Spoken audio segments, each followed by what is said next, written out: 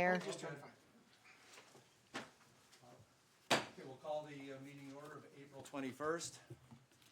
And Mayor, the item on closed session tonight is real property negotiations, APN 690-552-06.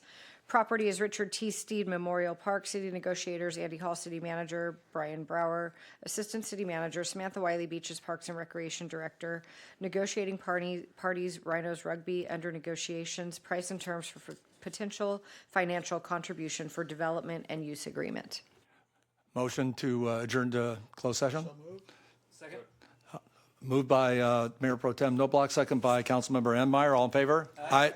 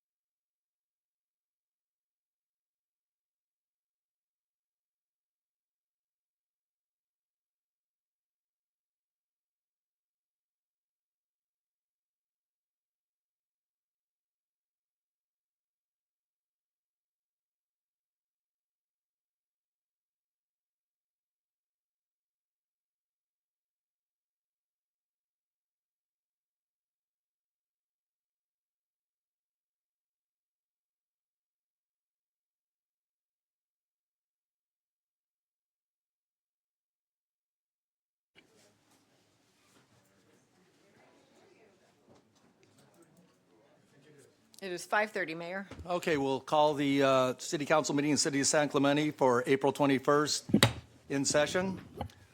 And first item on the agenda is invocation given by Pastor Carl Stuckenberg with St. Andrews by the Sea United Methodist Church.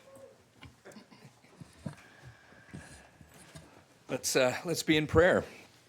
Gracious God, we give you thanks for this city, for its beauty, for its people, and the spirit of service that runs throughout. And we ask for your wisdom to rest upon the council tonight, that their deliberations would be guided by integrity and humility and a hope to do what is best for this community. I ask that you would look over our first responders who stand watch over us, firefighters and police officers and paramedics and all who run towards danger so that others may be safe. And may this city, San Clemente, continue to be a place where neighbors look after one another, where every voice is heard, and where the common good leads the way. We ask this in your name. Amen. Thank you, Pastor. You're welcome. Dee Coleman, why don't you step up and lead us in the pledge, since you're still standing. Where do you want, from right here? That's perfect. All right, well, thank you. I pledge allegiance To the flag of the United States of America and to the republic for which it stands, one nation, under God, indivisible, with liberty and justice for all. Yeah, Madam Clerk, making note that all 5 council members are present. Thank you. Next item on the agenda, we do not have special presentations, so next item on the agenda is council member reports. Okay, who'd like to kick it off? Victor? You want me to go? I do. All right, I sent a couple letters out. Mike back, but Mike. You might, Vic. Ooh, yeah. We've been gone for 2, it'll bend it down, yeah. 2 letters out, they'll be on file. I have, since we shortened our presentations, I've decided just to go over the list of things that committee reports. OCFA, we had a meeting since our last meeting. We have a meeting this week on the budget and the songs. We had 2 preparation meetings, and we have next week a songs quarterly meeting coming up. We had 1 golf course meeting. We had 1 advisory committee meeting, and we have a new advisory committee coming up in 2 weeks. Cal Cities is coming up this week. The SCAG, we have a conference coming up in, I think it's 2 weeks. And I was going to mention one other thing, because I was on a conference call today, and it just hit me that it was with Tom Holman, the border czar. And one of the things he mentioned that I think was significant is that there was almost 300,000 kids that were not found, left, that the U.S. government struggled to find. And he made it his commitment to try and find those kids. There were undocumented kids that were brought into the U.S. And he mentioned that he's found to this date 146,000 of those children. But what was most telling about it, he says once he leaves administration, once he leaves government, he's going to do whatever he can, commit himself to finding those other kids wherever they might be. And so I just thought that was a relevant issue for our community. That's it. Thank you. Zen? Thank you, Mayor. On April 16, I attended OCSD's Orange County Sheriff Department's Medal of Valor launching and to recognize our police officers. On the same day, the Orange County Mosquito and Vector Control District Board meeting. I want to let the community know that this year is a little different in that we have a much higher mosquito count for various reasons because the weather and the water supplies and so on. So be careful. Make sure the waters in your yards are removed flip your sources and so on, because those Aedes aegypti, they bite you during daytime and they're nasty. On April 17th, attended a Coral Sheriff store ribbon cutting for their 60 years anniversary in town. That's all I have. Thank you. Thank you, Zen. Mark? I'll try and it's been a month, so I'll try and get through as much as I can. Wednesday, March 18th, attended the Samueli Foundation premiere of the movie highlighting human trafficking called Right Track. March 26th, had the Cal Cities Coastal Cities Group Leadership Meeting. We discussed state legislation, bipartisan state legislation to stop oil and gas drilling off the shores of California due to the Trump administration's rolling back federal protection of our coast. We worked to support AB 2373, which also the neighborhood scale adaptation approach and deals directly with cities and neighborhoods lying within the coastal zone and their local coastal plan of LCP, and other legislation as well. Thursday, April 2nd, attended the 2nd Battalion 4th Marines Dining Out event. It was great to see. I think most of us were there on that one. Tuesday, April 7th, gave a lecture at UC San Diego about San Clemente City issues to students from South Korea, Japan, other East Asian nations who the students were there attending UCSD, and it was great to talk about San Clemente City issues with them. Wednesday, April 8th, attended the Orange County Business Community Workforce Housing Access and the creation of the Affordable Housing Access Platform. Monday, April 12th, had the CASA JPA meeting and a couple announcements there. June 6th is the California Adopt a Pet Day with Cal Animals. Adoption fees will be waived on June 6th. June is also Adopt a Cat Month, and there will be reduced fees for that. On May 3rd, CASA and PPF will have low-cost vaccination and microchip clinic at the Dana Point Community Center. Also, rabies vaccines are free for San Clemente and Dana Point residents with purchase of a license. And summer programs for kids and seniors reading to pets is coming up soon. Tuesday, April 14th, had a meeting with Bella Colina. On April 19th, just 2 days ago, was the fundraiser with the I-5 Freedom Network. It was great to see two other San Juan Capistrano Council members there, John Campbell and Howard Hart. It was great having multiple city support to trying to end human trafficking in South Orange County. And then next week, Tuesday at 6 p.m., there's an informational meeting at the Fireside Room in the Community Center on the surveillance camera. It is open to the public. I believe you'll be there, Mayor Loeffler. Oh, well. And then on a sadder note, just the week after Easter, a new resident to San Clemente, but a dear friend and my pastor, Reverend Dave Ricketts, he passed away suddenly from a heart attack. And so our community is,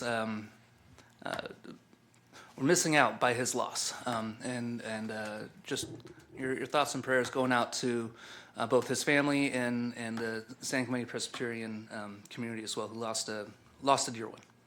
So, all right. Thank you, Mark. Steve? On the March 27th, I attended a meeting with our state legislators regarding local issues involving the landfill issue and sand on our beaches. The 9th of March, April, I attended the Marine Dining Out, as many of my colleagues did, as well as the Orange County Sheriff's Medal of Valor ceremony on the 16th, which several of my colleagues did as well, and the 60th anniversary of the Coral Thrift here in San Clemente on Coast Highway. That was a nice event. And met with a number of our constituents regarding traffic issues, including some traffic signs that the city staff is currently working on. That ends my report, Mr. Mayor. Thank you, Steve. Lori can put up I left out March altogether on my list of activities because April ran into 2 pages anyway, so it's very similar stuff. You're all welcome to take a look or not take a look. It's all fine. Last night I did have a chance to go to the Holocaust survivor event that I know a lot of people have been to. They actually had 2 Holocaust survivors there. It was fantastic. It was really nice to see so many young people there, parents bringing their kids to kind of advise them about what has happened in history. And then also I wanted to acknowledge, and Laura, you can put up one of the photos. Okay, here's a photo with Alfred Sabroy, who celebrated his 101st birthday last month. And he's a war hero. I think he landed at Normandy, had some great stories. And I want to say, if you check out San Clemente Times a couple of weeks ago, Angelica Escobar wrote a really great bio on him. Check it out. And yesterday, or today, I actually went to the second one, if you want to show that.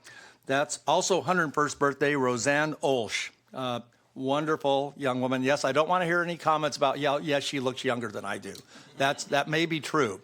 But also, I know Angelica was over interviewing her, so probably in the next edition of the San Clemente Times, you'll see a great bio on her also. And that takes care of my report. Okay, next item on the agenda is oral communications, and I will call the first several speakers. Frank Kane, followed by Dee Coleman, followed by Tracy Barr and Tracy Sutherland, followed by Ellie Hammergren. Frank Kane? My name is Frank Kane. I've lived and worked in San Clemente since 1997. And before I start, I'd just like to thank you, Mayor Loeffler, and the City Council. San Clemente is a wonderful place to live, and I know a lot of that's due to your hard effort, so I greatly appreciate that. Now I know I need to be brief, so I'm going to move on. I work at Traffics Devices at 160 La Plata, and the reason I'm here is to report a pavement issue that has caused 3 serious bike accidents. The problem is a metal cover in the street that says water. The issue is it's recessed a little bit, so there's a little bit of a dip, and then there's some asphalt that's chipped away at it. And in some cases, might debate about what did or didn't cause an accident, but I'm going to give you 3 specific examples that we're able to look at on our security cameras because we have security cameras that face the street.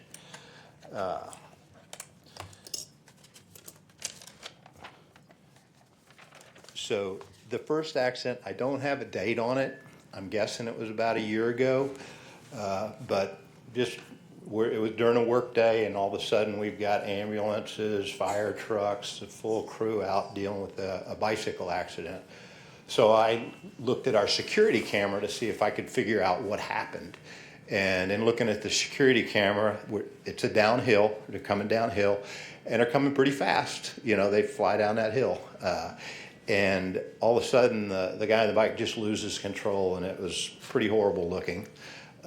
He was transported to the hospital with serious head trauma and some other issues. I looked at the video. I couldn't really tell why he lost control. I just felt sorry for the guy, kind of moved on. But then on February 3rd, at about 6:45 in the evening, I was going up the hill to work. And right as another accident happened, the bike was just kind of skidding to a stop. The guy was crawling off the road. Another serious head trauma. I was the one who called 911 and waited with him till the emergency services got there. The next day, I did the same thing. I went and looked at our security camera, and when I looked at it, I felt like I was looking at the exact same accident. I mean, at exactly the same point in time, the guy loses control. This other rider loses control. And so I went out and looked, and there's this little cover in the street. And when I looked at it, I thought, well, this doesn't make sense with where they crashed. But I went out and I waited for the traffic to die down, and I went and I just stood on the cover so that I'd have a relationship of where this cover is from our security camera. Then I went back in and looked, and exactly where I was standing is where these 2 people lost control. Okay, thank you, Frank. And Mr. City Manager, have you taken note of this location and to forward it to Public Works? Yes. Okay. Thank you, Yes. Frank. All right. We had a third accident that just happened on the 10th, and if you'd like, I can give you some pictures. You can give it to the city clerk, and she can pass it on. Okay. And I would like to say, I hope something could be done so we don't have a fourth. Thanks, Frank. Dee Coleman, followed by Tracy Barr and Tracy Sutherland, followed by Ellie Hammergren. Is there a clicker up here?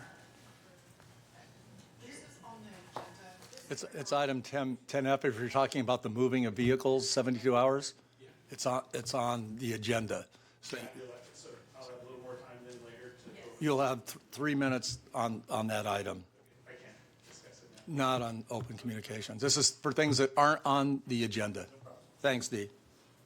And also, 1 second, in the booth, does it sound like it's feeding back a little bit, the microphone? Yeah, so if who's ever in the booth maybe could crank it down just a little bit. Thanks. Sure. Hi, good evening.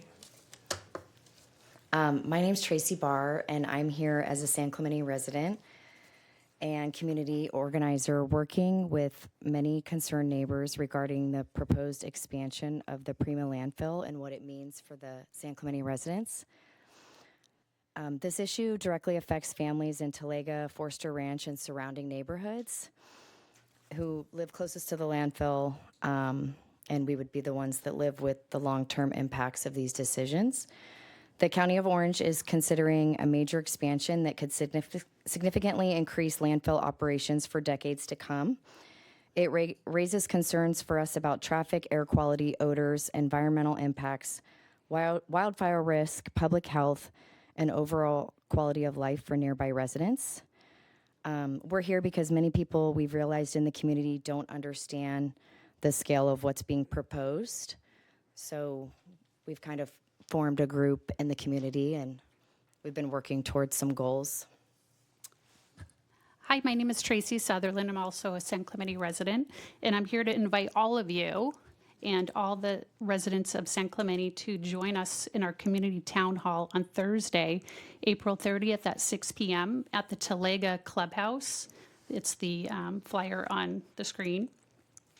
And it's an opportunity to come together and better understand what this proposed landfill expansion could mean for all of our neighborhoods in our future.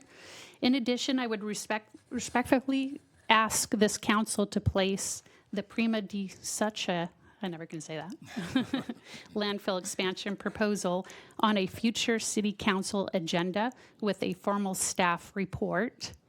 And this is important because the residents need to know their local elected officials engaged in understanding the project, evaluating the potential impacts to San Clemente, and helping advocate for stronger protections where needed. This simply is a county issue. It is a San Clemente quality of life issue, a public safety issue, and a long-term community planning issue. The city should be fully informed, and public should have benefit a transparent discussion here in this chamber before the county moves further down the road. Thank you very much, and thank you for your time, and we hope to see all of you on the 30th. Thank you, Tracy's. Tracy Square. Both Tracy's. You sent the Tracy. Ellie Hammergren, followed by Amanda Quintanilla, followed by Lois McNichol. Get that. Hi, I'm Ellie Hammergren. I have lived in San Clemente since 1997, and I want to talk about the tennis courts in San Clemente. I came to San Clemente because I was the director at the Rancho San Clemente Tennis and Fitness Club, which is now Lifetime, and I played tennis my whole life. And I love growing the game. I have a lot of experience. I played college and pros a little bit, and now that I'm retired, I love growing the game of tennis. And I volunteer at the Boys and Girls Club, teaching them tennis, and I've also started a low-cost tennis program through the city, which I run. And I've noticed that the tennis courts in San Clemente are in disrepair, and we've lost a lot of tennis courts too. Lifetime has taken out 9 of our tennis courts. And I know there's one at Bonita Canyon that's locked off and in disrepair, and one at San Gorgonio that's got pickleball lines but locked off. And courts at San Luis Rey are usable. We love them. That's actually in my neighborhood, and that's actually where a lot of my program is run. And this is where the subject is. I feel like the tennis players need more tennis courts. I really feel badly kicking people off the courts, and they're such nice people. And basically, I've got a junior program that's kicking adults off or other juniors off. And I often condense my players onto one court so that I can let the public play, because my whole goal is to grow the game of tennis. So I'm just hoping that at least the Bonita Canyon court can be repaired. I know that's pricey, but it has been in disrepair for, 10 years? Been locked off, and it's kind of a blight to that cute little neighborhood there. It would be great if you could get another court there. And the San Gorgonio court, that sounds pretty cheap to just resurface it and back to a tennis court. That would be great. My husband and I sometimes drive around the community of San Clemente looking for a tennis court, and there are none on Saturday mornings. And I feel the tennis players have been quiet as opposed to pickleball players who have, gotten together and had a voice. So I'm speaking for the tennis players and hoping we can get more tennis courts. At least I feel like 2 more tennis courts would be easy. So thank you. Thank you, Ellie. I love the city, and I love growing the game of tennis. Thanks. And I think our Director of Beaches and Parks is actually in the audience here. And Ms. Wiley, could you look into addressing some of those concerns? Oh, now she's out. I have spoken with her, but I thought I'd Okay. speak with you Well, too. Mr. City Manager, could you relate that to our... We are right now, as you know, preparing for our next 2-year budget as well as the capital improvement plan. And all the courts that were mentioned are in the capital improvements plan. We anticipate most, if not all of them, being resurfaced in the next 2 years. Well, there you go, Ellie. Nice job. Thank you. I hope it's on the early end of 2 years. Thank you. Amanda Quintanilla, followed by Lois McNichol.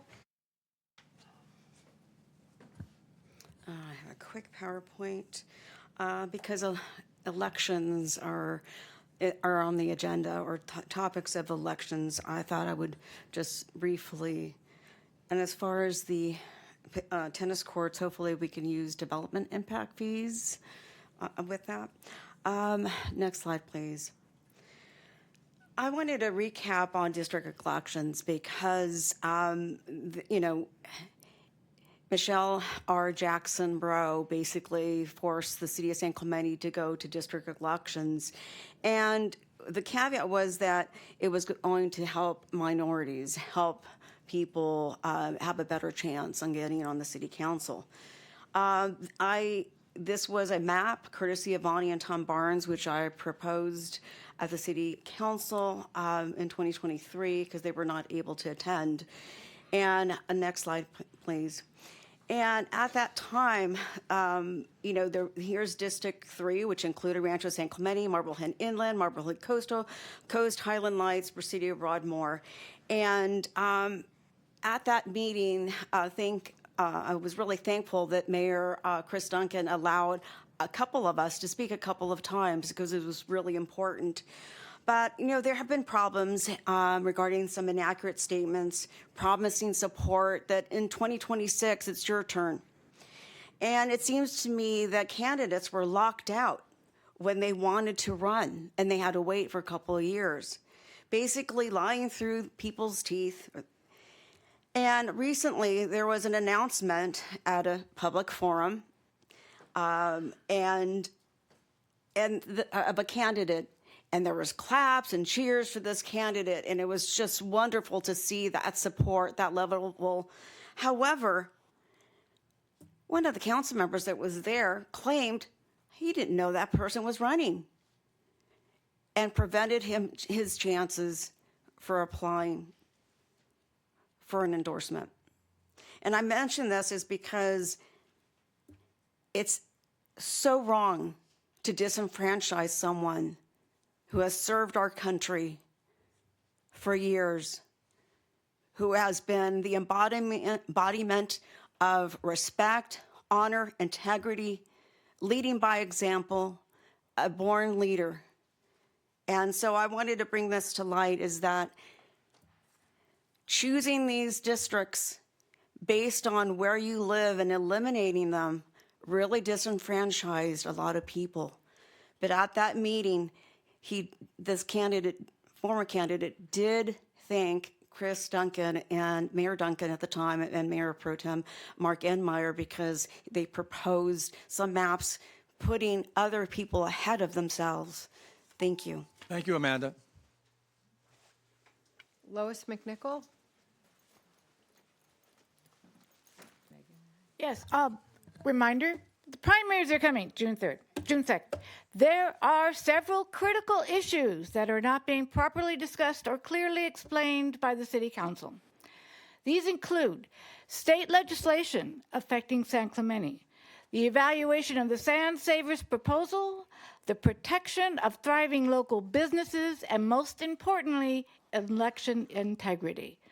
One example is AB 495, referred to by some as the Kidnapping Act, which raises serious concerns about allowing individuals other than a parent or designated guardian to remove a child from school. This issue deserves transparency and clarification from city leadership. I'm sure Mark is right on top of this.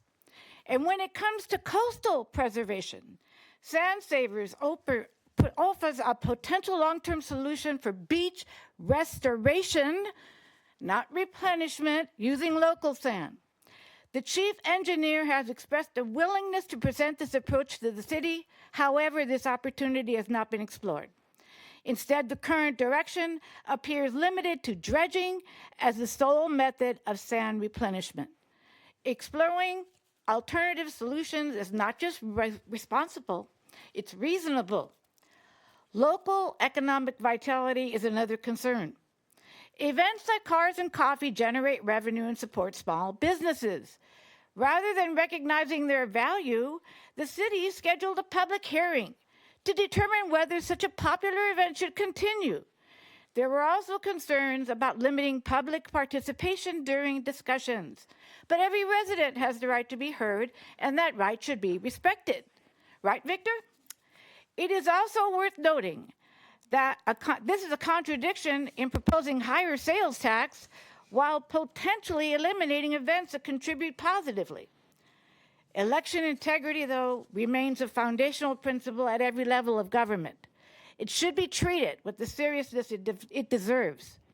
When discussions on this topic are dismissed or avoided, it raises concerns about transparency and accountability. Issues brought forward in prior meetings should not be allowed to fade without proper consideration. But I'm sure Steve will put this on the agenda soon. California residents value their freedom and their ability to participate in self-governance. While challenges exist at the state level, local leadership still has the responsibility to act, advocate, and represent the interests of the community. Saying there's nothing we can do isn't a sufficient response. Thank you, Lois. Your time management is excellent. That's it for oral communications. Moving on to motion waiving reading in full of all resolutions and ordinances. Have a motion? Moved by Councilmember Cabral, second by Mayor Pro Tem Noblock. All in favor? Aye. Consideration of agendizing items requiring immediate action. None. Hearing none. Closed session report, city attorney. Thank you. There were no reportable actions from closed session this evening. Okay, moving on to public hearings. The public hearing process includes a staff presentation, a presentation by the applicant not to exceed 10 minutes, and public testimony not to exceed 3 minutes per speaker. Following closure of the public hearing, the City Council will respond to questions raised during the hearing, discuss the issues, and act upon the matter by motion. And the first item on the agenda is item 8A, de novo appeal hearing of public hearing project 25-323, development permit DP 25324, and conditional use permit 25-329, Hanson Hotel. Public hearing is open. Mayor, I'm sorry, before we get started, I wanted to make one more announcement on this public hearing. We do have a translator in the very back of the room. For anyone that needs translation services into Spanish, please check in with the translator. They're right at the entry door of the council thank you. chambers. So is there a comment? There was an early announcement. Okay. Yes. Good evening, Mayor, members of the City Council. Adam Matamian, Community Development Director. Earlier today, the city received a demand letter from the appellants requesting that this hearing be continued and renoticed due to a defect in the public notice that went out on this project. The address that was listed was missing a digit, and so it was not the full address of this particular project. It is the council's determination whether to move forward or not, but staff is recommending that we do not hold this hearing tonight. We renotice it and bring it back at the earliest possible time, which would be the May 19th meeting in order to meet the noticing requirements. Okay. Do we have speakers on this item? We do. We have 7 speakers. 7 speakers. 7 speakers. So I guess we'll leave the public hearing open and listening to the public comments before we close the public hearing? I think Does that seem reasonable? the fair thing to do, since people have come this far, and that way they don't have to come back again. Yes. At the same time, should we make the determination now that we should move it, or should? I think we have to close the public hearing, but we have to leave it open if we're going to listen to comments. Well, we should not make a decision before we hear the public, so. No, just the decision of whether to move it to. We'll leave the public hearing open, we'll listen to the comments, we'll close the public hearing and then deliberate, if that seems fair. Mayor Loeffler, we should also do disclosures as well. Absolutely. Thank you. Any city council members have disclosures regarding this item? Mayor, I do have a disclosure. I spoke with a resident, David Liu, who lives in Marblehead coastal area, and he expressed some concerns about view, land use, building height, noise, etc. I had a conversation with United 111 yesterday. They expressed the same things that were in the city report. Many months ago, I had some conversations with the developer who was actually applying for the projects and showing some renderings, but have not talked to either of those people since. And I think just all the usual communications that we receive from individuals. Yes. Which are all in the record. Correct. Nothing to report? Okay, we'll go to public comments. Okay. We can start with the appellant. I think we're determining if the applicant is going to speak. The appellant, Jamie Hall. It's 10 minutes to speak, so Jamie. And I do have a PowerPoint presentation. How does that work? Is there a clicker or something?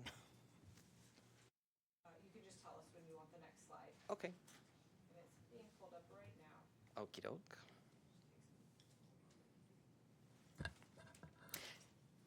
And just a point of order, just making sure I understand what's happening.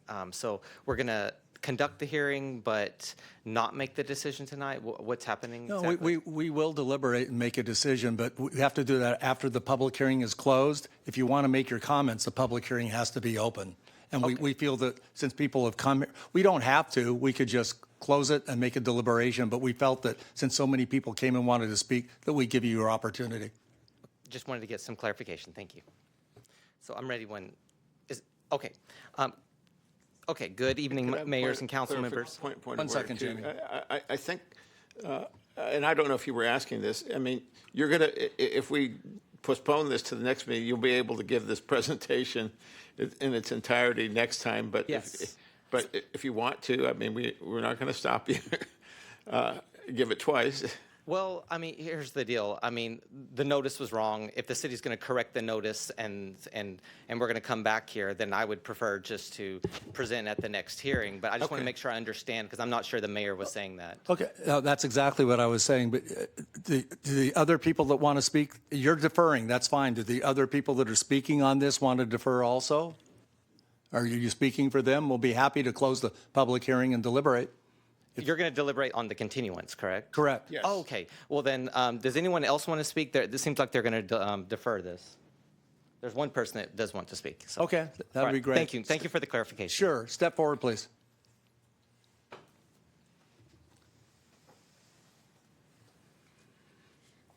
Might as well. I spent some time preparing for it. you have a PowerPoint, Amanda? Yes, I do. It's just Megan's.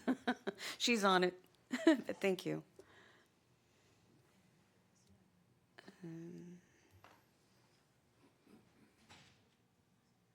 All right, next slide, please. So the concern that was raised is regarding endangered and threatened species. And of course, the city has to abide by the California Endangered Species Act and the federal ECA, along with habitat conservation, restoration, and collaborative land management. Key actions include listing species, developing habitat conservation plans, issuing incidental taking permits, and using tools like safe harbor agreements. And that's something that we can't just look. Even if it's basically, if it doesn't apply to CEQA, that it does. According to the Department of Fish and Wildlife, I had spoken to her months ago regarding another matter regarding clearing of open spaces, and she says, even if you have CEQA, you still have to abide by the California Endangered Species Act. Next slide, please. This is near the site, and I'm just kind of wondering what happened to this site, because it was my understanding that there was some endangered and threatened species. And if you could see on the right, I mean, there's just a glass, and I don't think there's any kind of water. So how are these surviving? How are these plants through the air, through the moisture? So next slide, please. This was taken, and this is just full of weeds and all that. So I understand about leaving it in its natural state. However, I'm wanting to know, has there been any documentation regarding what is the condition of that going forward? Next slide, please. Again, a lot of brown there, a lot of weeds. Next slide, please. So the conditions are deplorable. When reading through this, I was concerned about the Hanson Hotel, and Section 7.3 says the sale of beer, wine, and alcohol for on-site and off-site consumption. I'm kind of wondering, what is off-site? Because are you going to be just parading down, up and down North El Camino Real to the beach and all that? That's, I think there's laws against that, right? We've seen that on Del Mar, open containers up and down, half bottles of wine, half bottles of vodka, beer, and all that. There's the concerns regarding landscape of trees by the property owner, which is in the public right-of-way. And recently, there has been case law that people were sued because they did not know how to trim them, and it costs the city money. Next slide, please. So there's California gnatcatcher, that there's potential for that being there. It's in the report. Next slide. Also, the habitat assessment for Crotch's bumblebee needs to be conducted by a biologist. That's a concern. Next slide, please. And I think that's it. Thank you. So there's a concern regarding the environment. Thank you, Amanda. Does anybody have any questions of staff before I close the public hearing? Oh, there's another speaker? I heard there was one. Is there another on this? Okay, sir, step forward.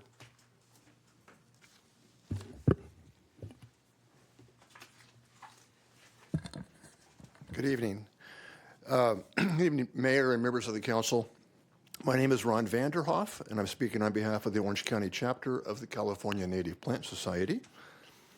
We're here regarding the proposed Hanson Hotel project. Our organization previously conducted a field assessment of the site and documented a disturbed but still functioning coastal sage scrub plant community. Native species were present. The site maintained ecological connectivity with the adjacent Sea Summit Open Space Preserve. Our assessment directly contradicts the city's prior determination that the site lacked sensitive biological resources. We remain concerned that the site may qualify as environmentally sensitive habitat area under the California Coastal Act, particularly given its adjacency to significant conserved habitat. The characterization of the site as surrounded by urban uses, quote, does not reflect the actual landscape context. The site is immediately adjacent to the very large Sea Summit open space conserved parcel. In January of this year, all Since our original letter, which was sent in August and not responded to, a significant and troubling development has occurred. In January of this year, all the vegetation at the site was removed. A follow-up site confirmed that the site had been completely and thoroughly cleared to bare soil, eliminating all native plant cover, including the coastal sage scrub community that we had previously documented. This raises serious regulatory concerns. Vegetation removal is considered development under the Coastal Act and may require a coastal development permit, especially where sensitive habitat is present. We have not been able to identify any such permit or authorization. More importantly, clearing the site during an active entitlement process may have altered the environmental baseline. Under both CEQA and the Coastal Act, environmental review must be based on an accurate pre-disturbance conditions, not conditions created by conditions created by the recent clearing. The absence of vegetation totally does not erase the documented presence of coastal sage scrub habitat at this location. Based on these concerns, we respectfully request the following. The city deny approval of the project unless and until full compliance with CEQA and the Coastal Act is demonstrated. Number two, that a comprehensive biological assessment be prepared using pre-disturbance conditions. That the city coordinate with the California Coastal Commission regarding potential unauthorized development, and that the site be restored to coastal sage scrub habitat using locally native species consistent with the surrounding preserve. Thank you for your comments, sir. Thank you. So any questions of staff? I'll close the public hearing, entertain a motion. Mayor, I make a motion that we continue this item to May 19th, and the next the regular city council meeting. Is it a May 19th or May 5th? May 19th. May 19th? May 19th. Okay. To the meeting of May 19th. Yes. Do I have a second? I'll second the motion. I'll second the motion. I'd like to also, because while seconding the motion, say we've had in the last month 2 major problems with our newspaper advertisements. We've gotten this digit wrong, which we've got people that have come here to communicate. The developer has lost time and money to come here because of this delay. I think it's very disturbing that we've had simple mistakes causing these kind of delays. A few weeks ago, we had another advertisement in the San Clemente Times where the name of the city was misstated completely. And Mr. City Manager, I know there are other options for advertising, but I second the motion with the want to express my frustration. I'm sure all of our frustration with how this is having to be continued, and with the advertisement and the notifications. So I just hope we look at other options for communicating if our current communication systems are not as tight as they should be. Yeah, city attorney wants to Sorry weigh to in. interrupt. I did just want to make sure we're doing this right. So if we are continuing the public hearing to a date certain, we do want to reopen the public hearing before we do that. Oh. We want to close it because we need to re-advertise. Okay. That was my point. I have a point of order. This is actually a new hearing coming up, a new hearing de novo. It's not a continuation of this. Correct. We're continuing this. A new hearing. New hearing. With new notice. With new notice, with a report coming from our, that's been complied with. Yeah. Okay, we have a motion by Councilmember Wu, second by Mayor Pro Tem Knobloch. All in favor? Aye. Opposed? Hearing none. It's passed. I just want to point out that all the parties on both sides agreed to this and sent us letters. It's in the record also, so. With our apologies for the inconvenience. Also added to it, I'd like the city manager to look into if it's caused by the city, possibly waive the fee related to re-noticing. Noted. Okay.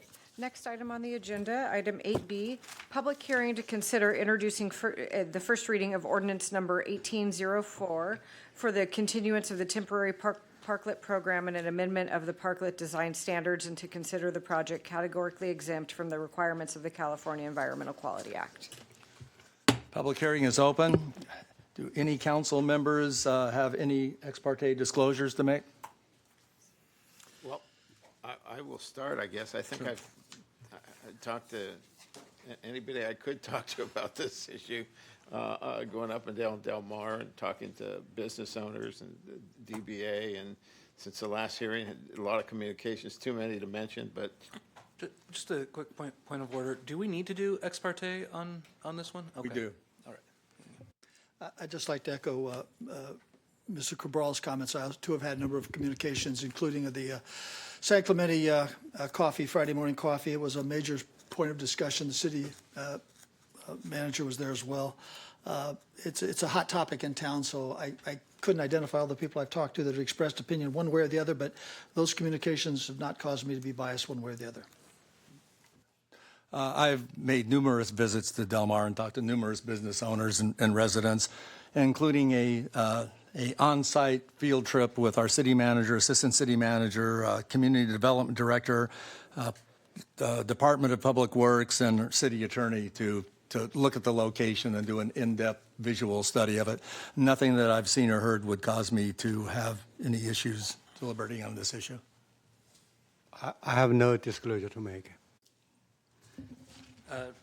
Other than eating at the restaurants over the last 5 years and enjoying a good meal here and there, I have nothing else to disclose. City Clerk, do we have any communications received after the agenda was published? We do not, no. Okay, I guess it's time for the staff presentation. Thank you, Mr. Mayor, Council. My name is Zach Ream. I'm your acting city planner. So I was here, you'll remember, about a month ago, and the council was briefed on this item, although it wasn't the primary agenda item. It was part of a larger zoning amendment process. The Planning Commission previously recommended the City Council consider this item separately. You also had a lot of public correspondence at that March City Council meeting. So staff have also been busy speaking with the business community and holding 2 design review meetings. And we did a little bit of public engagement at Earth Day over the weekend. We've heard from different perspectives as well as design review, which is what you all asked for. So we had the 2 design review hearings, and the primary recommendations that came out of that are shown on this screen. I'll show some nice pictures coming up. But the suggestions from design review that staff agree with on this slide are here, and then there's a few points where there's subtle disagreements between design review and staff and the public. Most all people agree the parklets should be squared off, that they shouldn't spill over into 3 full parking spaces. They should be more of a square angular design. There's a little disagreement on what the word squared off means, but that first came up at the city council hearing. Additionally, most of us agree that, and staff recommends, they not obstruct the frontage of adjacent businesses, that parklets be limited to the frontage of the subject restaurant business. Additionally, they should not spill over onto the adjacent sidewalk. And there should be clearance underneath the parklet of at least 3 inches up to 6 inches, as well as some kind of removable or hidden compartment to accommodate cleaning underneath the parklets so the street below the parklet can be cleaned. And then finally, some of the parklets right now along the sides are too high above the ground and result in kind of a barrier wall. So this would be a pretty significant change and would require some construction improvements. Staff are recommending that parklets be no higher than 12 inches above grade, which might require a step down for some of the parklets so that they don't have that higher wall on the lower side. This is pretty similar to the way the parklet program was always envisioned. We had, and the council considered, after review by the Planning Commission, some parklet design guidelines. What we heard from the council and then design review subcommittee is they should be standards rather than guidelines. They should be stricter. We should have actual written language as well as this, which staff has drawn up. And then on the next couple slides, we would have the city's landscape and urban design consultant have an even more strict interpretation of the standards, if that's the will of the council. In the past, there have been guidelines. These would be standards. This to staff is what squared off would look like. So we have that rectangle in the middle that is identified as a parklet dining deck. And then we have the ancillary area on both sides where staff envisions bike racks and then a small space where right now people informally park golf carts. That could be formalized a little bit with the placement of the planters, which we recommend be spaced 5 feet apart, and then the one additional planter in that kind of triangle area we think would prevent a full-size vehicle from parking there, but probably would still allow for golf cart parking, which is kind of how the space is used now. This is different from some current parklets on the ground that spill over into that ancillary area. They're not squared off, and they make it more difficult to park both vehicles and to get around the parklets. So we'd recommend that this square off be formalized. It would still occupy a portion of 3 spaces. Overall, the decks would be a little bit smaller than they are now. They would require reconstruction of most of the parklets. But it would allow for the more formal bike and golf cart parking, a little bit more of a buffer to the adjacent parking spaces for safety and movability. This is what we call our parallel configuration. This is what they look like down by the Pier Bowl on Avenida Victoria. We're not recommending significant changes. Down there they take up 2 spaces rather than 3. They've got the buffer with the planters. We are recommending, I'll show in the next couple slides, that the planters look a little nicer, but this is a similar configuration to how they already are. This is how our consultant would reference one of the parklets. There's another version for the angled parking. But we would get more formalized representation if approved by the council and show all the different standards that are also identified in writing in the parklet standards that's attached to the staff report. These design standards, we already have a document similar to this, but they've been tightened up. So I have 4 slides. This one's showing the barriers.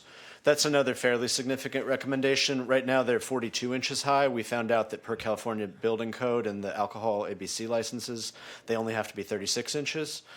So we would be recommending some of the parklets lower their barriers from 42 to 36 and then have this transparent cable-style railing instead of the more solid wood railing that you see at most of them now. We're recommending the furniture be of high quality and be brown or black. Right now, there's a bigger variety. That would require the businesses to update their furniture. These are the current planters. We're not recommending changes to the planters. They're there as a buffer to protect from traffic. We are recommending that the plants that go into the planters be of higher quality, be maintained by the parklet operators, and that they be succulents or California native, not big high shrubs and trees, so they don't extend too high in the air. Right now, another thing you see is a lot of umbrellas. In the code already, there was a maximum of 3 umbrellas. We're recommending that be reduced to a maximum of 2 umbrellas. Design review thought that it should be 1 bigger umbrella. Staff's recommending 2 smaller ones. And then heaters. Right now, you see some of these parklets have a ton of heaters. Staff are recommending a maximum of 2 heaters, no higher than 5 feet. Lighting, there's some variety already in the design guidelines, but would be standardized, are some more specific stringent requirements for lighting that say they should be at the height of the barrier, no higher, no string lights. There is a recommendation that if people want to build lighting into the lower portion of an umbrella facing downward directed and shielded, that would be okay. Although design review did not recommend the lighting be built into the umbrellas. They thought it should be only on the guardrail. And then bike racks, we think that each parklet should incorporate a bike rack on the side in that ancillary area because that's already where a lot of people park their bikes. Design review had another concept. They felt that we could squeeze a parklet into 2 spaces instead of 3. It would have to go in this sort of diamond trapezoidal fashion instead of the squared off version, and there wouldn't be any room for the bike rack or the golf cart parking. Also be a little bit difficult for the operators to fit their tables into this space. But this was discussed at design review, so staff came up with this formation. If you'd like a more formal version of this, we would send it to our consultant after the hearing.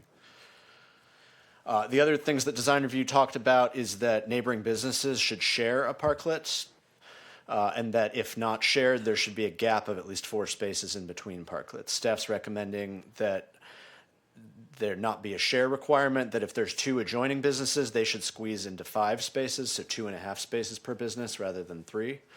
But design review thought that they could just share a single parklet, and if not, that there should be a big gap. That requirement would put out of business at least a few of our current parklets. And then design review thought 1 umbrella, not 2. Design review did discuss the idea that came up at council for the kiosks, and they did not recommend that for the downtown area. Design review thought that there should be some other grander scheme for downtown beautification and perhaps downtown amenities like a kiosk, but that could be considered at a later date through a planning commission review process, perhaps before the Olympics, in coordination with any changes that were being made to the parklet program at a later date. On the signage, that's already in the code. It hasn't been implemented by very many operators. Staff is recommending not to require signage for either the subject business or the adjoining businesses. If it were recommended by council, we would tweak the design guidelines that are already in the code, but design review and staff did not support the signage or kiosk idea. So back to implementation, enforcement, fees, et cetera. I'm almost done, but there's about 2 slides left. Staff is recommending a cap on the number of parklets of 10 with 30 parking spaces on Avenida Del Mar. That represents 20%, 19-20% of the spaces on Avenida Del Mar and 3% of the parking spaces downtown. That's lower than the cap we have now, which is 42 spaces, so we'd lower that from 42 to 30. Right now, there's no clear wording on the number of parklets outside of Del Mar. Staff is recommending that be capped at 5. We've had 3 or 4 or 5 at a time on public property. We think 5 is the most that should be allowed.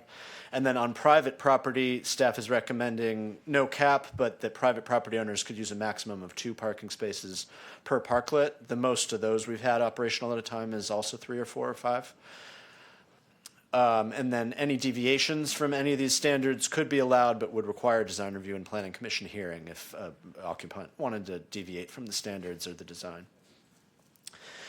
Planning staff have been doing informal inspections. We would formalize that process after the parklet goes through a full application process, insurance check, and site plan review by planning. Independently, operators are responsible for complying with ABC code, fire code, and ADA requirements. Planning staff would primarily review for compliance with the design standards and location.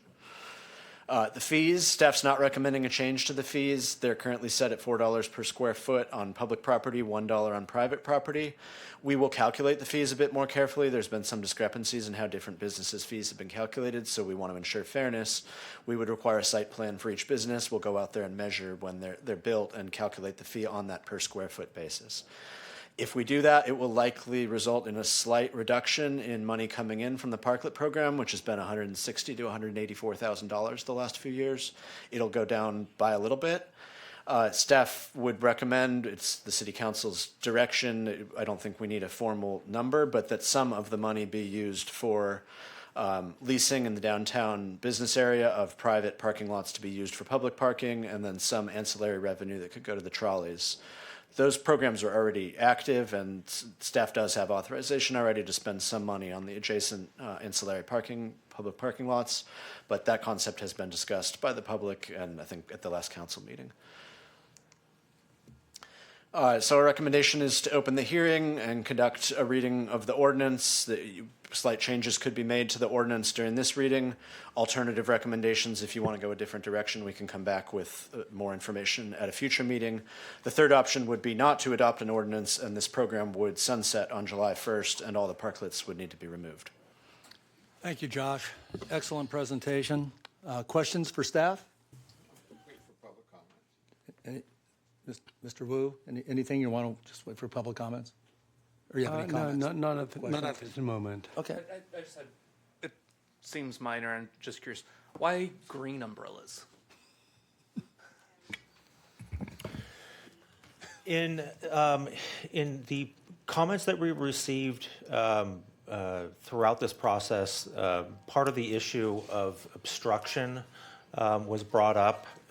The imposition of some of these parklets and the visual nature of the areas where they exist was discussed. The green was looked at as blending most with street trees and not producing another visual focal point to draw attention to parklets, and so green was just staff's idea of a way to have it blend a little bit more with landscaping.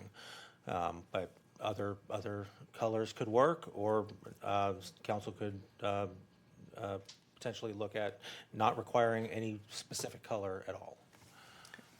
Any other questions of staff? Madam Clerk, how many comments do we have? 11 speaker cards. Let's start calling the names. Okay, Ellie Hammergren, followed by Mickey Rathman, followed by Amanda Quintanilla, followed by Adriana Piazza. Ellie. Hi again. So it sounds like you're on the way to approving the parklets? Or you don't know yet? There's been no deliberation. This is just a Okay. presentation. I'm really happy to see, it sounds like you guys are on the way to approve it. I read the greatest book called Walkable City, and I feel like San Clemente, the downtown area, has the perfect potential. And some real quick things, because I think we should keep the parklets. I think it adds more atmosphere. It makes people more want to be there. I mean, you don't want to go to a strip mall and go have, your dinner.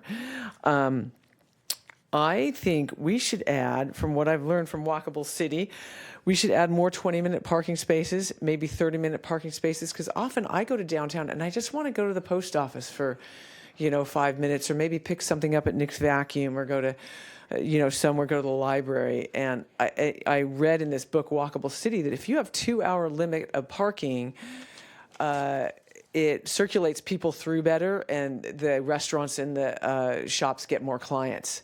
People just don't park there and walk away.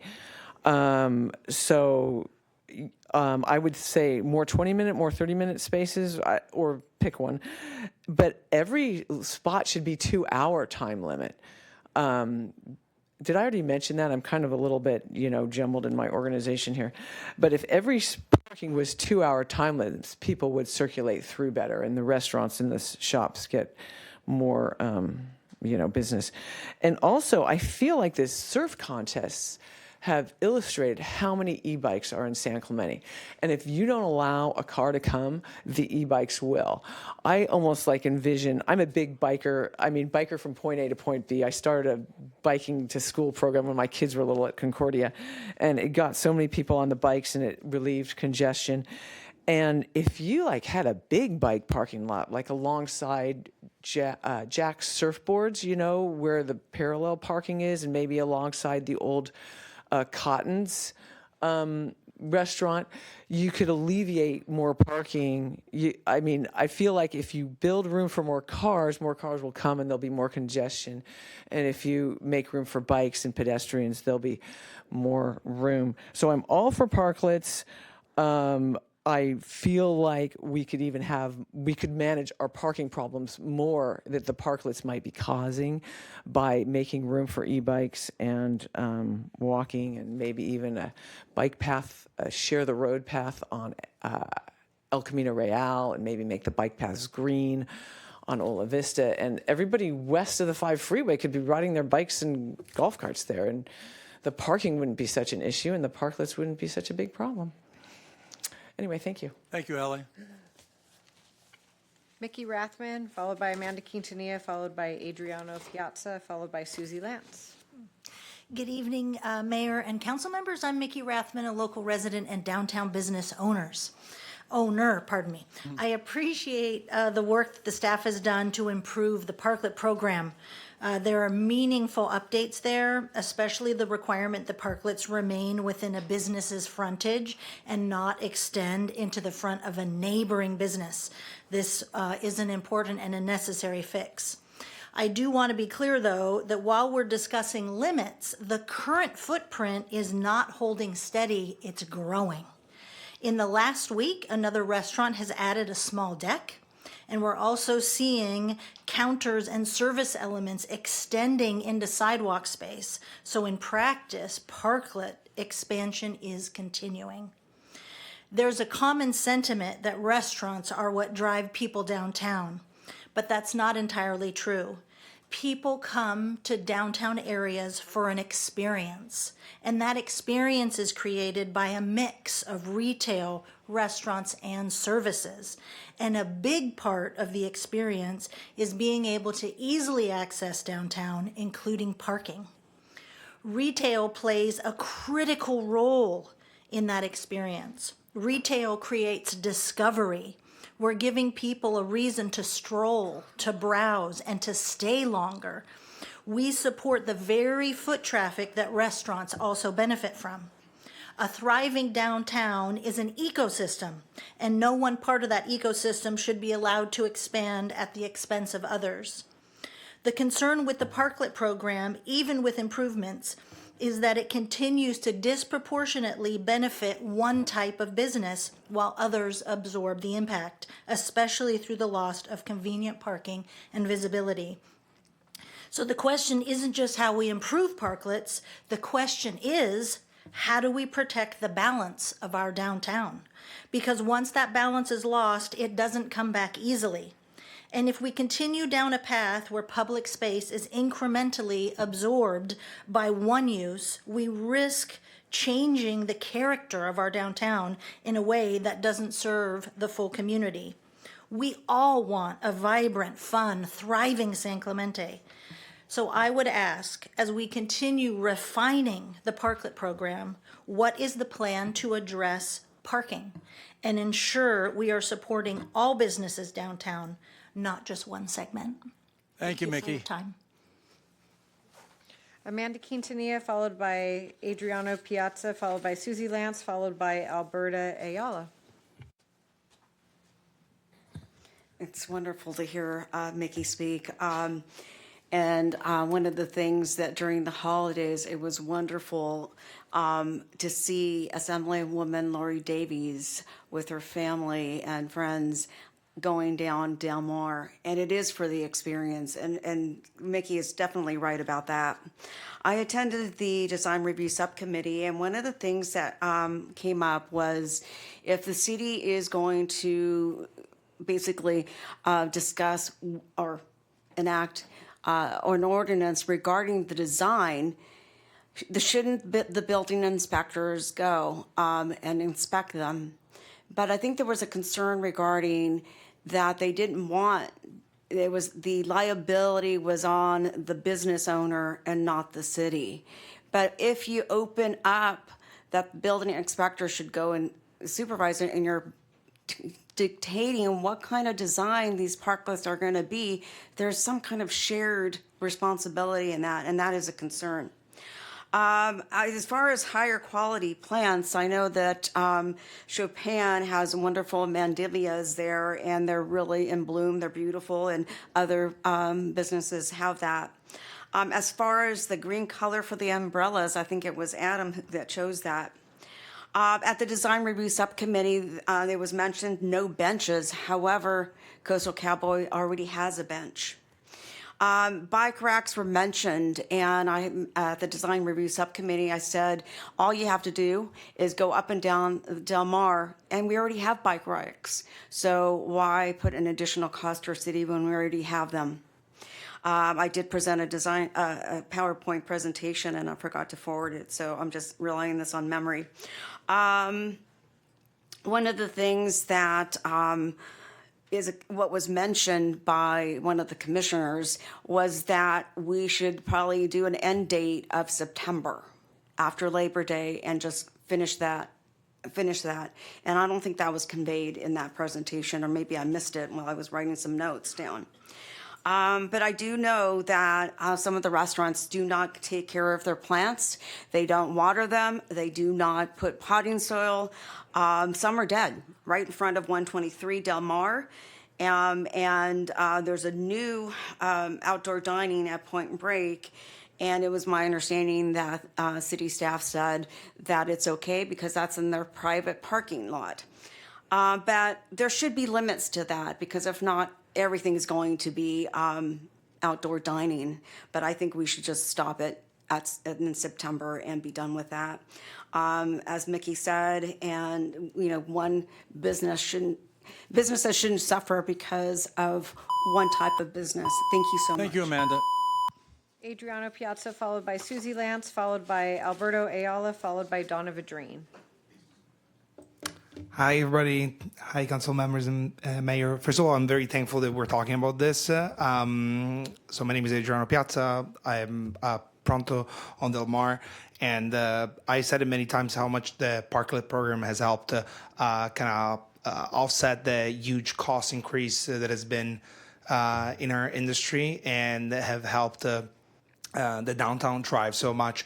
I basically live on Del Mar, because I'm always at the restaurant, and I can't say enough of how the downtown has been thriving, and I see so many people, and we see thousands.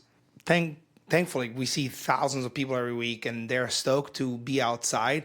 And I don't think it should be a problem that if there is a lot of outside dining, because we live in the best climate in the world. I mean, It's awesome. It's awesome. It's amazing. So I don't think that should be a problem. I agree that we should make the downtown more bike, walking, golf carting friendly because it's going to invite more people to do that. You can never build enough parking spots. It's as if the 405, they put 3 lanes, 4 lane, 5 lane, and there's always a mess because you keep inviting people to use their car. There is many other means. I'm not saying for everybody, but it should be, if you invite people, if you make it easy for people to use other means that is not their car, they would do it because the weather is amazing here. And then I agree with what the lady said. Sorry, I don't remember your name. Ellie. Putting maybe like a 1 hour, 2 hour, 3 hour limit. I think that a 3 hour limit would be amazing because it will give you time to park, walk to a restaurant, eat, get out, go shopping, or vice versa. So I think that would be a great idea.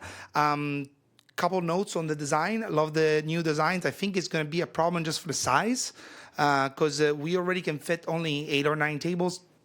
If I may ask, how many tables and chairs are going to be planned to be used with this new design? I would love to know that. And the Del Mar gets kind of windy. The cable system on the side is going to allow a lot of wind to go on the patio. I don't know if that's going to be super comfortable.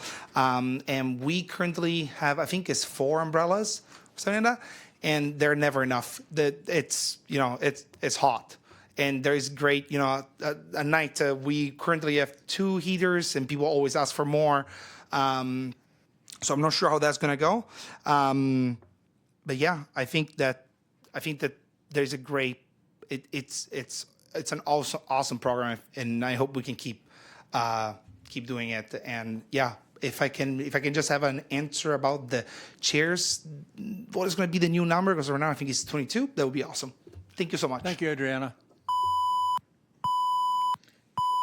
Sorry, Susie Lance, followed by Alberto Ayala, followed by Donna Vadrine, followed by Rick Anderson. Hi, Susie. Good evening, city friends. I'm Susie Lance. I represent the San Clemente Chamber of Commerce. I'm the Chief Executive Officer. And the Chamber, like always, has been busy. The last couple of weeks, we put out a survey for our members that are positioned on Del Mar. And I wanted to present those results. The input from the survey does reflect this real-time feedback from our downtown business community. Of these respondents, 60% were retail and service businesses, and 40% were restaurants. Of those surveyed, we had 80% who support continuing outdoor dining in some form. We had 60% of respondents supporting outdoor dining as it currently stands. 20% prefer to continue outdoor dining with some modifications, and 15%, interestingly, are unsure or oppose any modifications. When asked about their top priorities as related to outdoor dining downtown, 50% said that downtown vibrancy and restaurant success is their top priority. 40% parking availability, that was their top priority, and 30% business visibility and access. So from these surveys, we're seeing that businesses are not really divided. What they're asking for truly is just a balance between this vibrant downtown and parking accessibility. The Chamber does support continuing the outdoor dining, but with thoughtful adjustments to improve parking and access and maintaining visibility for the businesses. We want to ensure fairness across the business types and obviously preserve this vibrancy of Avenida Del Mar.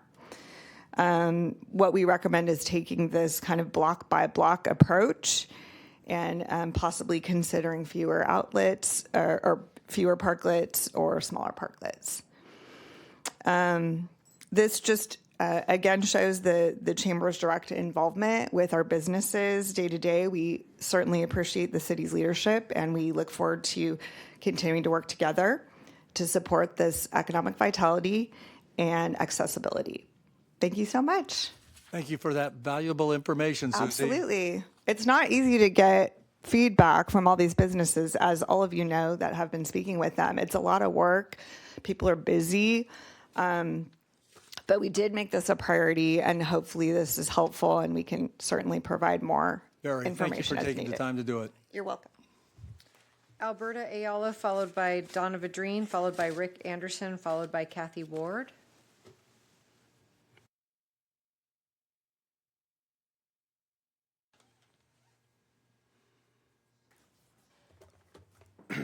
Hello, my name is Alberto.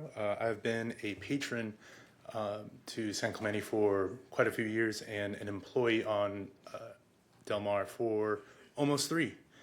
And I understand that all businesses in the city, and in particular those on Del Mar, wish for more accessible parking, but removing the parklets is a Band-Aid for the ever-growing issue of parking. The parklets allow expansion of business for establishments that drive a large percentage of foot traffic. Removing these would only be a great loss of revenue directly for the restaurants, but indirectly for neighboring businesses and also for the city itself by lowering tax revenue. It is my belief, and I know the belief of many, that the parklet availability be preserved, and I also believe that the parklets can and should be refined in their aesthetic to be more cohesive with city architecture and be less intrusive to adjacent businesses. But to address the universal problem that is parking, I believe that we have 3 changes to explore. First, a Del Mar employee parking be designated that is accessible and will remove competition for patrons. And also this parking be not add a significant commute time for these employees. Second, the local trolley system should be advertised much more and refined, such as a fast track line be added from the outlets to El Camino and Del Mar that runs quite frequently with no additional stops. That would provide an ideal first option for city visitors. And lastly, a parking structure should be built that is the primary option for residents with bikes and golf carts than for vehicle commuters. And to follow up on what was said earlier, a walkable city is always an ideal for any community such as this. When traveling all around the world, you would see cities with bike paths and sidewalks that cut through larger plazas, and this allows more foot traffic, more exploration, and more commerce to just flow spontaneously. And I think that having that spontaneity, having access is the biggest thing, but parking will always be a problem that we have, such as what Adriana was talking about. Expansion will always bring more and more people, but how can we accommodate them if we don't have space for them to hang out, spend money, enjoy their time here? So thank you for your time. I'll see you around. Thank you, Alberto. Donna Vadrine, followed by Rick Anderson, followed by Kathy Ward, followed by Karen Jennings. Good evening, Mayor and members of City Council. My name is Donna Vadrine, and I am a San Clemente resident and a member of the Chamber of Commerce, supporting local business and economic vitality in our city. I'm here tonight to express my support for the continuation of the outdoor dining program through January 2029, along with the proposed zoning amendment and staff recommended updates. The staff report is thoughtful, thorough, and builds on what is already proven to be a successful program for San Clemente. These updates strengthen the program with clearer standards for design, improved oversight, a defined review process, and enforcement.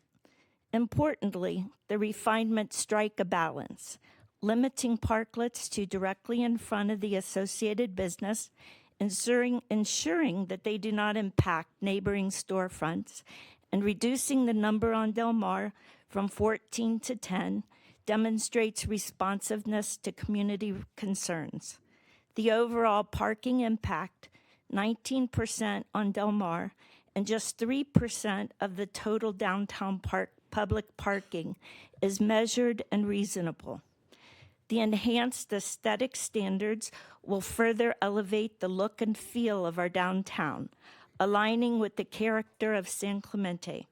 I also support directing program fees towards solutions that offset parking impacts, such as the expanded free trolley service, improved public parking access, and other transportation options. This is not about continuing a temporary response to COVID. This is a forward-looking decision, one that enhances our downtown vitality, supports local business, and contributes to the lifestyle that defines San Clemente as the Spanish village by the sea. I respectfully ask for your vote tonight to continue this program through 2029. Thank you for your time and consideration. Thank you, Donna. Rick Anderson, followed by Kathy Ward, followed by Karen Jennings, followed by Tyler Bowden.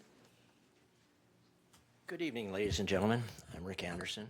In 1990, I built, operated, and opened Rick's Tropicana Bar Grill and Casa Tropicana Boutique Bed and Breakfast Inn in the San Clemente Pier. In 1990, I actually found this today. It's my notice of public hearing for the first outdoor dining center, which was approved in 1999. And it really helped our business because, of course, we're in the Pier Bowl. I'm sorry, I sold the building about 9 years ago, but I was in the Pier Bowl. But in any case, competing with the Pacific Ocean was a tough challenge because everybody's looking at sea, not at me. Consequently, that created a lot of opportunity for our business to thrive, people to stop and look, and not only just that the Tropicana, or the Trop as it was affectionately referred to, was there, but all the various other businesses on that side of the street. Also, a key factor was traffic calming. People start slowing down and started to realize all the shops and opportunities that were there and pedestrian-oriented activities and stuff. So obviously, I'm very much in support of this. I really like to see it. For probably, 40 years, I've pounded not this podium, but many of them, declaring that, we're a beach town. It's time we started acting like it. And we are a pedestrian-oriented community. It provides opportunity for all the businesses down there and primarily for the citizens. For the 53 years I've been here, parking has always been a problem. It's always going to be a problem. X is X. So I just want to support this ordinance. I really, really think it's imperative that our community allow this privilege for the businesses and the community. Thank you. Thank you, Rick. And we missed the Trop. Kathy Ward, followed by Karen Jennings, followed by Tyler Bowden. Council, good evening. I walked the downtown last month before the last council meeting, and I spoke to shop owners and their managers. The word is they are weary of the parklets taking up the spaces for parking, and it is affecting their businesses. Many said their clients complained all day long that they couldn't find parking and would call in and say, I'm canceling my appointment because I can't find a place to put my car.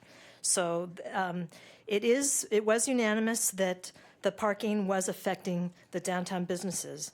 So if you just allow parking as is, this program, with no consideration of the businesses and no compromises, you would be doing it with full knowledge that it is harming the other businesses and actually is harming the downtown. If you are going to allow temporary parklets until 2029, it should be done more comprehensively and holistically for the entire downtown business core. This would be a compromise, council, and a better fit for the operations of downtown, which need to be solidified much longer period of time before the Olympics actually get here. They can't be done right before the Olympics. There are 4 things you could do. Extend the parklets until Labor Day, and then they must come down. Right now, they think they're coming down in July. They're only coming down for the purpose of actually doing the street project. When I was on council, we learned that if we don't do slurry sealing when it's supposed to be done, when that street will deteriorate and it will cost more money for the city. This street has been, project's been canceled since about 2022 when I was on council. It is going to cost more money and there's going to be more things to fix. Have city staff, when those come down, correctly evaluate the street maintenance needs, the sidewalk needs, the landscaping, tree issues, and the plant projects. Work with the downtown property owners to paint and fix up their storefronts during this time. Then allow the redesigned decks to come back. We all pretty much agreed with the redesign that design review came up with. Very good.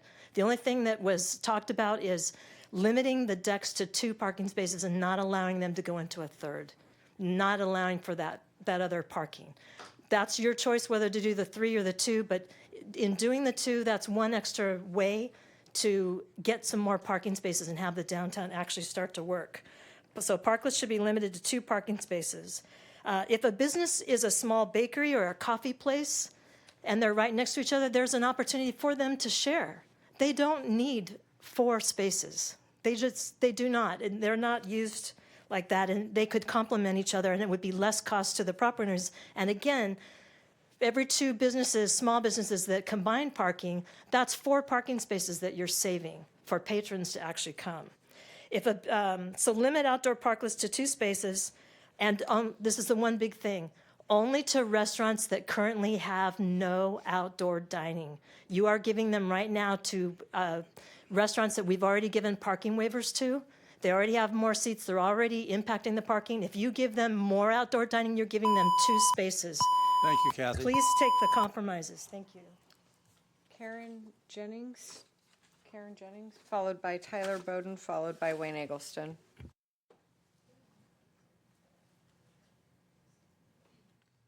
Is this Karen taking the long way around?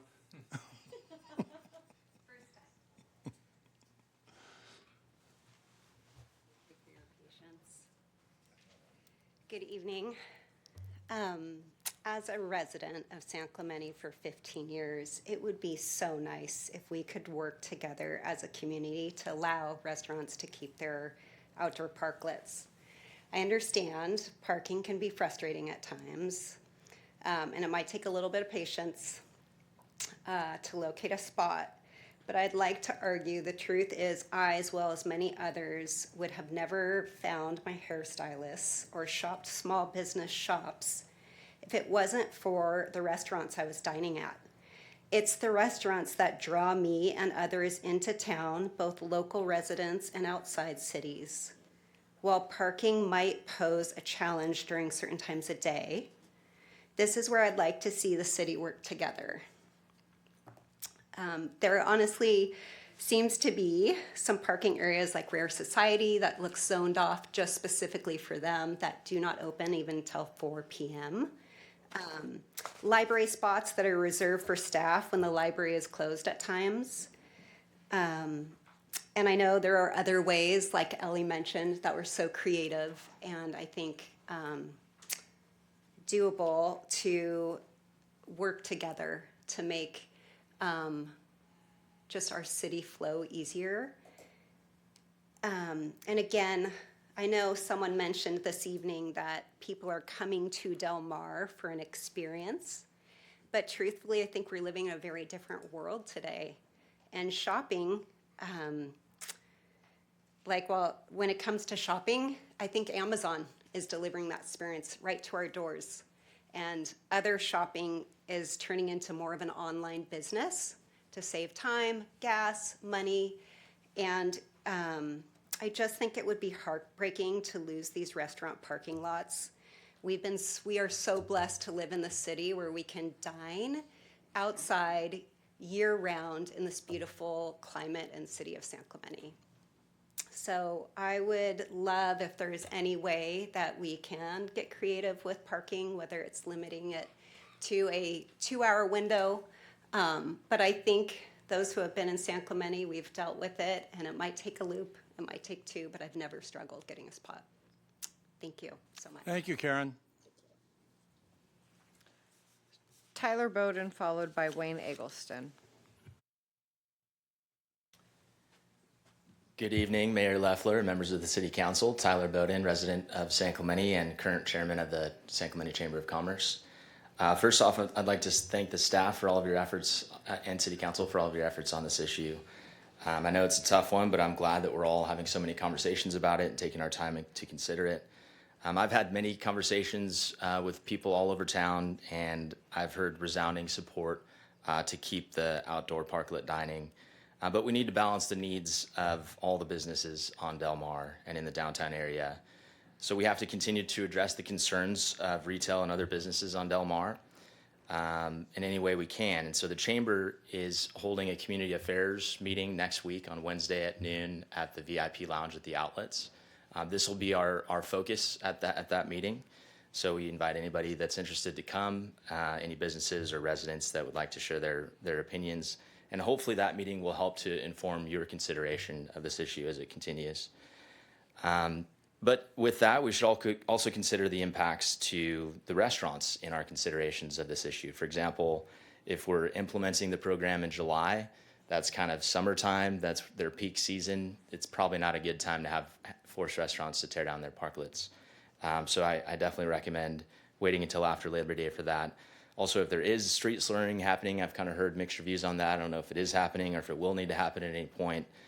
We should consider that as well, so that we're not forcing people or restaurants to tear down their parklets and then build it and tear it down again. So just trying to align the schedule to minimize costs. Parking obviously is a long-term issue, and we will have many more conversations on that issue. And so in some ways, I think it is a separate issue than this. You know, the 30 spots that are on Del Mar aren't going to move the needle on our parking problem. And in many ways, it's already being addressed, and I like what I see with that. I'm interested to see what the impact is. Even on the agenda tonight, there's an item related to parking that I think will help the issue. I also like the fees from the parklet dining patios being directed, or a portion of them being directed, to support additional parking and the trolley program. So overall, I think we just have to figure out the best way that we can keep this program. It's clearly very popular. We just have to find that balance with the businesses on Del Mar, the residents that really want to keep it, and the parking issue that we have. So I hope that we can put our heads together and find a great solution to keep this program alive in San Clemente. Thanks so much. Thank you, Tyler. Final speaker is Wayne Eggleston. Mayor Eggleston, you know you missed Oral Communications 1. And 2, and 3. Good evening. The staff report was well-written, complete, professional. Thank you, Adam. Thank you, Zach. A terrific job, to say the least. And I want to thank Mickey for speaking, because she's really talking about long-term streetscape and how we can improve it on Avenida Del Mar. We really need to do that. But the report was very well written. I guess I could nitpick it, but I'm not going to. By the way, Rick Anderson failed to tell you, way back when, I was one of the people also that helped him get the first outdoor dining in San Clemente. Didn't tell me that, Rick. Okay, but two issues on the timing. Number one, when the parklets are taken down and rebuilt with new designs, and two, resealing Avenida Del Mar. The report states parklets come down and be rebuilt in June and July this year. That's a busy season for them. That's not a good business decision. Avenida Del Mar is really tired and old. If you go there when there are no cars parked there in the early morning, there are oil stains all over. They're grimed in dirt. It's disgusting. It needs to be resealed now. There's talk of resealing close to the Olympics 2 years from now, which means parklets will need to be taken down, rebuilt twice in 2 years if resealing is done 2 years from now. Why not do resealing this fall, have residents enjoy, and parklets would only taken down, rebuilt once in 2 years instead of twice with the new design guidelines? That's a much better business decision for our economy and for our restaurants. Plus, it will be a lot more expensive to reseal in 2 years. So go for the new design guidelines as presented by staff and plan for sealing Avenida Del Mar this fall. Please do not design on the dais, which never results in good decisions. Staff has outlined a very, very complete design report. Another quick issue. Sidewalks are for pedestrians. They're not for tables or chairs. Merchandise, bar stools, A-frame signs that people can trip over and fall and sue, as they did in the early 1990s, for millions of dollars. This is an ADA access issue and also creates a flea market swap meet effect. San Clemente demographics have changed tremendously over the years and now require a quality shopping district, not secondhand atmosphere and sleazy streetscape. Thank you so very much. Thank you, Wayne. Are there any additional speakers? No. Okay, at this time, do we have questions for staff before I close the public hearing? Mayor, I have a few questions. Regarding the heaters, one of the speakers mentioned that we're proposing to have 2 heaters per parklet. And I think I read it somewhere about the height limit for heaters. What is the height limit? Staff is proposing 5 feet above the height of the deck. 5 feet above the height of the deck. Okay.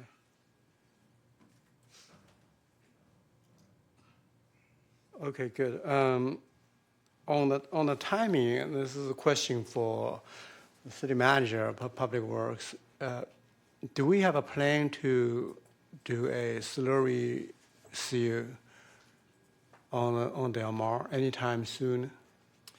So we talked to the city engineering department today. If the city council were to extend the parklet program until until the end of 2029, they believe that the slurry steel could be done in 2029 and there would be no impact on the road. Right now, the surface doesn't perhaps look as good as it should, but the integrity of the road is still pretty solid. Okay, but there was some consideration perhaps to prepare for the Olympics. There may be some work needs to be done on Del Mar. Yeah, I think that there's a general indication from the city council and from the staff as well. We want to put our best foot forward for the Olympics. And so that is a consideration. And so if that's something the city council wants us to consider, that should certainly be part of the deliberations tonight, is when are we going to, because again, the slurry seal will make the road look much better. Restriping it will certainly clean it up, make it look better. So if that's a consideration for the city council, we should keep that in mind as we decide when these parklets need to be taken down, the road improved, and the parklets be allowed to put back up if that's the way the city council chooses to move. Okay, but we can also just steam clean it. That's correct. There's less than a slurry seal that can be done to clean up the road, certainly. Okay, thank you. And that's all I have. Further questions for staff? I've got just a couple. So brought up about the inspections. So when you talked about, I guess, the planning department getting more involved now and going out inspecting, would there be building standards with these? For staff's inspections that we're recommending, it does not include a building permit or a building inspector review. And the reason for that is because the enabling legislation for these parklets in public right-of-way allowed for the cities to implement the program without requiring building permits, having the building owner take the responsibility for their use of this space in public right-of-way. To add a building permit review and building inspections, it would complicate this quite a bit. Have you looked at some of these parklets? Yeah.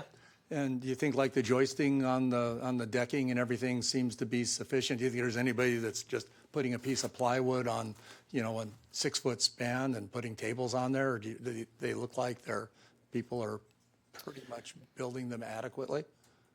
From the ones that I've seen, and I think I've seen pictures of most of them under construction, these all look like they're quite well built. If they were on private property, most of these would not even require a building permit. That's the other thing here. The guardrails are really to keep people from walking out into the street, not to keep people from a fall, because I don't think there might be one that has a fall of close to 30 inches, which is when a guardrail is actually required on private property. But being in the public right-of-way, the applicants are taking on the responsibility for that. Okay, and my last question is about billing. How often do we bill these businesses for their parklets? Initially, it was monthly, $200 a month. That was challenging. Then it became every 4 months for about 2 years. And then the last time the city council extended the program, it became every 3 months. All parklet owners enter into a lease agreement with the city and prove that they have insurance. And then after that, we send them an invoice every 3 months. There have been times when we haven't been exactly precise on the end of the 3 months, but it's quarterly. Some business owners have expressed that they'd rather pay monthly and they'd like to pay online, which staff can look into. Okay, and then the last thing, the counters and seating encroaching into the public right-of-way. Would this, under this new ordinance or whatever, would this be something that would be controlled by that? Yes. Under the existing ordinance, that's still not something that's permitted. In this, moving forward, staff anticipates a much more proactive code enforcement process to ensure that these impacts are not realized. Part of that is just the experience of seeing these operate, and when you have what's essentially two areas of a business separated by public right-of-way or public sidewalk, you tend to see the creep of things that start to encroach in that sidewalk. So there will be some additional enforcement to make sure that that area is maintained as clear. Okay, thank you. Any other questions of staff? I'm going to close the public hearing. Mr. Mayor, just if I could. Sure. I think this program is clearly positive in our community. The chamber survey demonstrates it. I think my communications, probably most of our communications with business owners and residents, indicates it's very popular. I'm in favor of extending the program. Regarding the size and the dimension, my preference would be a parallelogram with 2 parking spaces as opposed to the current configuration. You mean Two parking spaces, not a square, but 2 parking spaces at an angle? At sort of creating a parallelogram. That would be my preference, without the corner triangular pockets, if you will. That'd be my preference. The color issue, I had the same question about color. You know, as a beach town, we what we're known for is the ocean, not the forests. And while the green is sort of blends in with the canopy that exists, there are trees that exist, and that's a logical solution. When you look at the blue canopies, like down at Country Kitchen, they're phenomenal. And blue kind of represents water. And I don't want to micromanage too much, but I like the water theme a little stronger. So those are my thoughts, Mr. Mayor. I think it's good for the city, and I'm in favor of extending it with a little bit of tweaking. Okay. Other comments? Mr. Wu, you want to wait? Or? Well, I support this program, and I don't want to go into too much nitty-gritty details. I can make lots of comments, but no, I think it's a very well-written overall package.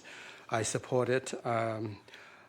I'm good with relaxing a little bit on the color of the umbrella. I'm good with the shape of the parklet. I think if we square them off, it takes 3 spaces. If we use a parallelogram, it takes 2 spaces. So there's some efficiency difference because the triangle space cannot be very effectively used. But this package proposed the rectangular to be the standard with only staff review. But if someone wants to follow the angle, they can still do it with a planning commission review. I think that's fine. So I support it. I don't have much extra to. I'm sorry. I only wish that the cap can be slightly raised for example, the Del Mar is limited to 10. I'm not sure if the Pierbo area is actually on Victoria. Are they included in the 10, or are they separate? If they're subject to the 5 total, then we have Victoria in front of Pierbo. In front of Pier, we have the Victoria perpendicular to the coast. We have Granada and Cabrillo. So 5 seem to be just 1 for each street. So the caps are to have 10 on Del Mar and 5 elsewhere. Those new limits are representative of I'll say a slight increase over what the city has typically seen and what exists now. So I think right now we have 3 that are not in the Del Mar, or on Del Mar, so that would allow for 2 elsewhere. Okay. And then 1 additional on Del Mar. Okay. And if we have 9 right now and we put the cap at 10, I'm a little worried about the newcomer won't get a space. So we kind of lock them out. So I'd like to see maybe Restaurant or a newcomer of a? new restaurants. Yeah, if they want a parklet, but we already reached the cap.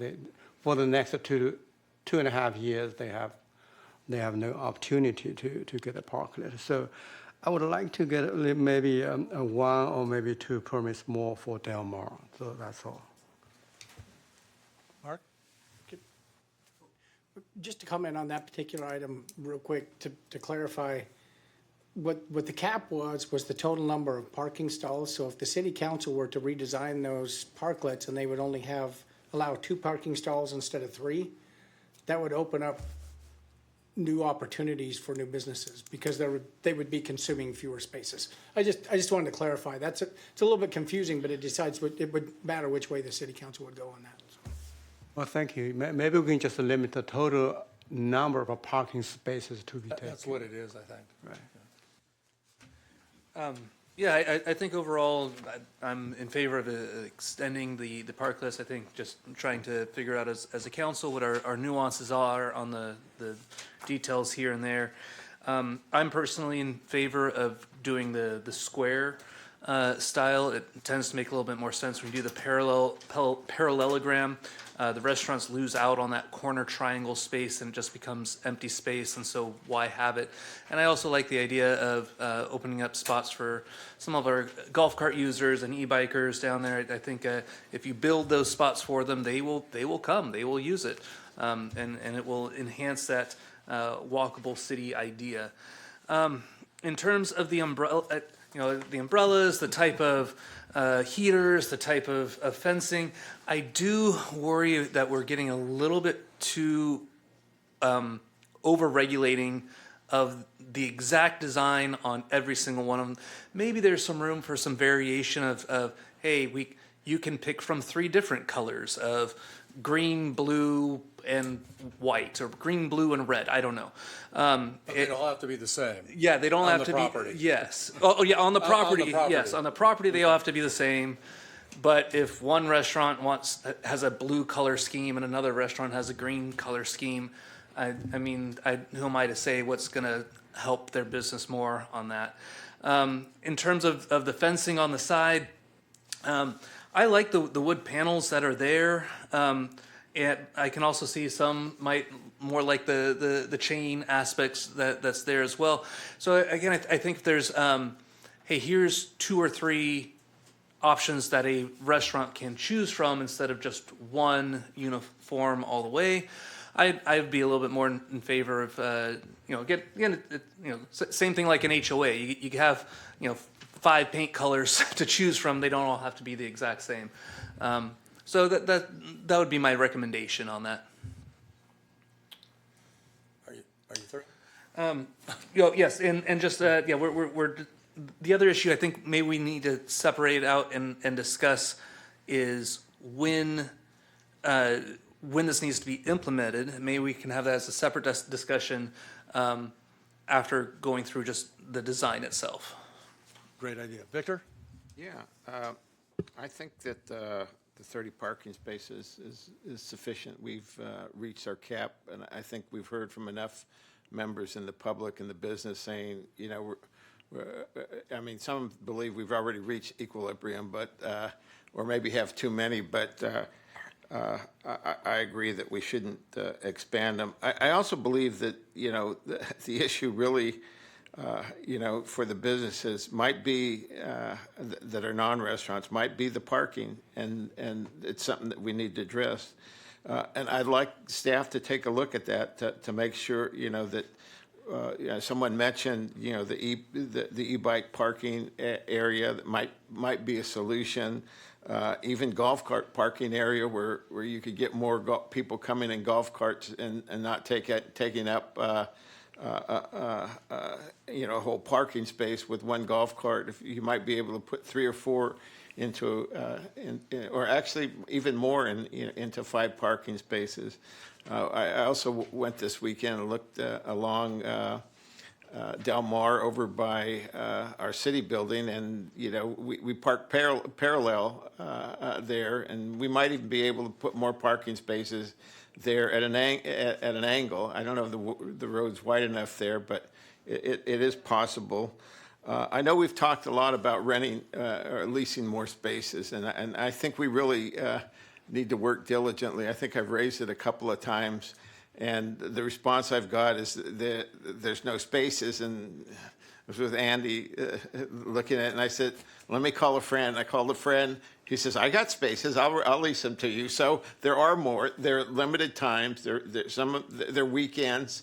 They're nighttime. So there are, and his response was, I've told people I rent them, but they say they want them 24/7, and I can't give them to you 24/7. So there are places that would lease it. I think we have an obligation for the businesses to take a look at that, and that's one of the things I'd like to look at.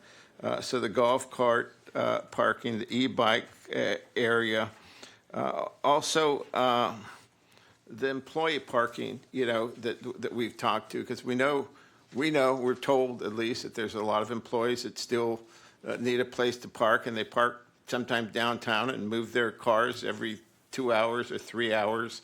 And so if we could find that space, and I know Andy and I have explored and talked about places within, 300 yards of that are private lots that may be interested in renting those spaces. If we could get those, have a designation for employee parking there, that would free up more spaces. So the more and more we can free up spaces, I think our businesses that are non-restaurants will thrive. And also, someone mentioned, I don't know what it looks like, but someone mentioned maybe we have a couple more 30-minute parking spaces, so that it's not the people that are going to the restaurants, but the people that are going to just go to a shop or two, or the 20-minute spots. A few more of those where we have turnover. And I just want to we do have another item coming up. This discussion is going to come up again tonight. No, I realize that. But in this context, I just want to mention it. I understand. I've heard the balance that would need to be found between, the restaurant owners and the other businesses, and maybe there is a way to address the parking issue, which is really the driver in this, I believe. And we do want people that just go into a restaurant. I don't know if we've looked at that, but we could put a few more 20 minutes. And the final thing is, as the public knows, we've been looking at more enforcement, and we're going to do more enforcement on a regular basis. And that's I don't know if it's on a future agenda item, but it will be rolled out. And if you start giving tickets on those 20-minute spots, every 20 minutes, people will move. If you start giving them after 3 hours, which is on the agenda, people will move. But I think our experience is that people are moving anyhow. But I'm trying to strike the right balance between all those. So I think that the 30-minute parking space is fine. I don't like the idea. I know we've talked about the being in front of the spaces have to be in front of your restaurant, but if we're going to guarantee them a space, not everybody has. I'll give you one example. Avalos, they don't. We take their space in front of their restaurant for the trolley. So we're going to move the trolley then and say, yeah, you get your restaurant space. I'm not sure that's a good thing. So we have to have some room for discretion for allowing some of the restaurants that are there to find the right balance. The next thing I think, I don't know if any of you have ever run a business. I think some of you have. But if you run a business, you realize that you do so mostly on tight margins. And it's very expensive to just sit down and say, okay, And it's easy for us as regulators to say, okay, just tear down and rebuild. But if you're running a restaurant at a tight margin, you can't do that very easily, and you can't do it quickly, and particularly right before the summer. So what I would propose is that we at least, wait, to implement these. If the consensus is we make certain kinds of modification, give the city and the regulators time to meet with them, talk to them, and then after the summer is over, talk to them about these are the kind of things that you need to do consistent with these regulations. But I don't want to micromanage. I think most of them, would fall within a framework of this is a pretty good thing we have. But we could talk to them individually. There's only 9 of them right now about changing A, B, C, and D, and working with the Planning Commission to execute those changes. If we look at I agree with we need better landscaping. I don't like micromanaging the furniture. I don't like. I think the height of the plant, the type of the planters is fine, but the height is we need to address umbrellas. I hate to. I think all of you that go out there, you don't want to be in the sun. You just don't. And if there's only 2 umbrellas, you don't want to sit. You won't sit there. So I don't know that us micromanaging the number of umbrellas is a good thing, or the heaters. But those are my thoughts. Yeah, I just want to say I agree with I didn't mention the number of umbrellas, but I agree completely. When you're we have beautiful weather, but if you're sitting in the sun in this beautiful weather, it gets hot really quick. So that's an important point. Okay, could you put up the slide with the footprint of the 2 different ones, the parallelogram and the square?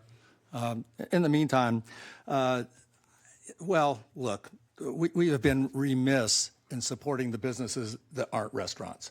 We have 3 businesses right now that are completely blocked by somebody else's parklet. One of those businesses says, I'm just going to go out of business. And it's by the newest parklet, by the way. We have another one, the olive oil store and Trestles Clothing, completely the front blocked by the parklet of a restaurant. And this extends more than just blocking the front. They want to go out on the Glitz and the Fiesta and put a booth out in front like everybody else can. They can't because they're blocked by a parklet. And 2 of these parklets have outdoor dining already. So we're really, really emphasizing the restaurants over the businesses. On the square one, and I'm not a restaurateur, maybe Rana is still here. The square one makes more sense. It's just when you start getting deep angles, you can't put people in those angles. Square makes the most sense for putting people in them.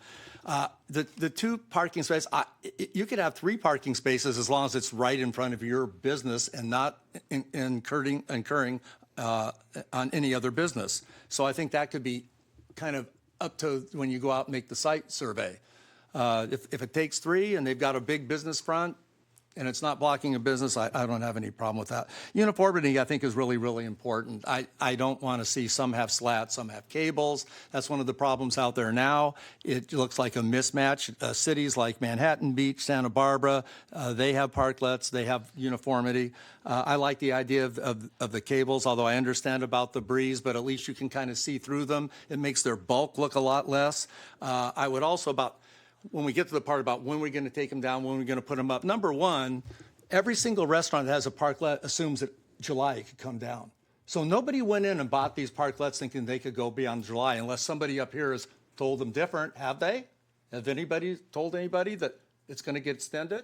I'll take that as a no. So they assume it's coming down in July anyway. I don't think so. I think most of them, just talking to them, I think most of them just believe this. They don't follow it like we follow it. So I think most businesses... Question. I think they knew that it expired in July. If they didn't know that, there's... Well, that's the lease they signed. Right, exactly. It expires in July. So, and if they don't know that this program ended in July, then, well, that's kind of on them. So the fact is that... and I'm not going to talk about the parking right now. We can talk about that later. I think waiting to the fall is a huge mistake. We're taking these 3 businesses and extending and saying, no, you have to put up with the blocking of your business for another 3 months. I think that's completely unreasonable. We talked about the number of these parkettes. If we say you have to take them down by July, maybe some of them won't. I know one of them's down already. Why? Because they were so many months behind in their in their billing that they decided not to do it. Maybe some of these other businesses will too. Maybe it won't be a problem about having a cap because maybe they'll decide not to rebuild. I think there's ways to modify them right now that they could be modified by July. A lot of these are probably put together with nails and screws. If you do it with bulk construction like they do in Laguna Beach, they can take them apart and put them back together. It's almost like doing a Lego set. So there are options there. So I'm just for making a stand now and deciding what we're going to do, if we're going to continue these or just don't continue them. I think it makes the most sense to have the footprint of the square. Again, if you've got a bigger business and you can take up 3 spots instead of 2 and not block another business, I think that's great. I think we enforce this. It's April. We got 3 months for them to make the modifications if they want to make the modifications. We could maybe even give them a free month's rent or something to help with that. But the bottom line is we can't extend this to 29 to the way it is. We can't punish these businesses when we go through the Fiesta and the Glitz and the car show, the things that we have during the summer where they're completely blocked by a parklet. So that would be my feeling. The umbrellas and the heaters, I agree. I think they ought to be uniform, but it kind of ought to be how they take up the space. I think that's absolutely fine. But my opinion is we either do something like this or where we take the other businesses, the boutiques, and put them as a priority also and make that equal with the restaurants, or we just let the program expire and we just go on our merry way. That's my feeling. Mayor, if I can chime in about the blockage. Blocking other stores, the storefront is one of the biggest issues because we certainly don't want reduce the visibility to the storefront.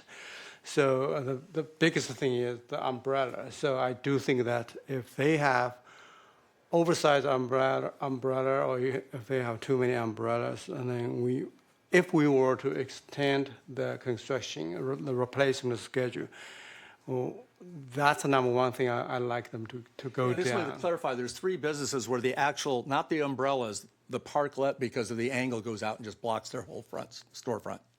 Blocks the whole If front. the parklet is only No.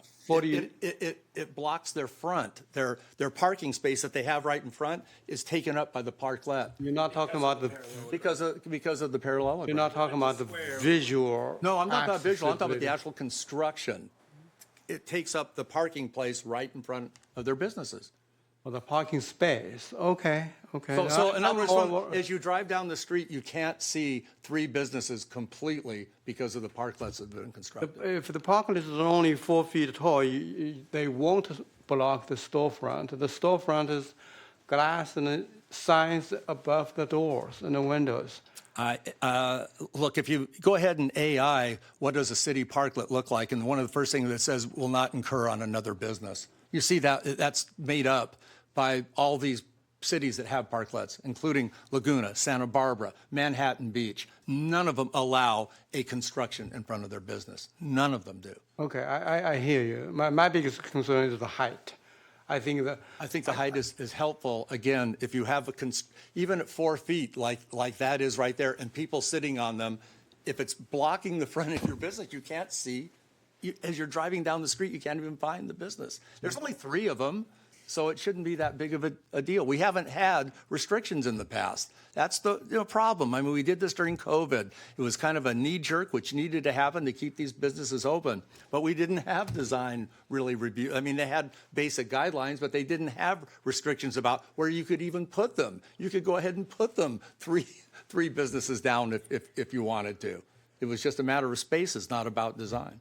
Mr. Mayor, may I make a recommendation in discussing this because I think we have our opinions out there.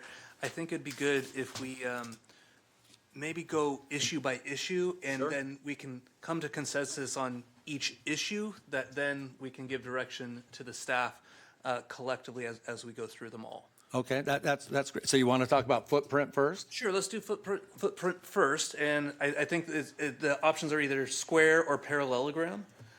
My vote would be for a square. I like the square, and like I say, if you have a wider business and you take up 3 spaces without blocking an adjacent, and we're still under that 30 spaces, I think that's fine. But I think the square design, allowing for some bike parking also, is far superior. Okay, square is a standard, but we also allow them to have parallelogram design. It's either or currently. It's either or. Well, they can do it through with additional discretionary review. We cannot ban them not to. Sure we can. So what? Yeah, this is the discussion tonight of whether we want to allow that at discretion, or do we want to have that standard of, we could have a standard of a parallelogram, we could have a standard of a square, or we could say it's up to their discretion.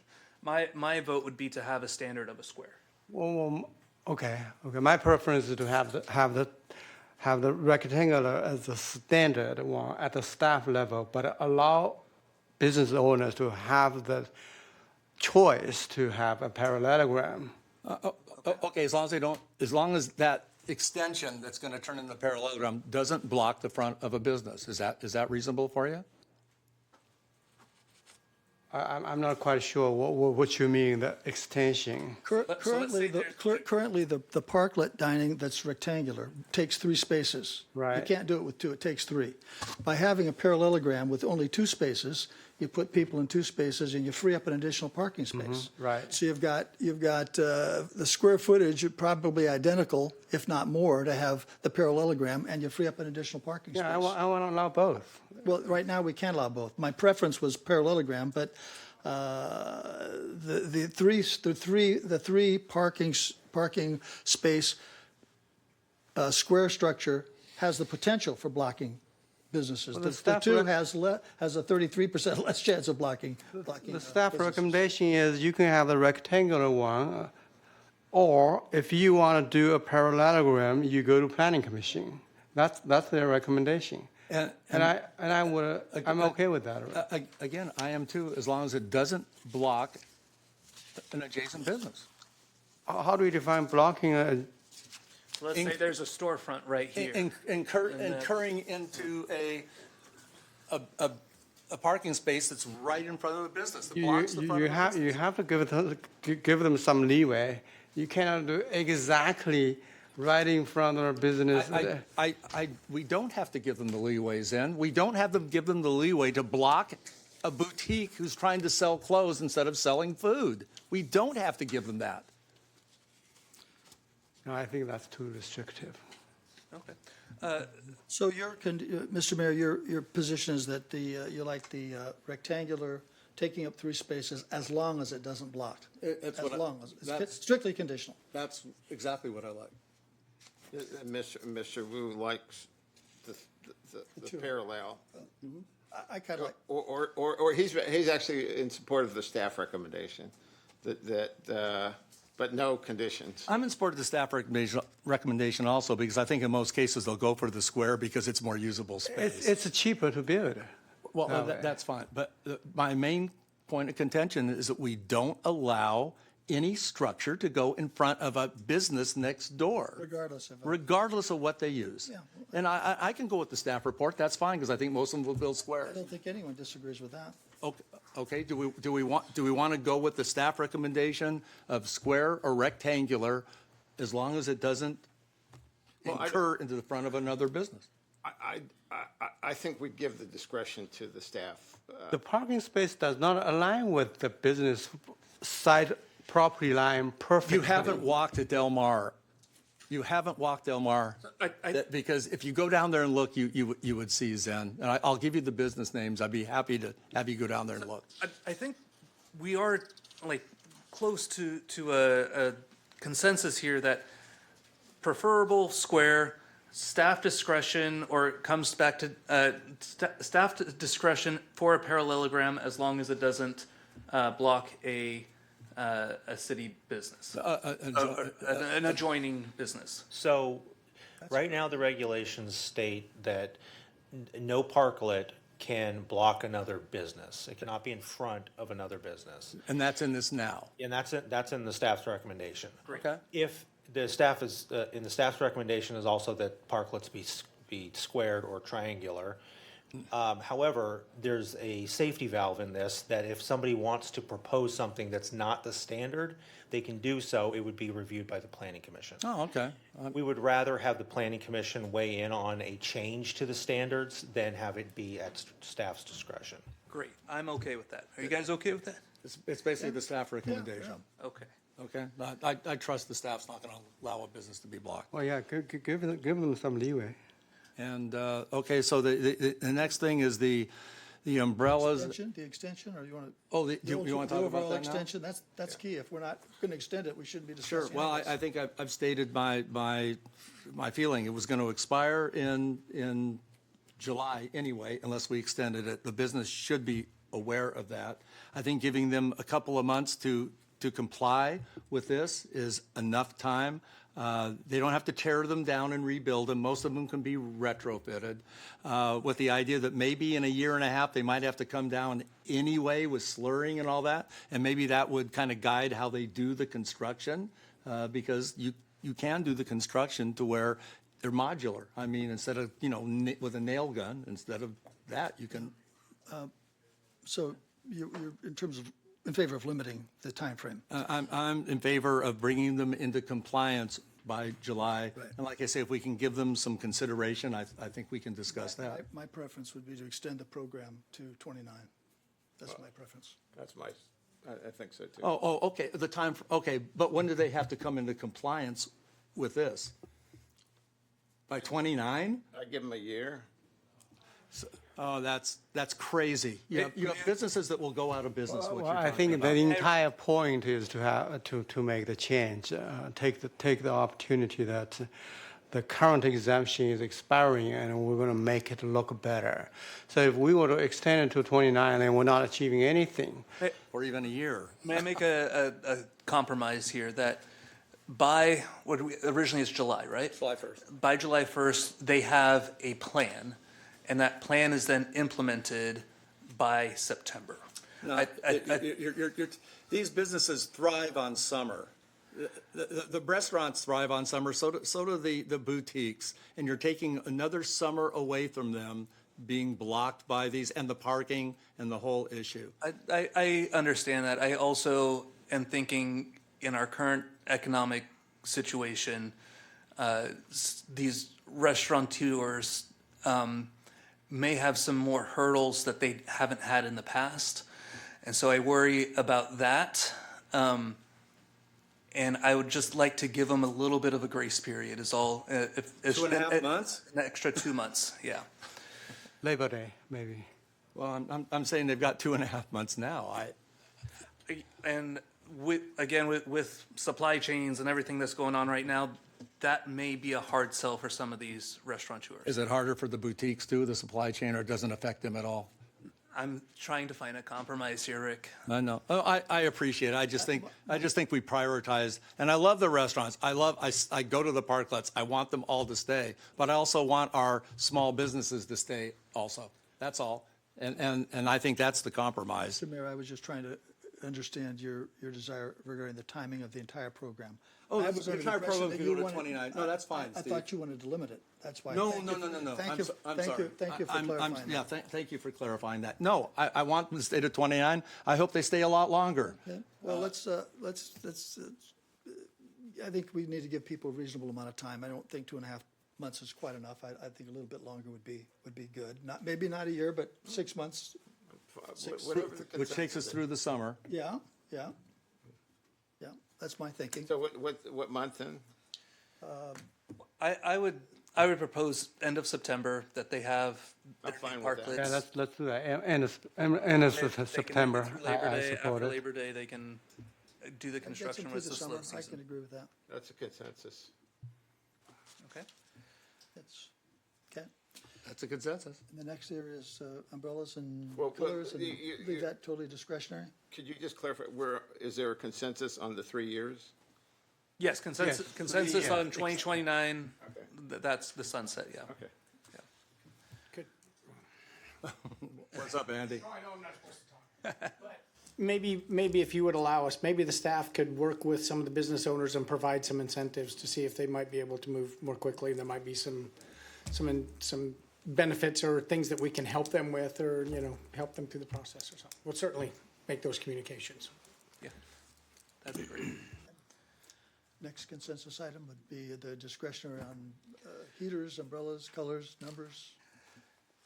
Yeah. The flexibility there. I'm okay with flexibility, but I also see the The pallet's a good idea. yeah. Okay, so is there a consensus on palette of the umbrellas? Having Green, blue. We'll give them 3 colors. All the Mexican.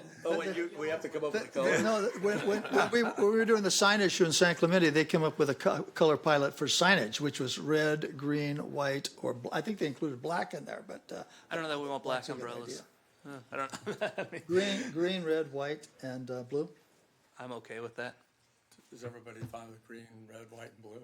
But they'll have to be the same on the property, though. Yes. Now, I know you want red, white, and Aqua, blue. aqua. umbrellas Oh, you for every want business. red, bright, and blue? Nikki would like aqua blue. but- I'm good with the color, but I think we need to limit the number of umbrellas, because umbrella is the biggest thing that blocks other business. But however, if it's not in front of other business, then it's less of a concern.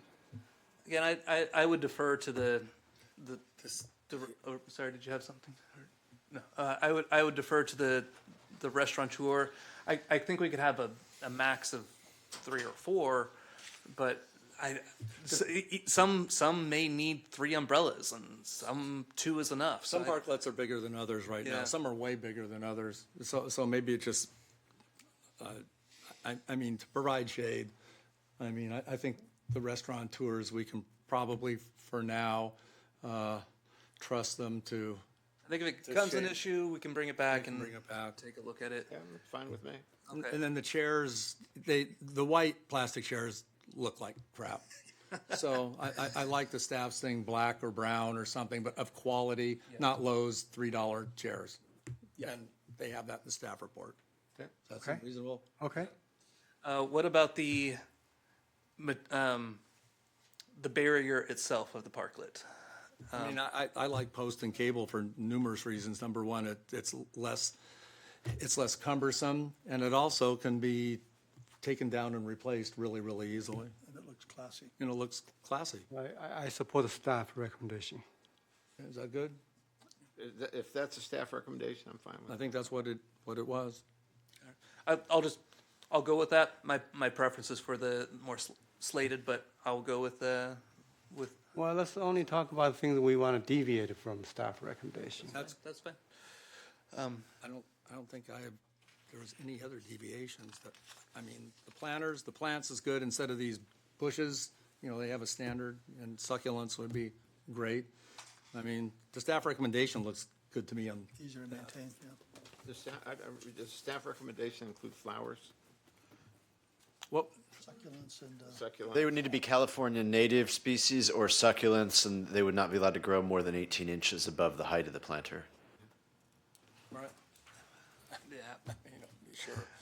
Sure. I think we're getting a little too nitty gritty on the plants on that.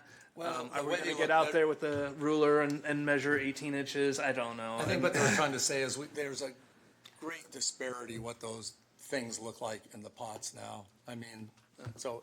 Well, I hear you. We don't know how tall the planter is, but maybe we limit the total height, but it's an experiment. Let's see how it goes. Let's go with it and see if we get them. Okay. And then we can deal with it later if it's Are a there problem. any other items? That pretty much wraps it up, doesn't it? Is that pretty much the staff? Did we get clarity on the heaters? I heard no cap on the umbrellas. We're recommending a cap of 2 heaters, but if you want to waive that one. Well, heater is only 5 feet tall. It's much lower than the umbrella, so I don't. Are table heaters allowed? Yes, as long as they're not over 5 feet. And there are table heaters that would comply with the height requirement. I mean, I'm okay with the height requirement. I'm not a restaurateur. I don't know how many heaters they're going to need there on a cold December night. I would rather leave that amount up to them. And aren't heaters usually, I know the 5 feet, aren't heaters usually taller? You're talking about those mushroom type. Well, some- This is a low profile. Oh, I think okay. a heater will help help keeping people outdoors for a longer time.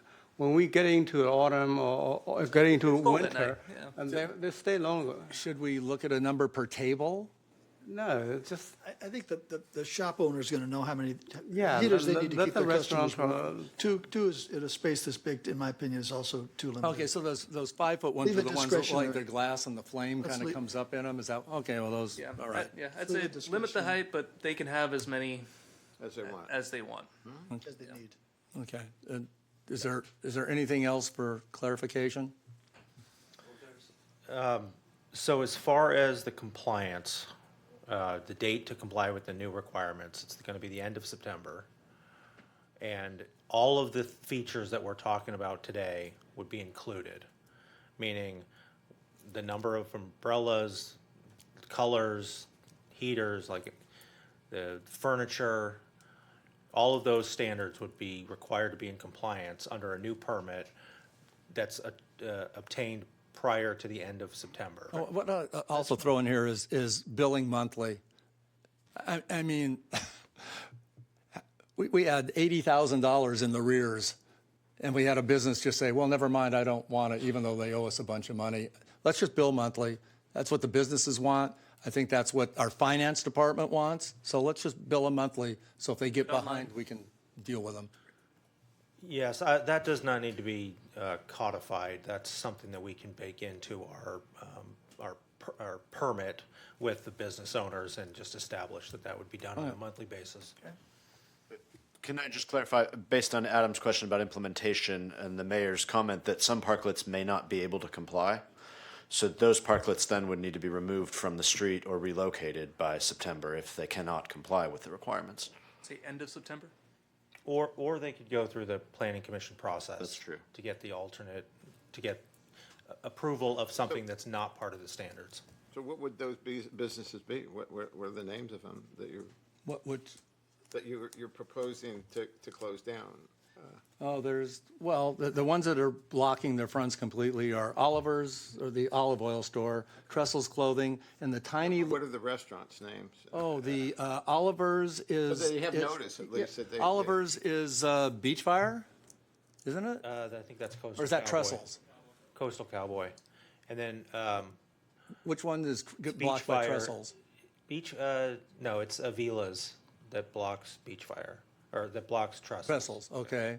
And then it's the new taco place that blocks the little tiny shoe store there, Yes. and also blocks the arcade that is a.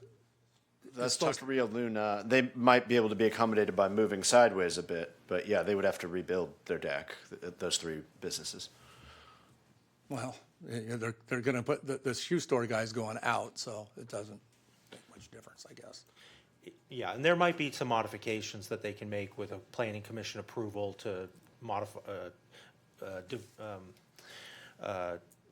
to establish their parklets with slightly different designs than what's in the proposed standards. So let me go back to Alvarez, and one of the reasons, Alvarez has a lot of space around their restaurant. They're a big place.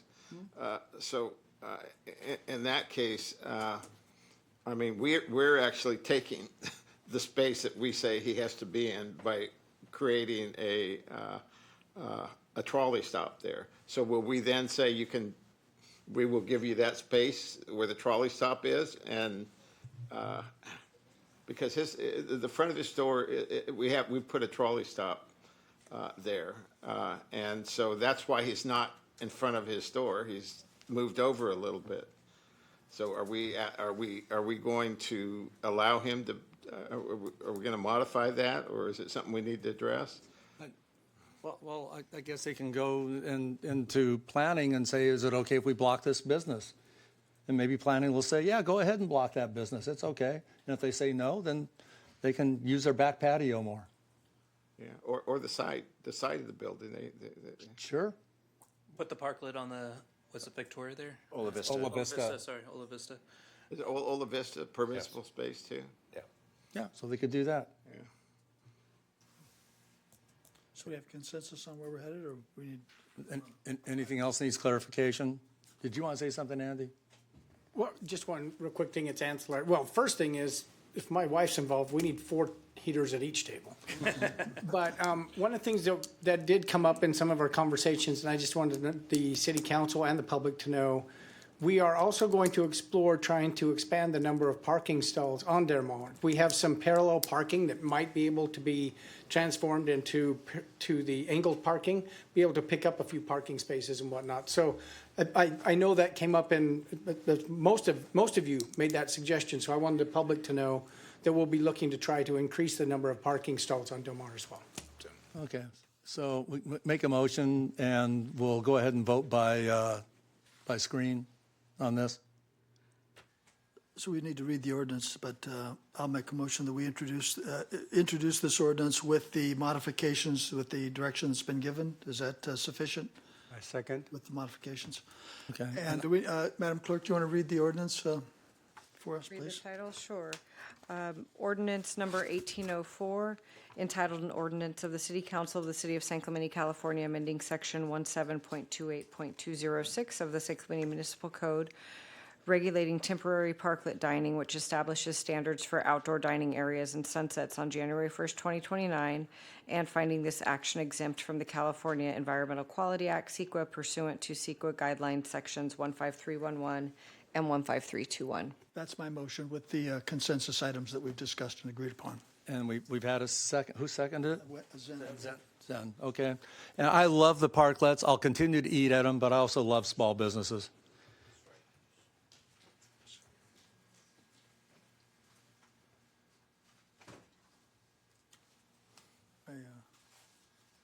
It didn't come up on Steve's It thing didn't yet. come up here. Request to speak, agenda. Where am I at here? Go back. Trying. I'm a yes vote on that, by the way, if that's, For the record, that carries 4-1 with Mayor Pro Tem Noblock as a yes. That's not recording, and Mayor Leffler as a no vote. Perfect. Okay. You want to take a 5-minute break before the next item? Is that okay? Yep. All right. Was there an abstention? no, I couldn't get my machine. I said yes. You recorded it as a yes, but it didn't show up on the Great job. What a peek.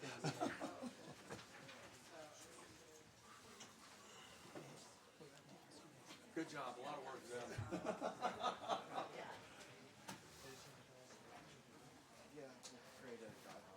Good job. Good job. Really good job. Maximum number of seats is not changing. How you doing, Doug? Good to see ya. That's what you're supposed to be at now.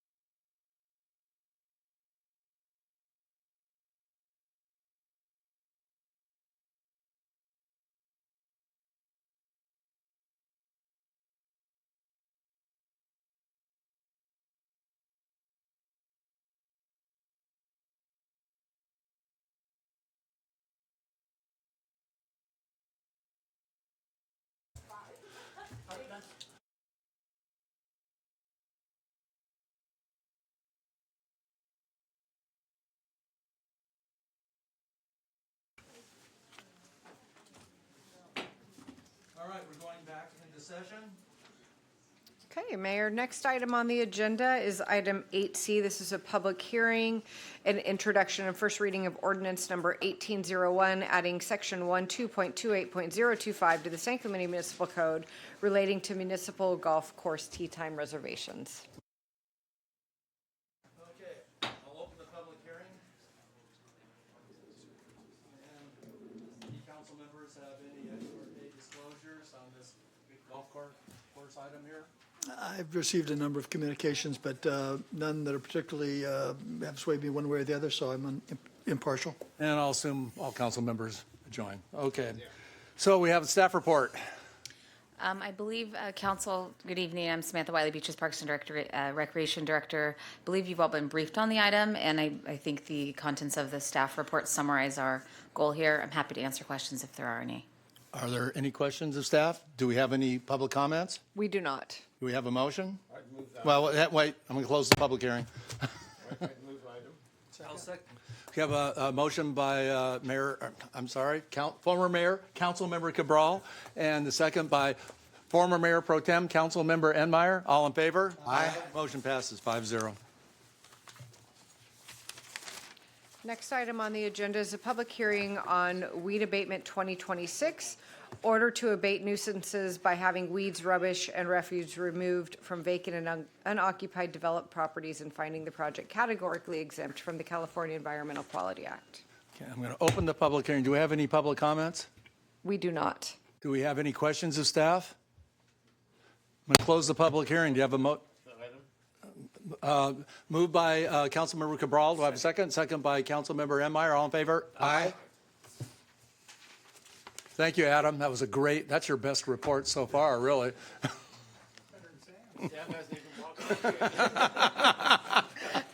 Next item on the agenda is item 8E, public hearing introduction, first reading of an ordinance approving zoning amendment 26-066 to amend San Clemente Municipal Code Section 16.50.1010, relating to urban lot splits, and Section 17.86.010 relating to two-unit projects consistent with housing element commitment and state law and finding the project exempt from the California Environmental Quality Act. Public hearing is open. Do we have any ex parte disclosures from any council members? Do we have any public comments? We do not. Close the public hearing. Do we have a motion? I would move.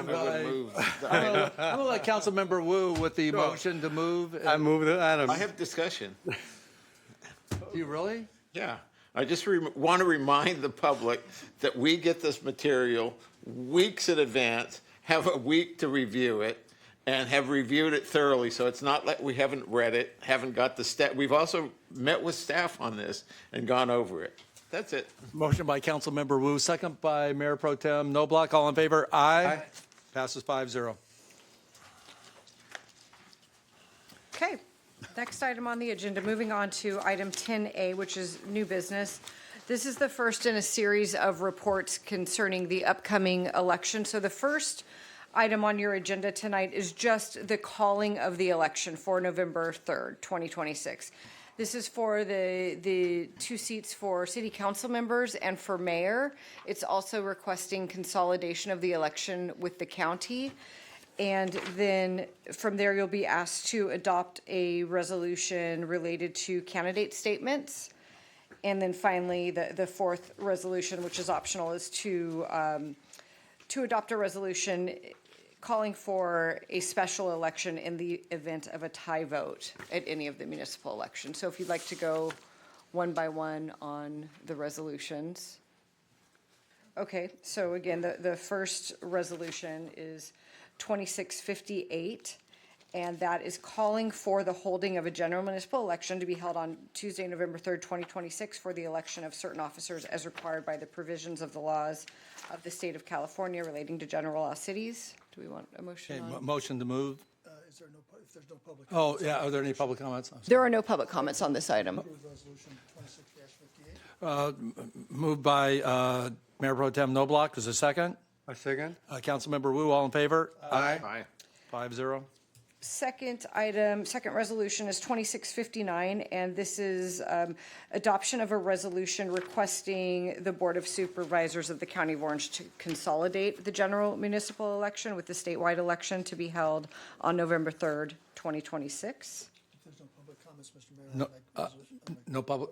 A motion by Mayor Pro Tem Noblock, second by? Second. Second by Councilmember Wu. All in favor? Aye. Passes 5-0. Third item on, third resolution for consideration is adopting regulations for candidate statements, and that just states that we will limit our candidate statements to 200 words.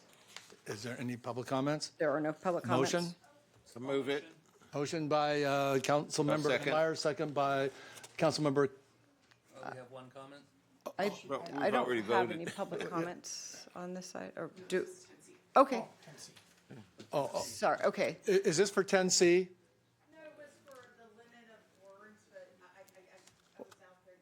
Oh, step forward, Amanda. That's okay. Hey, for transparency, right? I mean, you're okay? Thank you, Rick. I really appreciate it. What is, I mean, just a quick, I know you can't answer my question. However, 200 words, you know, when you're writing a letter to the editor, the limit is like 350. And you're really trying to use abbreviations, anything that you can to get that in that time frame or in that space. But 200 words, I mean, that's really limiting, you know, basically your right to, you know, address your platform, right? Your key things that you have accomplished, any commissions or committees you've, you know, been on or anything like that. So, so that's what I was wondering. Hopefully, you wouldn't not limit that, and I appreciate your time. Thank you, Amanda. Thank you. And we know we feel that pain, for sure. Exactly. Laura's just yes, adding up all the things. Yeah, thank you. Absolutely. So we had a motion by. I have a question to the Sure. city clerk. Is that 200 word limit imposed by the city council or the election law or OC? So election law, the election code 13307, preparation and form of candidate statement.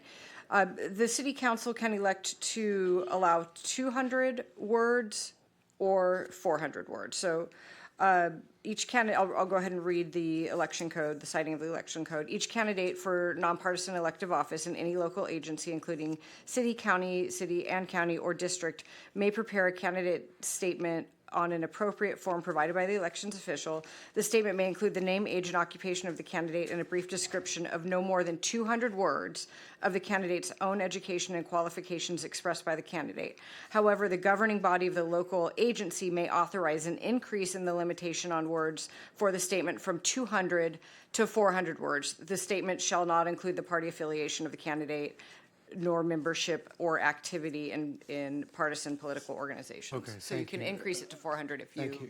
It's always been 200, as far as I Always been remember. 200, correct. Okay, thank you. Okay, so again, I think, who made the motion? Was it Councilmember Wu that made the motion? No, to no, move? no, Oh, Councilmember Emmeyer made the Emmeyer. motion. Second? Victor Second seconded it, I believe. Second by Councilmember Cabral, in favor? Aye. Aye. I missed who made the motion. Councilmember Emmeyer. And Meyer, and the second was? Cabral. Thank you. And then the final resolution for consideration on this first item is providing for a special election in the event of a tie vote. So if two council members tie, you can either. What is it now? They would either basically do a straw vote, or you would adopt a resolution to hold a special election in the event of a tie vote between two council members.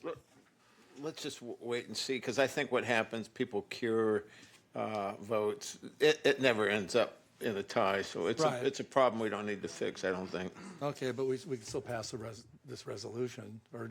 No, we don't take that option. Oh, this is to have a special election. Right. Yeah, Okay, yeah, so we don't want, that would be very expensive. So do we I'd rather have. do we table it? Do we just table this? I think we table it. Okay. Mayor, We don't need to do anything. And I'm sorry, before you make a decision, we did have one speaker card come up as I was speaking to you, so I didn't see it come in. So I don't know if you want to make let's hold off and let's. Tony, you're speaking early tonight. This is a pleasure. Super simple. But since we're on the topic of ballots and candidate statements and whatnot, I know you already voted, but just we've had so many issues with the titles that people list. Remember Jackson Hinkle he was working as a barista, yet he listed himself as an energy consultant. Zen Wu sued his opponent over a title issue. If there's any way that we cannot have these issues moving forward, whatever the vetting system is that needs to be put in place to verify what they list as their title is 100% accurate, so there's no issues whatsoever moving forward. Thank you. That's all. That's a great comment, Tony. Okay, so on the number 4 here, I move that we just table the item. Second. Second by Mayor Pro Tem Noblock. All in favor? Aye. Passes 5-0.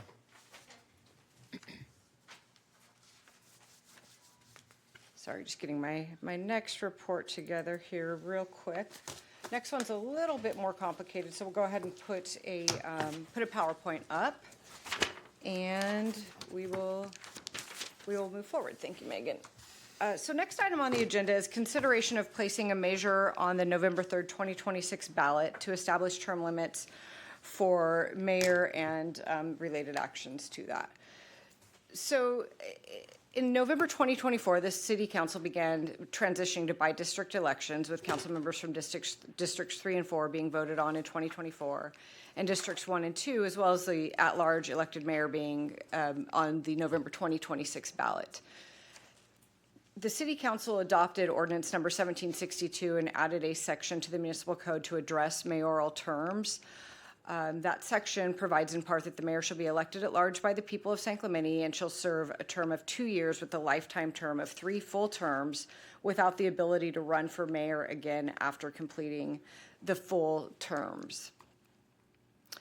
In November 2020, a measure was placed on the ballot allowing the electorate to decide whether or not city council members would be subject to term limits. A majority of voters at that time favored city council term limits, and the city council is now limited to serving 2 consecutive 4-year terms with the ability to serve again as a member of the city council after being off the city council for 2 years. Pursuant to Government Code 36502B, the term limits are not operative. The term limits on mayor are not operative until submitted to the electors at a regularly scheduled election, and the majority vote cast on the question favor the adoption of term limits. So that's where we are tonight, is asking the question of, do we place a measure on the ballot for mayor term limits?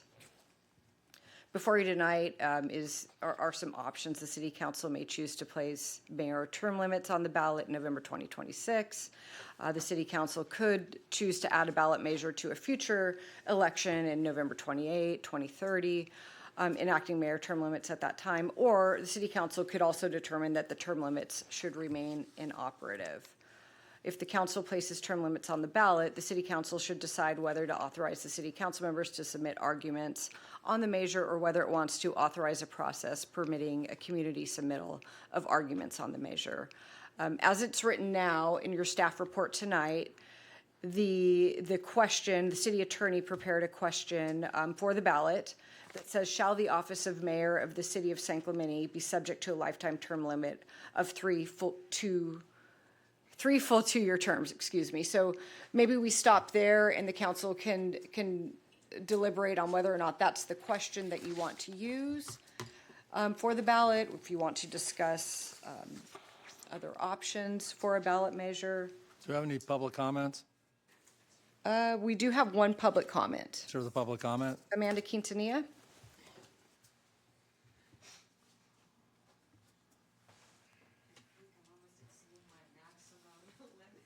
There is no maximum limit. I was joking.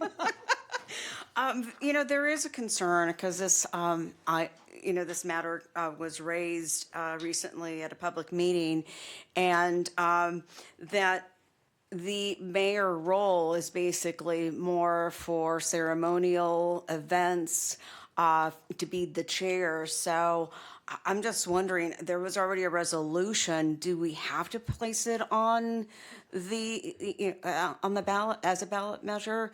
If we could, if we could save money for the city, I'm all for it. I just feel like, it's just the mayor role. We already have term limits for city council members, and a mayor is a city council member, is just the designation of the mayor role. There's no extra powers or authority of that. So, and then of course the city attorney is the co-parliamentarian as well. So that's what I was just wondering about that. And I appreciate your time. Thank you. Yeah, I'll open with comments. I think if we remember kind of the reason we came up with 2 years is at least the residents would be able to have a say on 2 people that got on the city council instead of just 1 with the districts.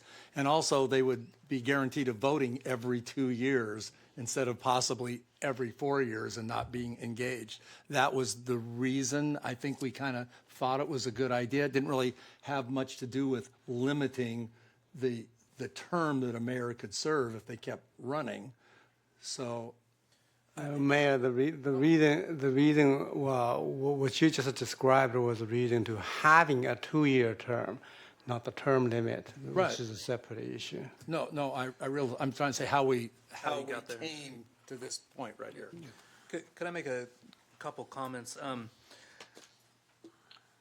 I actually really agree with Amanda's the speaker's comments here that the mayor is a city council member. He's just voted on at large and does not have any extra special powers except for the ones listed. That he is a ceremonial leader, presiding chair of the meeting, serves all regional board postings, and appoints committee and commission members with advice and consent of the council. So that being said, I would actually propose that they be regulated to the same degree as a council member, that you would only serve as 8 consecutive years. Eight consecutive, 4 terms. Yeah. So it might be you're a council member, then you're a mayor for 2 terms, mayor for another 2 terms, and then mayor for 2 years, mayor for another 2 years, and then you need to take 2 years off before running for either council or mayor again. Otherwise, we can get into the situation that you can be a council member for 4 years, be a mayor for 2 years, be a council member for 4 years, be a mayor for 2 years, be a council member for 4 years, be a mayor for 2 years, and so you could end up becoming on the council for 18 years without really having to work alongside the idea of the term limits for a council member. So that's where I'm wondering. Just like it was for the last 95 years. Well, there's a reason why the voters voted against to put in term limits, though. So in going along with the spirit of those term limits, I would say, hey, let's treat the mayor in the same regard that we would for the council. Yeah, I thought we discussed having mayor and city council, however you want to break it up, as being total of 8 years. Yeah, and so that's why I'm a little confused about this ordinance here. This ordinance is only on our agenda because we realized that what the council did a few years ago was illegal because we didn't have the authority under state law to limit the number of terms that a mayor could serve. So that's why we're kind of revisiting the issue. And then the question is, as Mark mentioned, it's really wide open. How much time? Are there going to be gaps in between? What's reasonable and what makes sense? Yeah. So I'm wondering how this would go about in terms of the election this fall, in terms of this particular question, and whether the council itself is interested in putting combining the idea of a council member with the amount of years, limiting them to 2 or 8 full years. I think where we came into trouble is we made it 3 terms or 6 years, which is a term limit that's not what the voters voted for. Yeah. So we could still have the election for mayor every 2 years. We just can't limit them. They could be 8 years of mayor. We can decide that now, I guess. Yeah. We'll put it on the ballot for the people to decide. But it should be like city council. I think it should be in, correlation with city council. So you're saying 4 2-year terms as mayor with then 2 years off if you want to run for council or mayor again? Yeah, I think that's the cleanest. Yeah. I don't love it, but I think it's the cleanest. And again, So it extends what we have by adding 2 years without the lifetime term limit. Well, what I believe is that hold on. Well, I was just going to say there are so many different alternatives here. So you could probably be a council member for a first term and then get elected to a second term, but run from a safe seat. So you've served for 6 years. So does your 8 end after your first term as mayor? There's any number of variations you could put together, and that's why I this think became the confusing. residents said they didn't want somebody serving on the city council for more than 8 years. Yeah. So that's the combo we've got to come to. How do we get to that spread. combo of no more than No, we're 8 years eight total, consecutive no years? matter whether it's mayor or city council. Yeah. Because that's what the voters voted. I believe that's a spread, that no one serves more than 8 years consecutively. So my proposal is that we can solve this issue by clarifying that the mayor term is counted towards that 8 years total term limit. So, but it has to be full term, right? So if it's a partial term, Yeah. doesn't count. So. For example, some of the council members by the end of this year will have served for 4 years. You can have another 4 years, either as another term of a council member, or you can serve as a mayor. That will add 2 more years to your total limit. So by the end of your mayor term, you'd be at 60 years. I think that will do. The only question is, at your end of 6 years, are you allowed to run for another 4-year term, and then you have to step down in 2 years, or you're not allowed to run at all? That's the question. That's the Or you're allowed to run for a 2-year term for the mayor only. mayor. Yeah. Yeah, run for them. So that's the only question we need to I think answer. that's the spirit of what the voters voted for. They didn't want, anybody on city council, whether you're the sitting mayor, the rotating mayor, or whatever, or whoever you are, for more than 8 years. Since the mayor has no more power under the elected mayor, I think that still falls under the spirit of what they voted for. And I think if we can come to it, we don't have to put this on the ballot if we can come to something that's, we're not limiting the term, we're just limiting the overall time you can be on city council. Well, we need a ballot because the current ordinance said, well, last time the people voted it's limited to 8 years, but it's 2 consecutive 4 years term. So 2 years term won't trigger that. Okay. Mayor serves for 2 years, it's not going to trigger that 8 years limit. Correct. Yeah, So so we- hypothetically, yes, someone could be council, be mayor, be off for 2 years, and then run for either council or mayor again after that 2-year break. Yes. Well, they can serve on council for 80 years and then be mayor. AI this and figure a way out of this. No, we were just talking, the real interesting thing would be here is if you figured it out, put it on the ballot, and it didn't pass. Then we don't know then we really didn't know what to do. Wow. Is this? If it didn't pass, then you'd have unlimited number. Well, the last time people passed it with a 70% of vote, the people don't want us to serve on the council forever. So, Madam Clerk and Madam Attorney, don't get Laura involved in this. well, she's gonna help because she's putting this on to a ballot. Is there a way to do this without a ballot measure? Is this something that the city council can decide as a future agenda item and the staff can bring something back?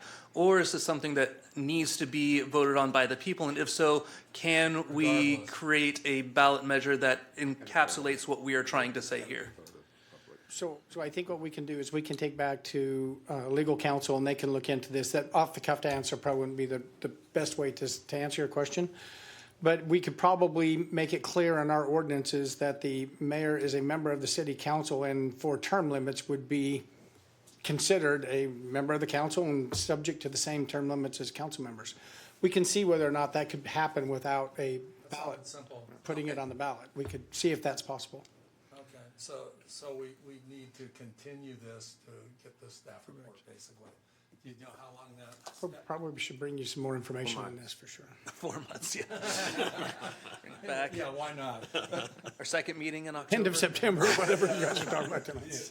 Do you have an idea of how much time you might need? It won't take very long. We just want to be able to study it a little bit. We could probably bring this back to your next meeting. We just want to make sure we give you the right answer. Great. And is that, what's the next meeting? May 5th. That's Cinco de Mayo.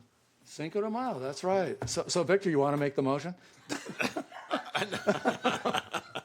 I will defer to whatever the group wants.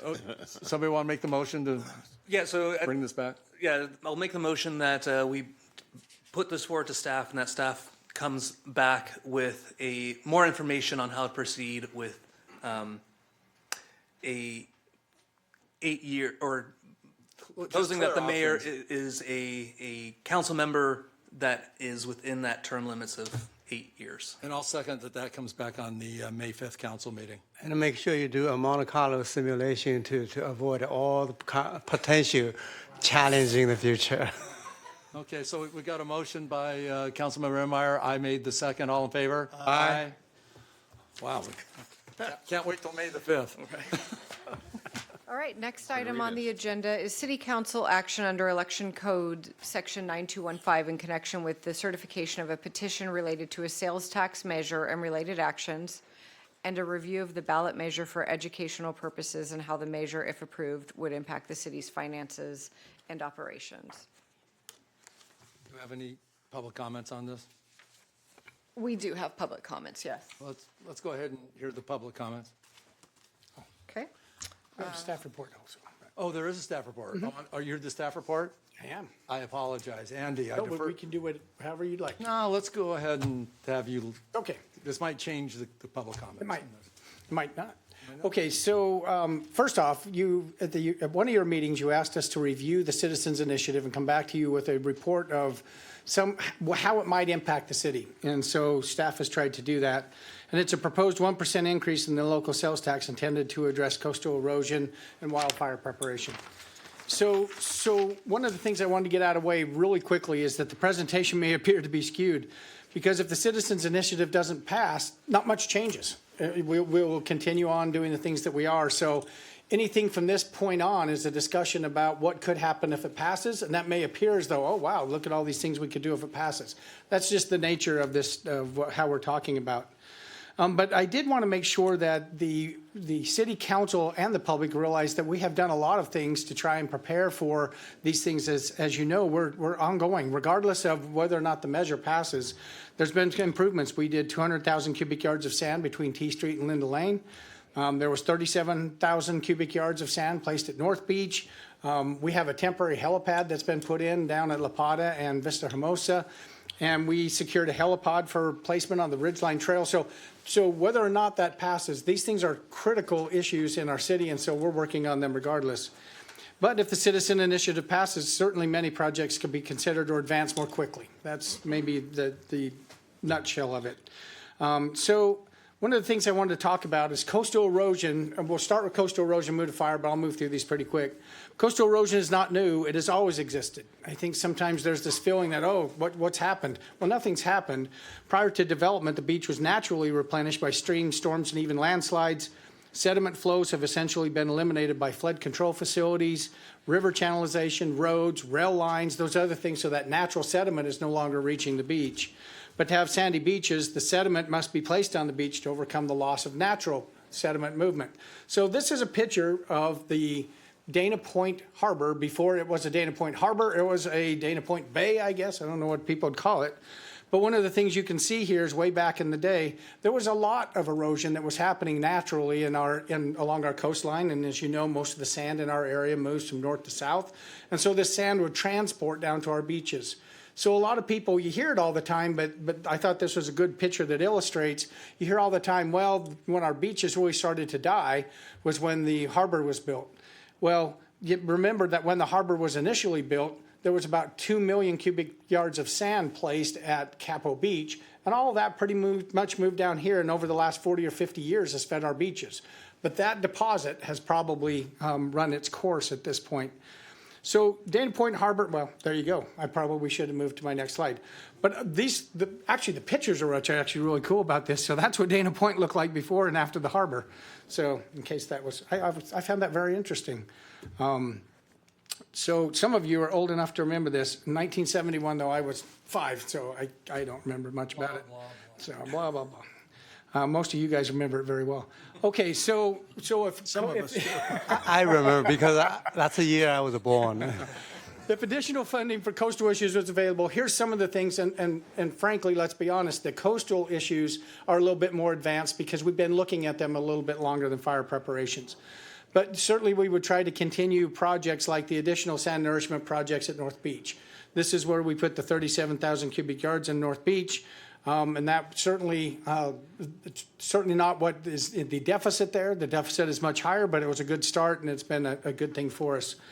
We would continue the Army Corps project. As you know, the city needs to raise or find revenues of about $15 million every 5 to 6 years. That's in today's dollars. Of course, there's some over time that grows, but that's just inflationary issues.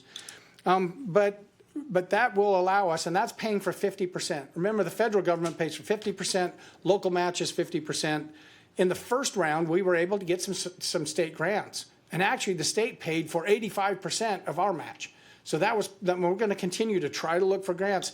The problem is the state right now is in worse fiscal condition than it was when we started this project, and we'll just have to watch and just kind of see what's happening. But that's certainly one of the things we want to watch for is we need to start finding revenue sources for the Army Corps project. It made a difference. There's no doubt. And one of the nice things, well, a lot of people didn't like the color of the sand, but one of the positive things about the color of the sand is we've been able to track it. We've been able to see where that sand went. And we can tell the new sand from the old sand, as you can tell, the very different color. So we've been able to see how that sand has transported, and most of it has gone south and has gone to places like even the state beach and beyond. There's even some of this newer sand as far south as Cottons if you look at some of the aerial photos. So it was certainly a successful project and has certainly helped our beaches.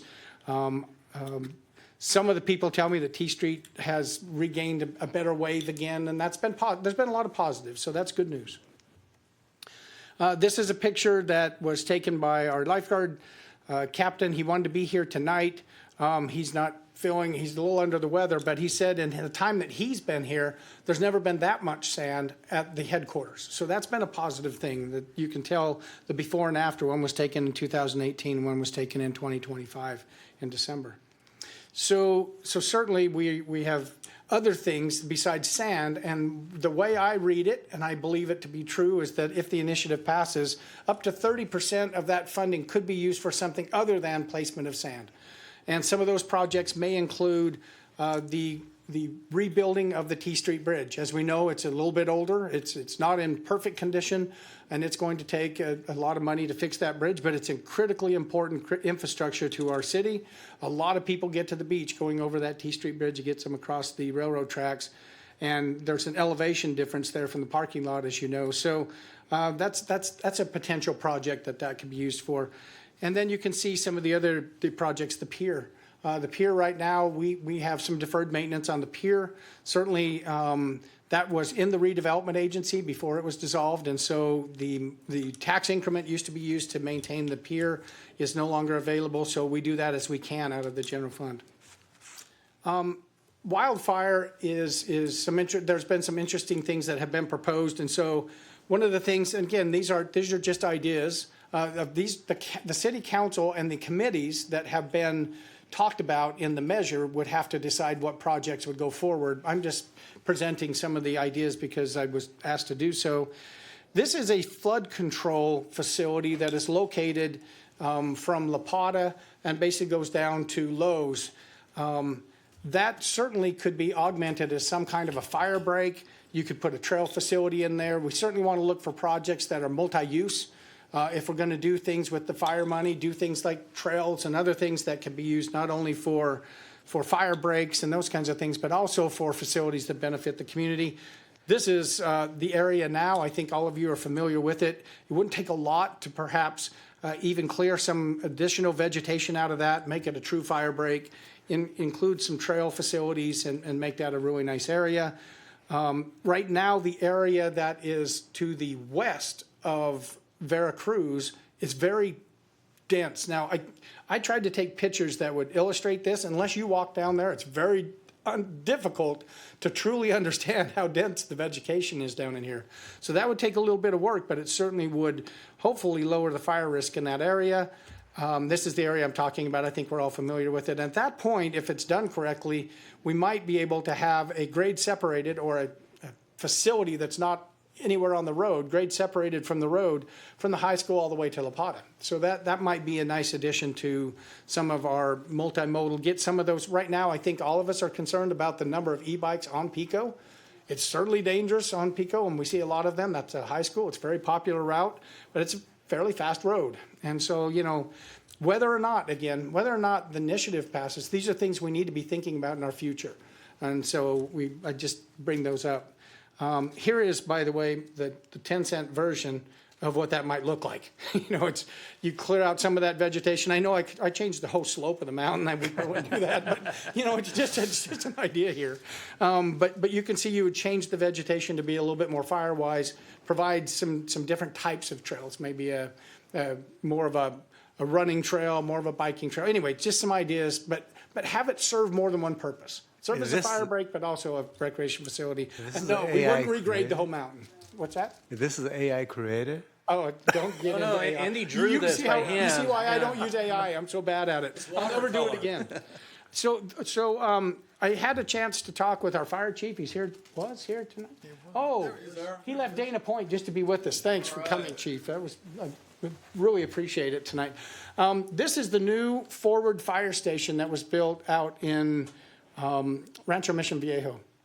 It's modular. It's my understanding that it can be assembled and disassembled and moved relatively quickly, but it is a great facility. This is something we could maybe put up at Steed where we would have the red flag warning days. Woo.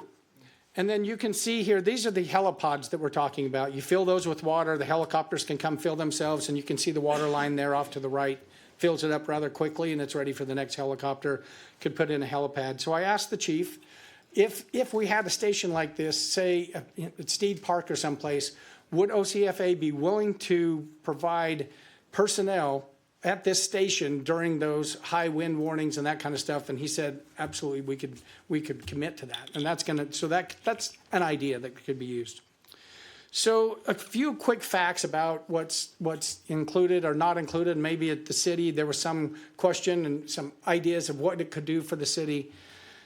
So a 1% transaction and use tax would increase the local sales tax from 7.75 to 8.75. The sales tax would be applied to all taxable items. And so some items aren't taxable. Groceries aren't taxable. Medicine isn't taxable. But it would be applied to all other taxable items.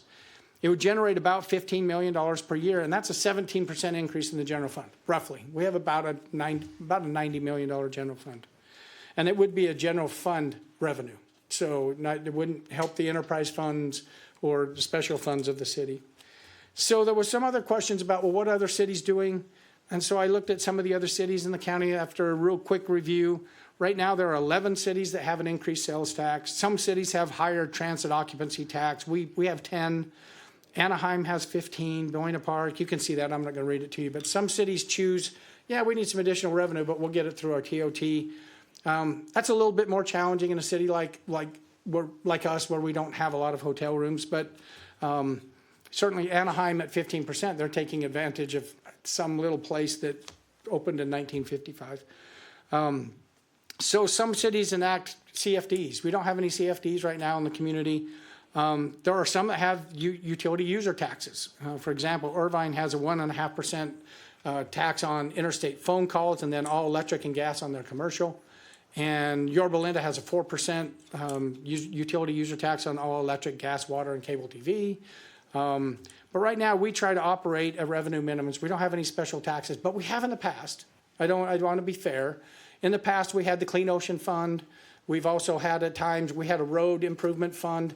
So we have in the past. I'm just saying at the current time, right now, we don't have any extra special taxes. We have the 1% Bradley Burns tax. We get 1% of the sales tax. We get 15.4% of our property tax, and we charge a 10% TOT. And then I talked about those that have expired. So to be fair, I just want to make sure that you realize we have had special taxes, but we just don't right now. So one of the things that has come up, and we want to, this is the most important thing to me, is that we want this, and I've had an opportunity to kind of be in some different conversations on social media, and I'm not good at that. I don't do it very often, but I've tried to reach out and try to learn and what people are thinking. And one of the things that comes up is this is a very confusing issue, I think, even to us. And so the statute allows the city council to direct staff to report back to them within 30 days on any matter having to do with the tax initiative. One of the things that's been confusing is who qualifies to write an argument in favor or against the measure, and who qualifies to write a rebuttal for that, if any. Now, the plain language of the election code reads as you see here. And by the way, I hate putting text up here and reading it, but I don't know how else to do it on this issue. For measures placed on the ballot by petition, that's what this one is. This is by petition. It wasn't done by the legislative body. So for measures placed on the ballot by petition, the persons filing initiative petition pursuant to this article may file a written argument in favor of the ordinance. And the legislative body may submit an argument against the ordinance, period. That's the end of that. That's that entire section. It ends. Goes to the next section, and it reads, for measures placed on the ballot by the legislative body or a member or members of the legislative body authorized by that body, or an individual voter who is eligible to vote on the measure, or bona fide association of citizens, or a combination of voters and associations may write written argument for or against any city measure. So there are two different sections, but some of the case law is not that clear. I think the plain language is clear. Some of the case law is not. I'm asking because we want to be absolutely clear about who can or cannot write an argument for or against, and who can rebut that. We want to make that as transparent as possible. So I'm asking for a little bit more time to study if that is possible. We would love to take a little bit of time and come back to you with, by the way, there's a whole list of them. You saw them in your staff report, but the last one says any matters associated with the initiative. So not, you may have other questions, but this is one that staff is asking, can we come back to you with a little bit more information, because we do not want to give out any wrong information about who can or cannot participate in those arguments and rebuttals. I think. Thank you, Andy. And public comments? Yes, we do have public comments. Lois McNichol, followed by Mike Kay, followed by Cameron Cosgrove.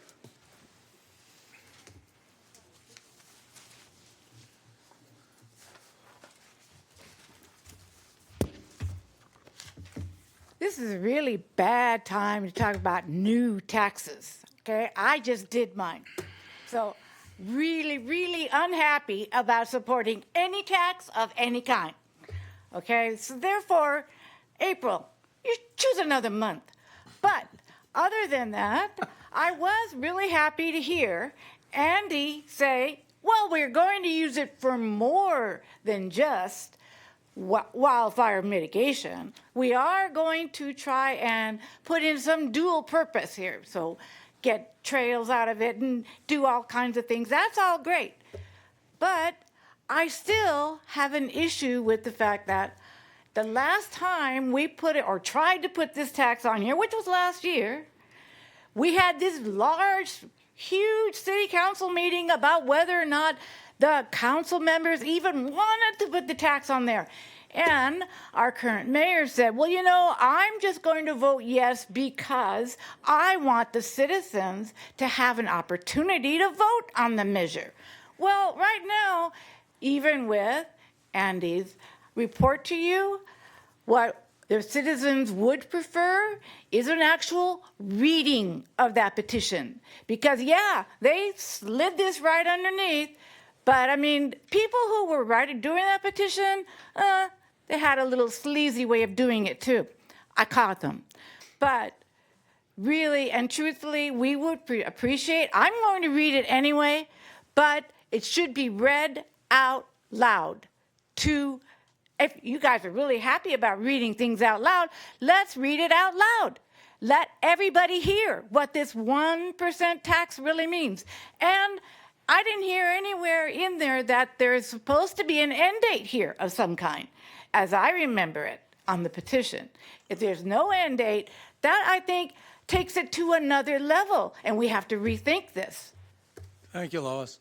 And for clarification, I didn't see that either. Is there a sunset clause? I'm sorry, it's a very, it's Just 20 real or quick, 30 just real pages, so quick. and I'm glad to read quick, that loud, but Andy. there is a limit, there is a 10-year limit that can be renewed for another 10 years after the 8th year, but it would have to go to another vote. Another vote. Okay, thank you. Mike. I got a stretch. It's a long one. There's a 10-year limit. It's a sunset clause. Most people that are following this are aware of that. But the fact that Lois doesn't know that and that you guys needed clarification brings up the point I wanted to make. We, as a town, need information and accurate information in order to make an informed decision. Unfortunately, in my opinion, social media is often the place where that takes place. Social media is a dump. It is full of crazy people, people that are on drugs, people that are drunk, people that are angry. It's a horrible mess. And unfortunately, the behavior of obscure areas of Reddit have gone into mainstream social media pages when discussion is no longer civil. I don't know if it ever was. But I can't handle it.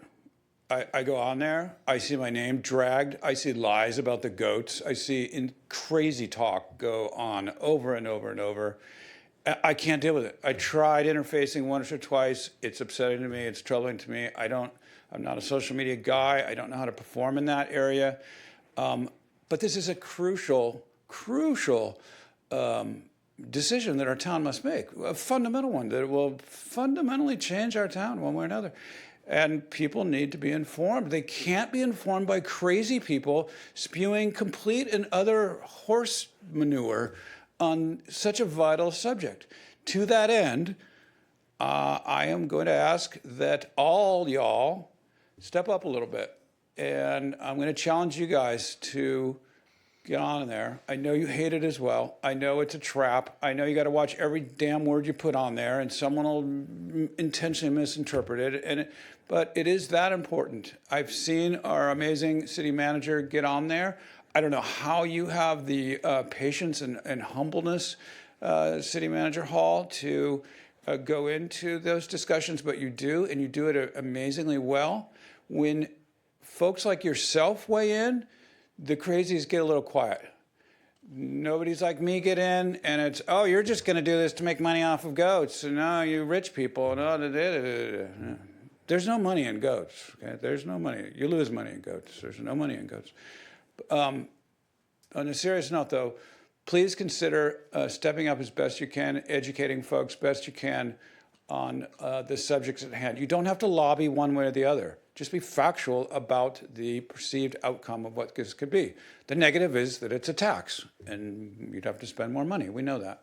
But the disingenuous aspect of it needs to be confronted if we're going to have informed citizenry. Thank you, Mike. Thank you. Well said. Cameron Cosgrove? Well, hi. The initiative's been on the city website for months. There you go. It's been on the initiative website for months. You Google it and you can get it. Okay, what I want to do is basically thank the 7,000 residents that signed that petition, because many of them signed it with a smile and a shared desire to protect our town. And I want to thank the many, many volunteers that showed up week after week, after work, on weekends. They didn't do it for recognition. They just did it because they believe this community is worth their time and worth their energy. and worth their effort. It's just worth it. But I want to share with you the experience that I had spending the last 6 months out in the community talking to thousands of people. I heard concerns, and I heard about how much our residents care about the future of our town. This did not feel like I was explaining something new to people. This was something that resonated with people. It gave a voice to what people were already thinking. It just offered a practical way forward. And seeing people respond in a way that really just reflected what they already cared about. We stood in the same place week after week. We had thousands of conversations with residents. And those conversations turned into something very consistent, which is a shared set of community values. I heard loud and clear that residents want to feel safe in their home. They want their neighborhood to be protected. They want to know that their kids are safe in their schools. Many people spoke very plainly about the wildfire risk that they live with every day, losing their insurance, paying double, triple, way more for their insurance, and just wanting to see stronger, more coordinated effort to protect our community. Residents told us that they want open spaces to be accessible and to be protected from natural hazards and not just be a looming fire hazard waiting to happen. So,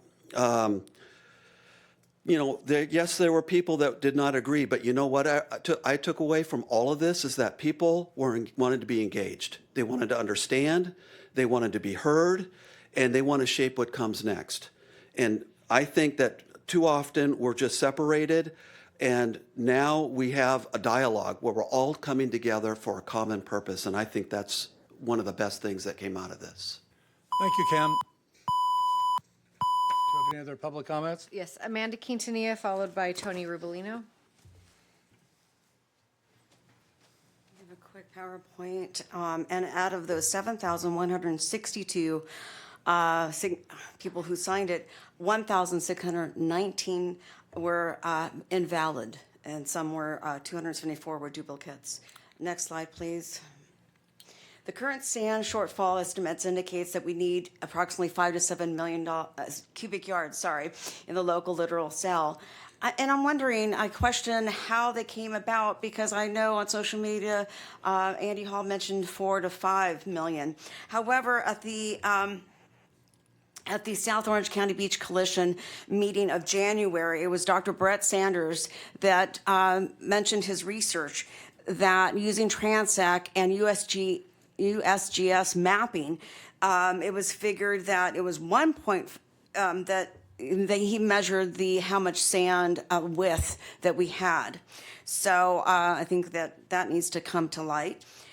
He said that 1.5 million cubic yards of sand was placed when the harbor went in at Doheny, and that's applied our beaches for decades. So that's a big difference between 4 to 5 million cubic yards of sand. Also, at the South Orange County Beach Coalition, the scoop permits at the county level are in the works, and that can be giving supply of sand to all private beaches, or any beach in Orange County, even to private beaches. And I wanted to give a big thank you to the OCTA for committing to 660,000 cubic yards of sand, and even at Cypress Shores and Linda Lane. So that should have been in that staff report, because that's something that should have been mentioned. As far as, next slide please, as far as our trails, and fire safety of fire roads and all that, we can use Measure M2 funds. And so that's big. And so I just don't understand why we have to use some other funds. Let's see. Next slide, please. Okay. Street funding, I think it says that approved fee for $3 million per year implemented to improve condition of the roads in San Clemente. But how much is that coming from Measure M2 funds? So that's something that should be divulged. Next slide, please. I think that's it. Let's see, and I just want to reiterate that the Measure M2 funds is a tax. Let's see, it is a 30-year half-cent sales tax approved in 2006. It was extended, and it's supposed to be extending until 2041. And so we need to use those funds before we lose them. So we don't need a sales tax. Thank you. Thank you, Amanda. Tony's up. Tony Rubolino, yes.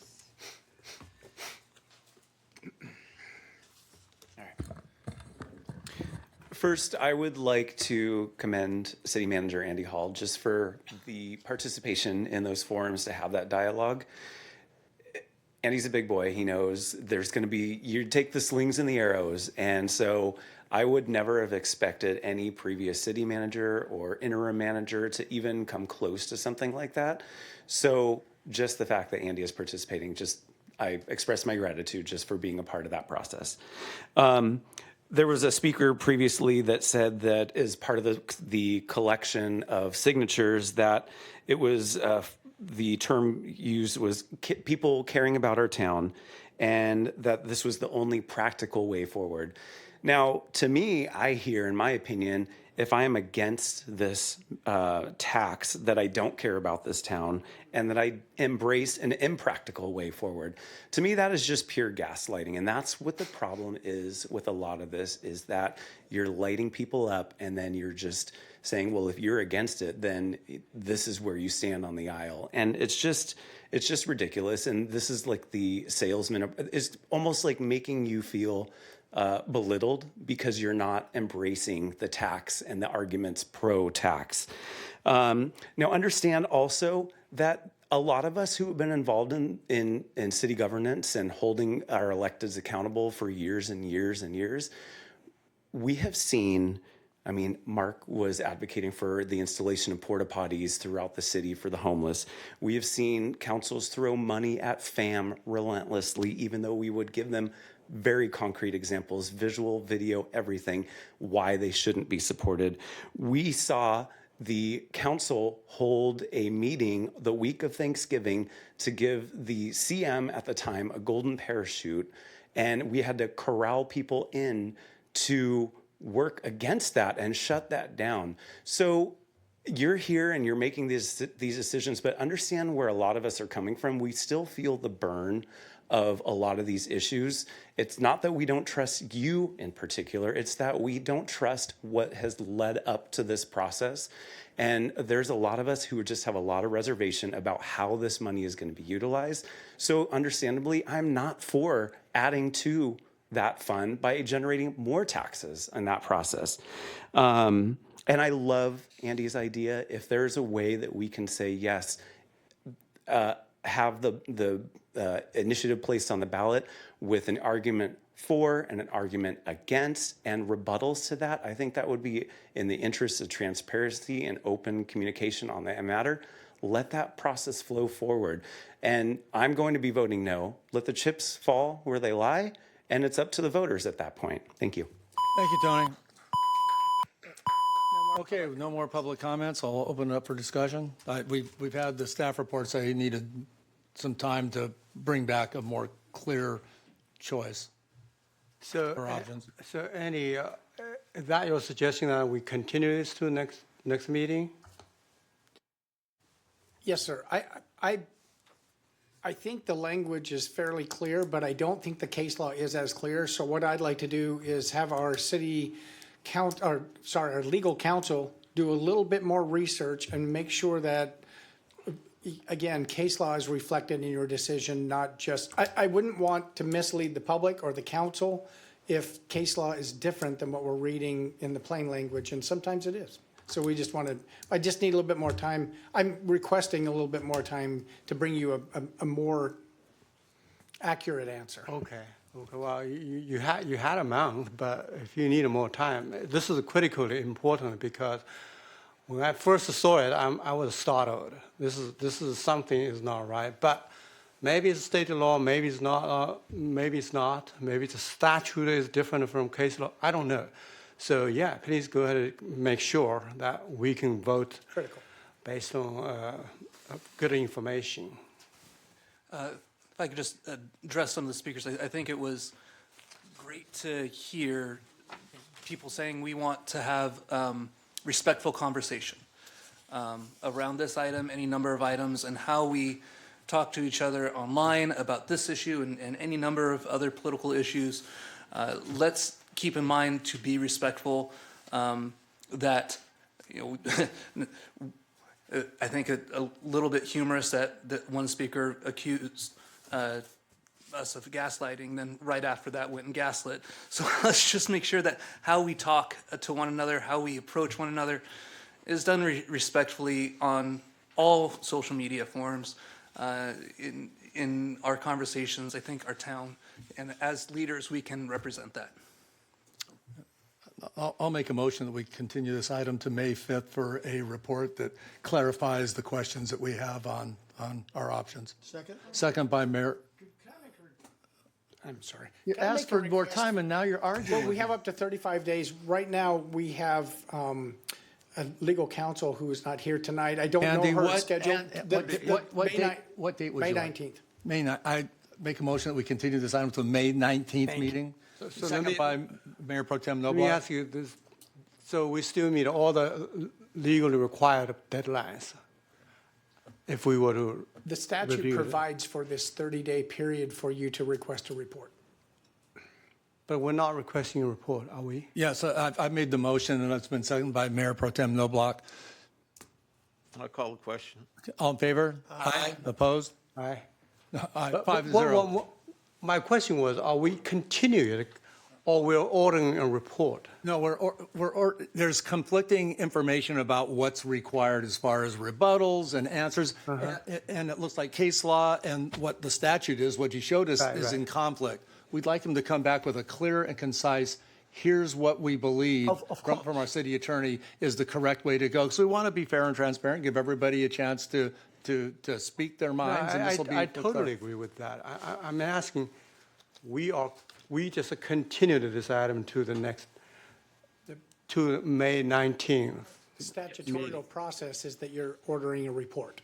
So, and that's the report I'll bring back. Oh, okay, so, okay. Yeah, and then we'll have the information we need. We can get this out of the way. Okay, I think you did vote yes, so didn't you? Yeah, Zen? yes, of Okay, course, passed of 5-0. Okay, next item on the agenda, moving right along, scheduling of meetings to interview and appoint individuals to serve on various city commissions and committees. So this is just a formality, Mayor and City Council, to bring forward to you that we have 23 vacancies coming up on our city commissions and committees effective July 1st. We will need to appoint new commission and committee members prior to that. So I'd like to set an interview date or two, depending on city council's preference, for sometime in June to interview candidates and make those appointments. What's our council meetings in June? Our council meetings are June 2nd and June 16th. Okay, as we've done in the past, would you guys like to maybe come in early on one of those days if you want to look at your calendars? And There are lots of people. there are lots of people. I mean, it looks like maybe a 2 o'clock. Yeah. May I make a suggestion that we split them up somehow and do half of them on June 2nd and then half of them on the following, so I'm trying to get my calendar out here, the following city council meeting, 2nd and the 16th. 2nd and 16th. Everybody check their calendar and see what's. I gave her my dates and she never asked about June dates, so I don't have my calendar. We talked about, Okay. yeah, so I think those 2 days you said worked. Okay. Those were their council meetings, so All right, you okay. were in town. The other options you suggested were June 4th and June 11th. Those are, off council days. It's Second, the 16th works for me. 2nd and 16th works for me. Yeah, June 4th is 2nd and graduation day. 16, let's do that. Okay, so we're doing the 2nd and the 16th. Now we got to decide what time we're going to come in on those days. The council meeting started at 5:30, 2:30. Well, God, it's looking like around 2 or 2:30, I think, is the only way to get through that many. You guys got some feeling on Well, that? we can take a look at the history. In the past, how long did we spend? In the past, we've had about half the amount. Yeah. Start around 2. Could we set it up for 2 and maybe something? Well, of course, what's going to change is more people are going to apply, you know. We set up for 2 o'clock for June 2nd, and then see if we can. And then another 2 o'clock potentially. For on June for 16th. 16, we can decide later. Well, people's calendars start to fill up. Right, we can't decide later because it's actually part of how we advertise. Oh, okay. So Okay. we need. Let's do 2 o'clock for the 2nd and the 16th. Their Can city we- council meeting dates, it's fine with me. Is that okay with you? Okay, 2 o'clock for the 2nd and the 16th. Okay. 2 o'clock, so if we were to have a closed session, it would be 5. Well, that's 5 give you or 3 4, hours. so 3 hours, okay. Lori, you think 3 hours would be enough? It depends on a couple of things, how many applicants we get, but we obviously don't know There's that. also options of what we can and- do is like say the council meeting starts at 5:30 and we haven't finished, we can ask the applicants to stay till the end, or we can, could we possibly say, can we move the council meeting to 6 o'clock and finish, or is that a You could do possibility? that. I think my recommendation, rather than having applicants wait for a several-hour meeting, would be to maybe have closed session at the end of, continue Yeah, closed move closed session. session to the very end. Okay. The other thing that the city council could and probably should decide is how much time you want to allot each interview, so each candidate, and you But can we do don't have that. to do that tonight. 'cause You we do don't not have know to how do that many- tonight, but you can do that at the beginning of We'll the figure meeting that. based on how many When applicants do the you have. applications close? This is the first step, and I wanted to get the dates first, and then I would determine when they would close. So at this point, with meetings being on, the first meetings being on June 2nd, I'd have to close the application period by May 20th in order for us to get you the agenda packet. And then we'll know exactly. It feels like each candidate would get maybe 5 to 10 minutes. 5 minutes would be enough. We might get 100 people apply. You just never know. So let's just set it up. Okay. You just need a consensus? Looks like you have a consensus. We have a consensus, 2 o'clock on June 2nd and 2 o'clock on June 16th. Perfect. Okay, thank you. Next item. Consideration of a first reading of an ordinance and to adopt an urgency ordinance to modify and standardize the parking time limits on portions of Avenida Del Mar, North and South El Camino Real, North and South Ola Vista, and the city-owned parking lot located at the San Clemente Library and Community Center with amendments to Section 28 of the city's traffic regulations and finding the ordinance is exempt from the California Environmental Quality Act. Good evening, Mayor, members of the City Council, Adam Atamian, Community Development Director. This item is related to some parking modifications that the staff is proposing in the areas shown in green on these maps. One on the left is the community center parking lot. The one on the right are the streets of portions of North and South El Camino Real, portions of Avenida Del Mar, and portions of North and South Ola Vista. The purpose of the item before you is to standardize the parking limits in the downtown area. Currently, there are different areas that have different time limits. And in some comments that the city staff has heard in previous meetings and as well as community meetings outside of city council, there have been some comments from the public related to increasing the parking time limit to 3 hours to better accommodate uses in the downtown. Staff feels like that's a really good way to, one, standardize everything, but two, provide a little bit more opportunity for patronage of the businesses in the downtown area. There has been some parking analysis that has been done by Ace Parking over the last couple weeks. The part of the concern initially was that people may have been parking in these areas all day long. That does not appear to be the case. In fact, what it looks like is that the vast majority of people that park in these areas are actually just under the 3-hour proposed window. And so there's a few things. But they're over the 2-hour. But some of them are over the 2-hour, but the vast majority of them are within the 3-hour. So staff is recommending two things here. One is a regular ordinance, just to go through the normal course of adoption of a code amendment. The second one, though, is an urgency ordinance that effectively does the same thing immediately. And the reason for the urgency ordinance is that the normal adoption process would make these new regulations effective at the beginning of June, and that's already well into our summer season. I think there would be a lot of confusion on the part of the public to change time limits during that peak season. So staff feels that an urgency ordinance would be appropriate in this case. So we are available for any questions, but this is before the council for your consideration. Okay, I just got one question. Did you look at, I guess the community lot is all day on, parking right now. Did you look at making that 3-hour parking also to move the parking in that? That probably wasn't even part of the ACE parking study because it's parking all day. The ACE parking analysis included the community center parking lot. Okay, so would that be something reasonable to look at, is just making it a flat 3 hours? That's included in the ordinance, is make that 8-hour. All 3 hours. 3-hour. Currently, it does allow for all day. There's limitations on parking overnight, but that would be included. Did you look at how many parking places, the library, they got like 12 parking places now for staff? I've strolled into the library several times. I've never seen more than 2 or 3 people in there. So the parking that's identified for library staff is part of the MOU that we have with the library. Staff can look into that, but at this point, we're not recommending any changes to that. Could we move them to in front of the library?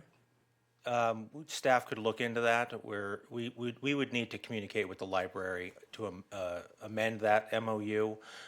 They asked to have them away from the library? Is that the original MOU?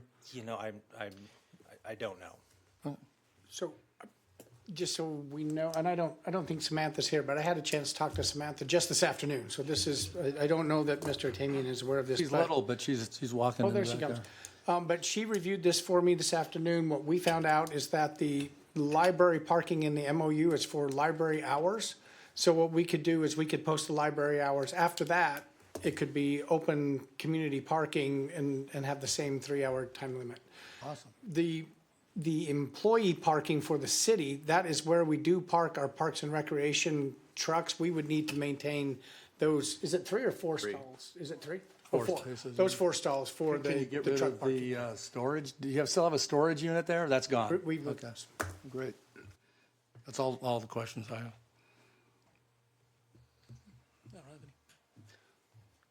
Well, Two separate motions. One for the regular ordinance, one for urgency.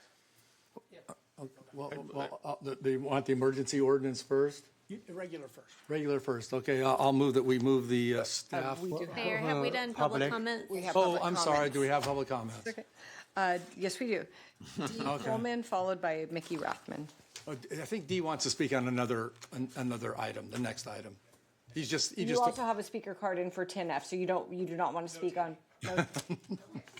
Mickey Rathman. I apologize, Mickey, for trying to blast right by you. I'm sorry. It's all good. It's getting late. I understand. Good evening, Mayor and council members. Mickey Rathman, local resident and downtown business owner. And I'm just so excited that we're working on parking with ideas and trying to do something. So I just think it's great. I support the proposal to move downtown parking to a 3-hour limit, but want to emphasize that time limits alone won't necessarily solve our problems. Enforcement is key to making any parking policy actually work. Without consistent enforcement, longer or shorter time limits don't really matter. Spaces stay occupied, turnover doesn't happen, and customers who are the lifeblood of small downtown businesses and restaurants struggle to find parking. Effective enforcement ensures that parking spaces are used as intended for active visitors, not long-term car storage. I also support adding a limited number of short-term spaces, 20 to 30 minutes, in the highest demand areas. These quick stop spots are essential for people running brief errands like picking up food, grabbing coffee, making a quick purchase. When designed well, they can increase our turnover and make downtown more convenient without taking away from longer visits. I also want to highlight the importance of the shared parking agreements, which I know you're considering. I strongly support the city pursuing these partnerships, even if the lots are not available 24/7. Parking demands fluctuate throughout the day, and many private lots sit underutilized during certain hours. With strategic agreements, those spaces can serve nearby businesses and visitors when they're needed most. In addition, a better system to connect business owners with the available parking options. For example, if you were to use the Presidio lot for evening parking, to make it very specific for restaurants and bars that are within a one block radius of that. If you were to use the, Dave's lot, same thing. Really make it specific for businesses so that business owners know where to tell their employees to park. Enforcing the rules, smart short-term parking, expanding the access through those shared agreements, I think could improve, and especially with great hand-holding communication between the city and the business owners would make a really big difference. So thank you so much for considering. Yeah, thanks, Mickey. And for the residents, enforcement is going to be a key to this because we've employed Ace Parking to help us do the pilot program, and they're going to be out there. They have license plate readers. They're going to be the ones that are going to start the enforcement here pretty soon. So we think we're going to have much more consistent enforcement. And also, we asked a question of our city manager, explain just a little bit more detail what that entails, so that. Sure. I mean, you were going to ask the same question I was, but or staff, because Ace Parking is, as you say, is going to be the key, and maybe you could tell people what Ace Parking model is. I don't know. Yeah, sure. So we have, for about the last, several weeks, probably 4 or 5 weeks now, we have Ace Parking who has been driving through the downtown area, and what they are able to do, they have some equipment, some license plate readers, and they're able to identify how long cars have been in the same spot, and in real time, they're able to provide us data. So we have data now about how long each car is staying in each space. They can do it right down to the specific license plate. And so we're able to now provide you, as we move forward, with a lot better information. For example, what we did find out is that more than 90% of the people in the areas that we're talking about, more than 90% are staying less than 3 hours. So that 90%, we're going to get 90% compliance at 3 hours. It's going to drop at 2. It'd certainly drop a lot more at 1. So that seems to be about the right time frame that people need to do their business in downtown. And it's based on data. We heard a lot of anecdotal data that, employees park there all day long. Well, some of them probably do, but more than 90% of the people are staying there for less than 3 hours. And we wanted you to be able to make decisions based on facts rather than kind of what people might think is happening. This is actually giving you some data to make good decisions as we move forward in that area. Help us understand, in terms of enforcement, once they begin enforcing, they drive a vehicle, they're probably going to catch and ticket people a lot better than throwing a chalk mark on the road. And explain that difference. Yeah, this technology is a little bit more advanced than that. So they're able to drive by, and if a license plate, they'll read the license plate. If they drive back by in 3 hours and that license plate's in that same place, it'll notify them, and they'll be able to go tag that car. So there is no physical marking of tires or anything like that. They would just be able to tell by that license plate reader. It's a pretty efficient system. And they'll be out there every day. Correct. Yeah. And also during the parking hours from 9 a.m. to 6 p.m. And this doesn't preclude the fact that staff is still looking into we've talked about auxiliary lots on Granada and Cabrillo, and possibly using those lots for employee parking also, permit parking, which you already kind of have in place. Correct, So and we're still a review pursuing. of some of the striping that we talked about earlier. Right. Yeah, we need to constantly be looking. So the other thing we found out is that even though this cycle is taking place and 90% of the cars are moving every 3 hours, the other thing they found out is every one of our parking lots in the downtown area is full all the time. So we do need to try to find ways to identify more parking, public parking. There are some private lots that we need to look at, but the public parking is full, I think about that same amount. About 90% is consumed during the hours between 9 a.m. and 6 p.m. It's very busy down there. It's great. That's a good thing. So. And are we also looking at furthering public transportation as well? Yeah, that's one thing that has been brought up, is that our trolleys stop operating before the restaurants close. So that's something that we do need to talk about as a community and with the council, is maybe we need to extend those hours so more people feel more comfortable parking and using the trolley system and don't feel like they're going to get stuck downtown while they're eating dinner. So that's a good point as well. I've been told we have another speaker card that we sorry. overlooked. No, it's totally my fault. So who is that, Laura? Tony Rubolino. Tony. Again, I apologize for blasting. Twice in an Okay. So my wife sets up family shoots for us, and we go all up and down different beaches, and she likes that scene, and so I just kind of follow along and get it done.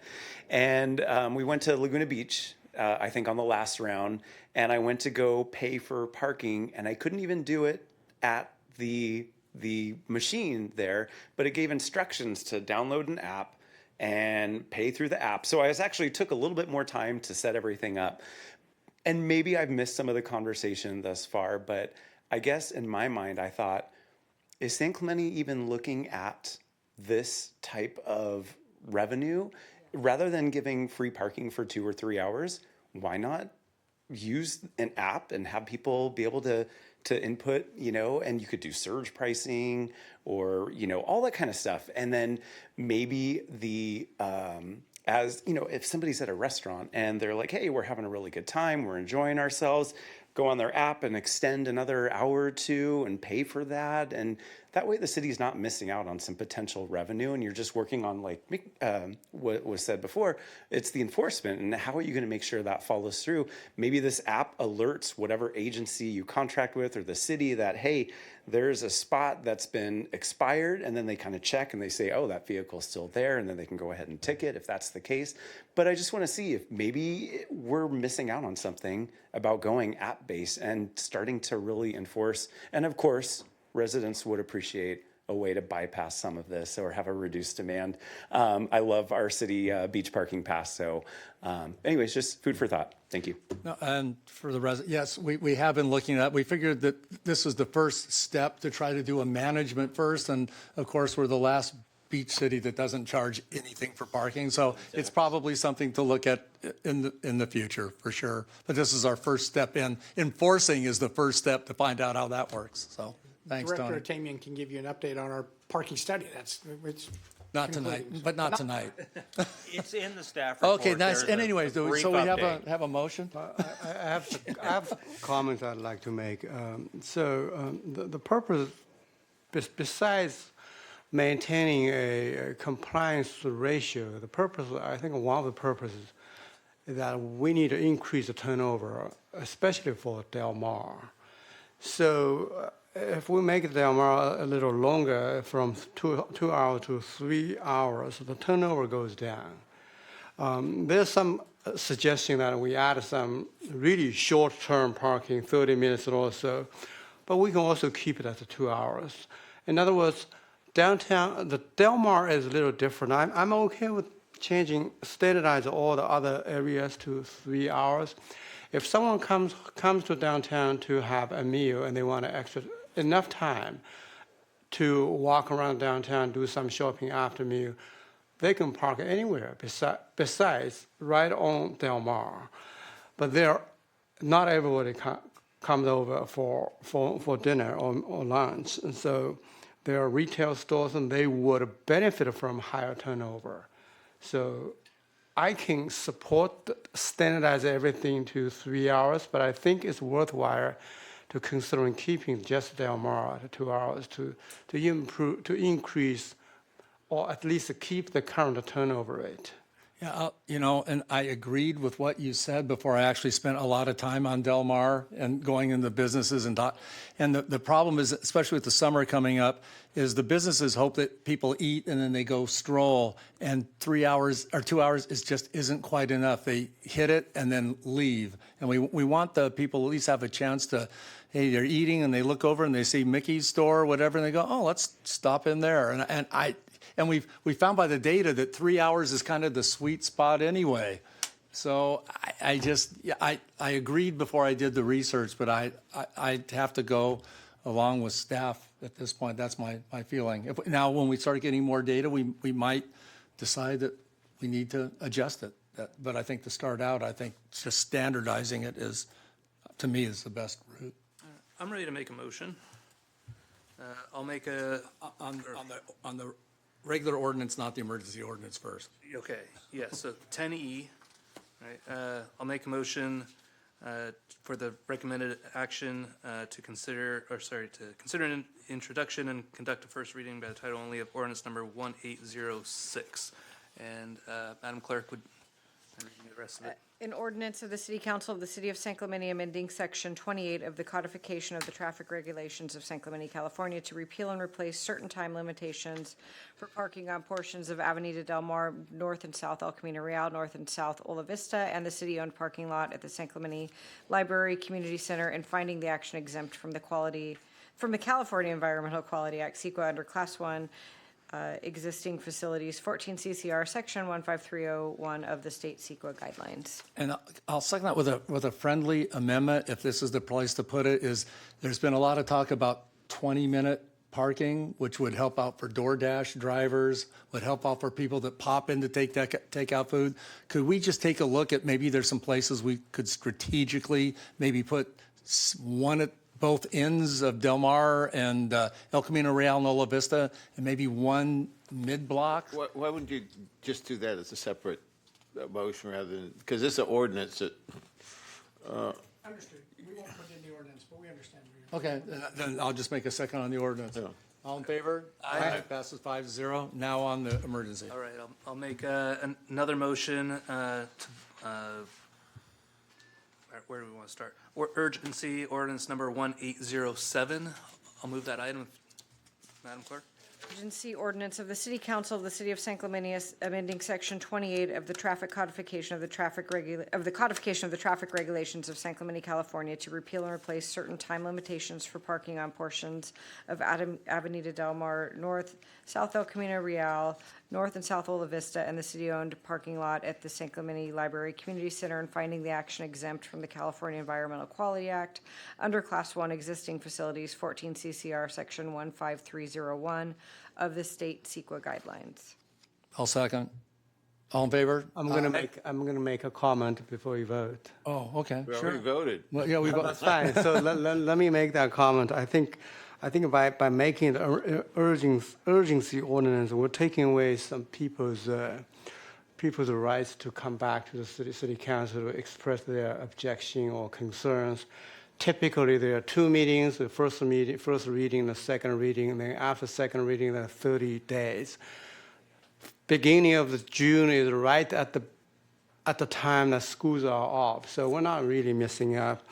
I would like to keep the urgency ordinance for true emergency, that something that threatens public peace, health, and safety, such as pandemic or riot or natural disaster. So I'm not going to vote for that. Okay. So you're a no vote. I'm a no vote for the urgency. Okay, passes 4-1. Next item. Okay. Sorry, let me just finish writing that down. Okay, this is item 10F, informational report on the Community Safety and Welfare Committee's recommendation regarding 72-hour parking regulations and consideration of further action. Good evening, Mayor and Council. This item is a continuation of a meeting that the council had last October. We had a member of the public come and talk about the 72-hour parking limit and concerns about how that is effectively implemented or not. And the council directed that this item be presented to the Community Safety and Welfare Committee, and that a recommendation be elicited from them and brought back to the council. The committee reviewed this at 2 of their meetings earlier this year, and they decided and passed by motion to not recommend any changes to the 72-hour parking limit. There was some discussion at the committee meeting about enforceability concerns and just the general effectiveness of changing the ordinance, and so they made a motion to not recommend any changes. In their discussion, it should be noted that they did talk about potentially improving the street sweeping regulations, especially in the Shore Cliffs area where street sweeping does occur, but there's no signage that requires cars to move during that time. So staff is bringing this item back to the council. The staff report includes a number of considerations that we think are important for the council to consider or weigh when they're reviewing potential initiation of an amendment to the 72-hour parking regulations if they should desire to go that direction, but staff is available for any questions if there are any. So do other cities require more than moving an inch every 72 hours? Or? Yes, there are a number of cities that do require varying distances, a 1/16 of a mile, an 1/8 of a mile. And it's typically just stated that after 72 hours, a vehicle must be moved at least a certain distance. Okay. Any other questions of staff? Just in terms of regulation, let's say we were to put this in there, how feasible would it be to monitor this? Could it be that someone just, okay, he moves down a quarter mile for 5 minutes, then moves back to his original parking spot? Well, there's a couple considerations with that. One is that there could be a specified minimum distance, and in order to meet that, somebody drives around, puts that many miles or portions of a mile on their odometer, and parks in the exact same spot. That could be one way to effectively comply. The other would be to actually have to move a certain distance, which the enforceability of that is difficult at best. And then there's also a question of what happens if somebody moves their vehicle onto their private property that's adjacent to the street. That's not a minimum distance, but they've effectively removed it from the public right-of-way. So does that allow them to then back it off of their driveway and put it right back in the same spot? Those questions are difficult to answer. The other issue is that a lot of these distance requirements were established at a time when you could read the odometer of vehicles that are parked on the side of the road. Now that most of them are electronic, the vehicle needs to be on in order to see that. And so there would really be no way to verify whether somebody's actually moved it at all. Any other questions of staff? Yeah, for other cities that have those requirements, how do they enforce it, and how effective are they? That is something I cannot answer. I don't know the protocols of other cities. Most of these parking in public street issues are under the jurisdiction of a local police department, or in our case, police services, which is handled by the Orange County Sheriff's Department. If Captain Chevalier wants to speak on the item, he's more than welcome Captain, to. But I don't know the specifics of how other jurisdictions operate. Captain, give us some insight.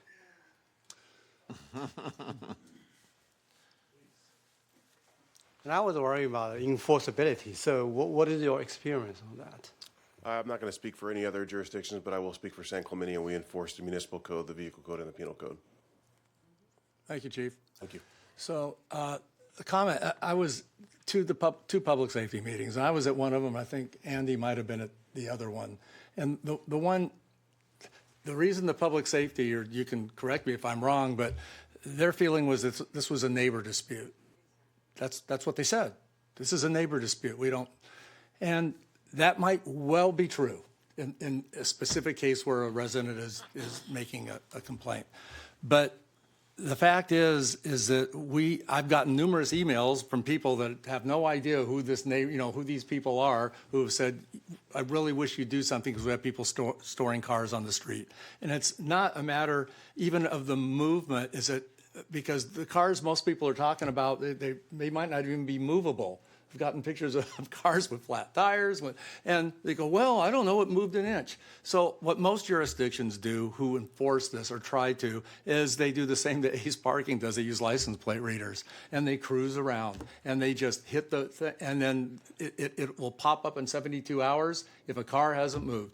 And the fact is, the street sweeping will really, really help this. If we can get things posted and get street sweeping enforced, then these cars that are dumped will probably move or they can get towed. But we also should fall into line with, and it's not always about enforcement. It's about the fact is most people comply with the law. And if they know they can't leave their cars stored on the street, they'll figure a way to move them or they'll get them off. So where I think a quarter of a mile or whatever we've had with commercial vehicles, I think is probably a little excessive, but I think if we make our ordinance that you have to move your car 100 feet every 72 hours, most people will do that. Now, they might move it across the street, or they might, but at least I think that they will at least show some movement in their vehicles, and then tied together with the street sweeping signage and enforcement, which we can do with our RSVPs, are more than happy to go out and follow that street sweeper and do enforcement. I just think it's a two-prong issue. I don't think it's family dispute has nothing, or neighbor dispute has nothing to do with it. There are always going to be those, and it's going to be tough to deal with those. But I think in the city as a general, I think most people will try to comply with that, and at least we'll get some relief and quality of life, and some, especially down by the Pier Bowl and these places where you have cars that never move. So that's my feel. That would be my feeling is that we do amend our 72-hour ordinance and move. You have to move your car every 72 hours. Whether we can enforce it or not, well, we'll try. But at least it'll be something. Well, the current ordinance says they need to move an every inch. 70 hours. An inch. So you don't have to have your turn around car. You can just so push you're it. proposing 100 feet. 100 feet. That's hard to push that car 100 feet or an operable vehicle. So I think when somebody calls when they have dumped a car there that's obviously inoperable, you call the RSVPs, they'll go check it, and bless their hearts, if they can get that vehicle operable and moving, then it'll solve the problem. If it doesn't, that they'll cite it and then can tow it. Okay. And we don't just actively drive around to look for those things. It's mostly based on by the complaints. complaint, It's right? complaint based. Okay. Absolutely. Absolutely. Can I ask then, are you making a motion to, for staff to come back with a new ordinance that would? Mayor, I'm sorry, before have you comments. make a, Oh, we before you have make a public motion, we have public comments, yes. Okay. I'm sorry. I should have known. Dee, you're probably here to make a comment, huh? Well, Question for staff before the okay, wait 1 second. Yeah. question staff. Yeah.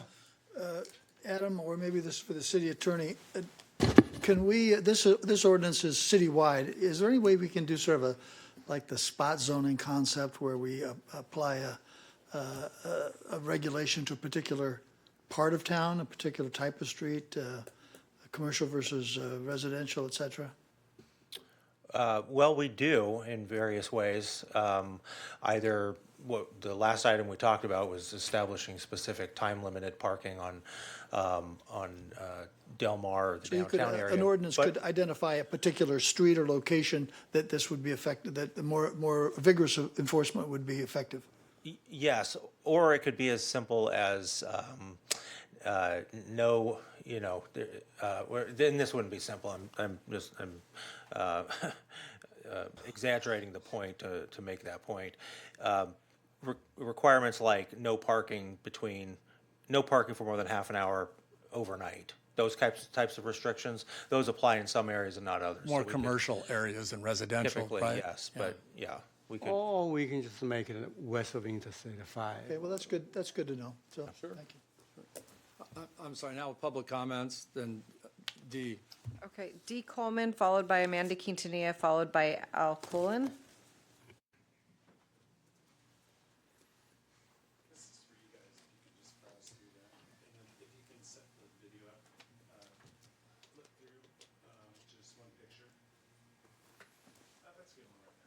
You want to hand me those, Laura? So what do you? what he has. Okay. So I came to you 6 months ago, and it was in regards to this vehicle that's parked next to our house. It's funny, Victor's talking about 20-minute violations, 3-hour violations, et cetera. That car hasn't moved for the last 6 months at all. And everybody in this room has a home here in this city. And this isn't a neighbor dispute. This is a neighborhood dispute. It's an area dispute. Imagine your neighbor moves in and parks that car there. And 1,460 days goes by. That's 4.5 years, and it doesn't move. I don't think people would like that. And you call the police 42 times to have them move it. It moves 6 inches, maybe 3 inches. But it hasn't moved in 4.5 years from that spot. So the thing is, this is an ongoing problem. And so I am deeply concerned about the Community Safety and Welfare's report and the recommendation. I feel that it lacks merit and fails to address the persistent problems that the residents face. I respectfully urge the council to reconsider this position for the following reasons. A, it's a conflict of interest and a lack of objectivity by the panel. I was at the meeting with Mayor Loeffler and Andy Hall, and everybody seemed to be in agreement to have this changed, but there was one who was not, and that was Mr. James Royer. He actually was a little hostile and was saying that, oh, this seems like a neighborly issue. And I was kind of at odds about that, and I thought about it, and it turned out Mr. Royer lives in my neighborhood. And so I drove by his house, and it was kind of odd, but you know what? He has a truck park in front of his house. And I went by again the next day in the same spot, and the next day, and the next day, and the next day. And his neighbors are doing the same thing. So it's kind of funny when the report came to not do anything, and the city of San Diego saw that it was a 7-0 that we should change it, and our city says 0-7 that we shouldn't change it. I thought that was really odd from my perspective, the way I was treated at the meeting, and based on the fact that there's a lot of people that feel that this should be changed. So I think, you know, several California municipalities have already identified similar problems with this program. Cities including Dana Point, Newport, San Diego, Pismo Beach, Lomita, all these other cities, and they're changing their ordinance. We need to change this ordinance. We have one of the top cities in the country. We need to keep expanding on this with good city management, especially with the Olympics coming. I think the plate reader is a great thing, but I think we need to change that ordinance. Thank you, Mr. Coleman. Amanda?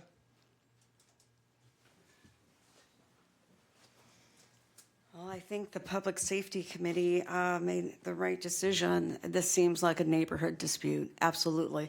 For someone who fought the RV parking for 5 years, that's one thing, right? When you have someone camping out there and there's concerns regarding the safety, public safety of children and people that go to Las Palmas, because they were going on to Las Palmas. So that is a concern, but I think that as a 55-plus San Clemente resident, having to move a car 100 feet or an eighth of a mile, especially during street sweeping or when there's trash day, that's going to be so hard to do. And it gets to be a little bit retaliatory, right? And thinking, okay, I got to move it. And I think it's a neighborhood issue, I guess. Concern, but I don't think it should be. Everybody else in our town needs to be penalized for that. I think that when you're in a neighborhood, you talk things out if it becomes a problem, and if you have to call the police 42 times. Gee, I wish I've only called 42 times on the RV parking, but no, it was consistently calling. And Captain Chevalier actually knows that. But I think that things are in place. This should just be a receive and file, and that's should be the end of that. But I think this is retaliatory, and I don't think that should be it should be done. It's just not right. But moving 100 feet to an eighth of a mile, especially by Maxburg Park, is going to be an issue, right? It really will be, or down at the pier, where it is limited, and that there is paid parking there. So anyways, I just wanted to mention that. And yeah, I don't think that this is right. I think our deputies, when you call, if a car is there for 72 hours, they come out, mark it, chalk it, whatever, and they do a brilliant job, and I really appreciate that. Thank you. Thank you, Amanda. Next speaker. Alton Cullen.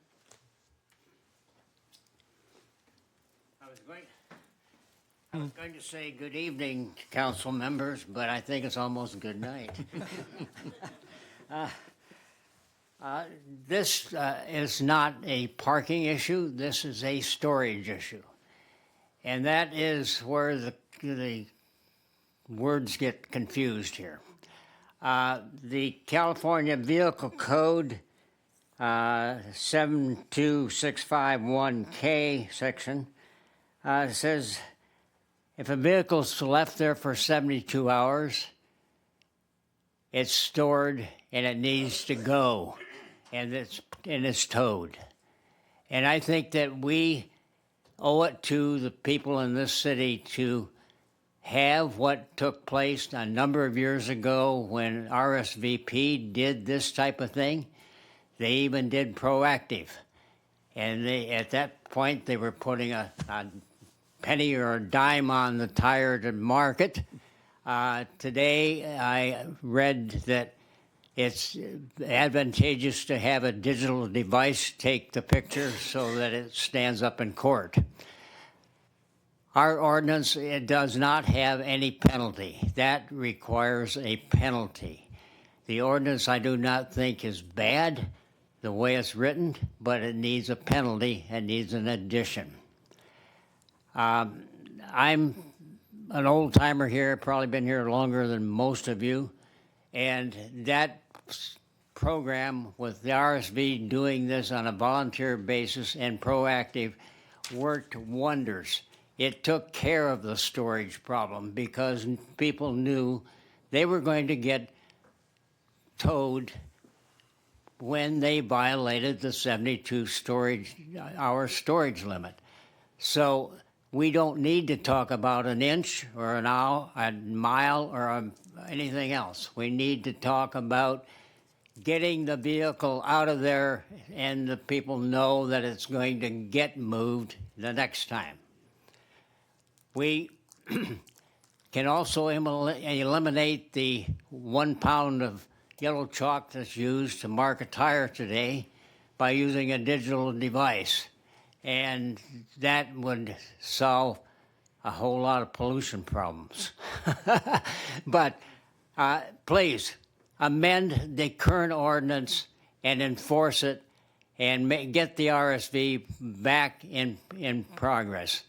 Currently, I am aware of that when a car is marked and it's moved, that they don't come back even in the 72 hours to see if it's still there. You have to call again to even get that car moved and someone to... Okay. I've said it all. Bye. Thank you. Yeah, and yeah, we forget that it's not 72 hours and it's a parking violation. It's supposed to be 72 hours and we tow the car away. And as you see and I agree with Captain Chevalier, you call somebody and they'll come out and mark the tires. You saw the pictures. They moved it just outside 2 inches.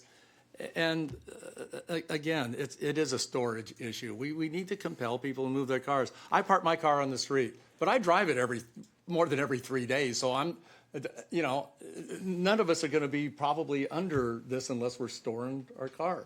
So I just think it's a reasonable thing to do the 100 feet and do the street sweeping and get the RSVPs out there to. So are you making a motion that staff come back with an update to an ordinance that would include a 100-foot change?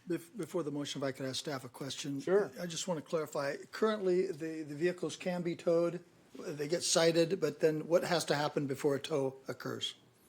Do they need a second call, or what has to happen?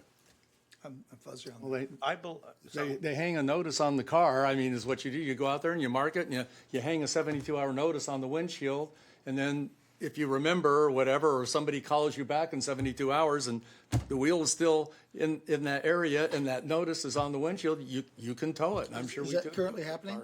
So my understanding is that currently a ticket would be issued for parking over 72 hours.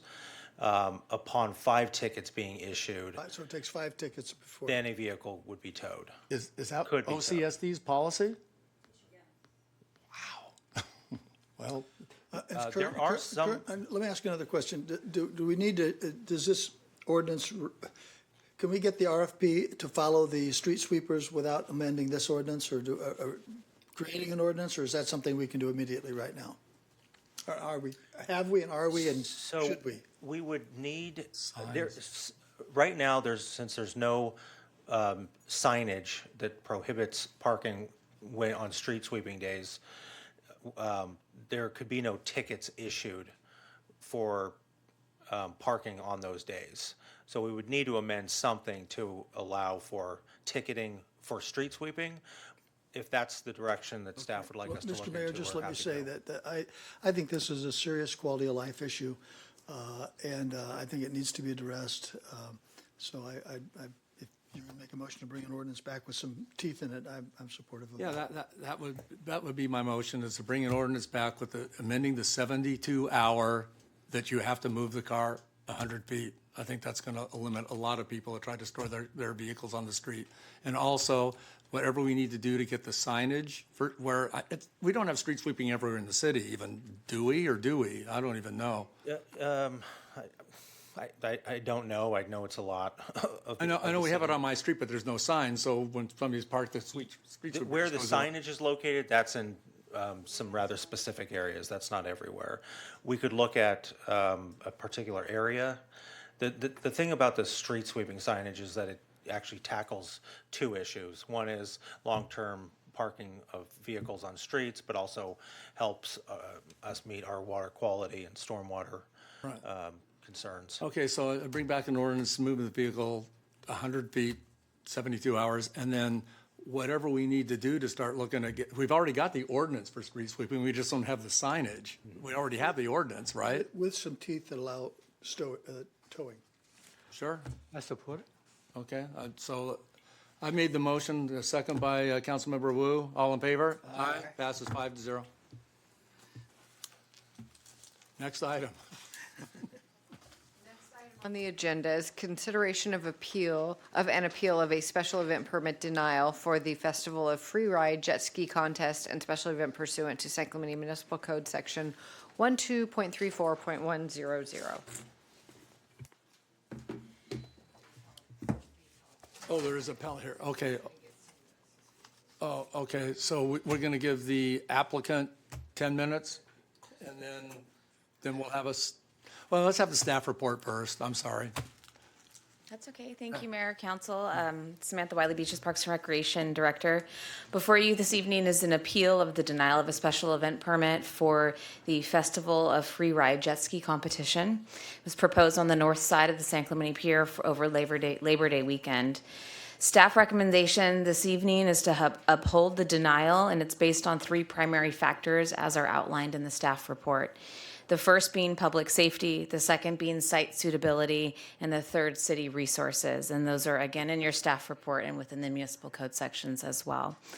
From a public safety standpoint, and as City Manager Hall mentioned, our Marine Safety Chief Malott is unfortunately not here today, but the determination came from his level that operating a high-performance motorized watercraft, as was presented in the application, in close proximity to both the shoreline and the municipal pier, presents inherent risks that could not be adequately mitigated due to changes in our beach topography, swells, and currents as well. Site suitability, that stretch of beach, as we know, is one of our most popular and precious areas of our beach for our surfing, as well as swimming just on the other side of headquarters. And again, based on the application, with the scale and the nature of the event, it would significantly impact the general public use of that space. And third, city resources.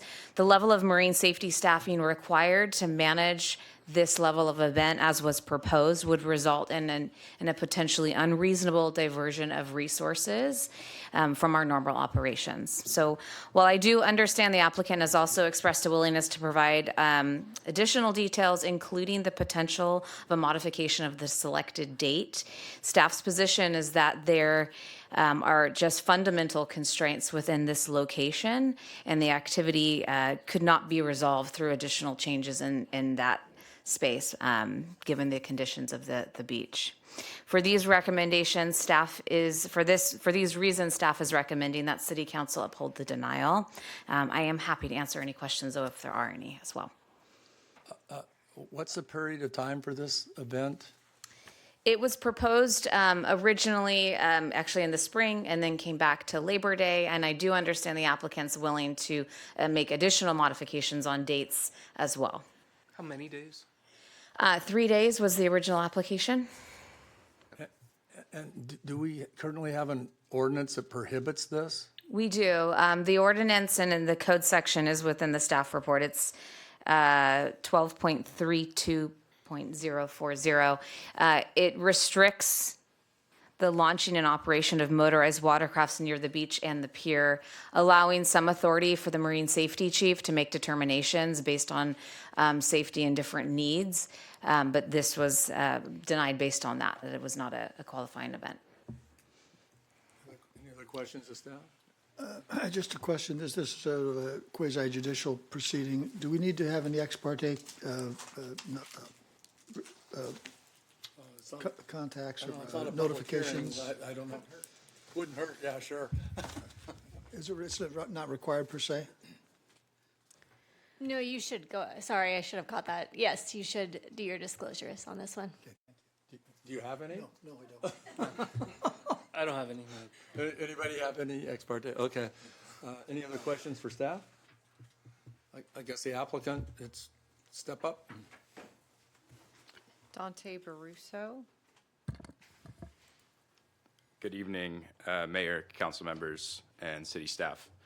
Thank you for your time tonight and for your service to San Clemente. I'd like to begin by saying that I respect the concerns raised by staff in marine safety, and I appreciate the responsibility each of you carries protecting public safety, preserving beach access, and ensuring in any special event is appropriate for the community. I wanted to make clear that at the outset that I am not here to challenge the city or disregard the denial. I'm here respectfully to ask for a workable path forward.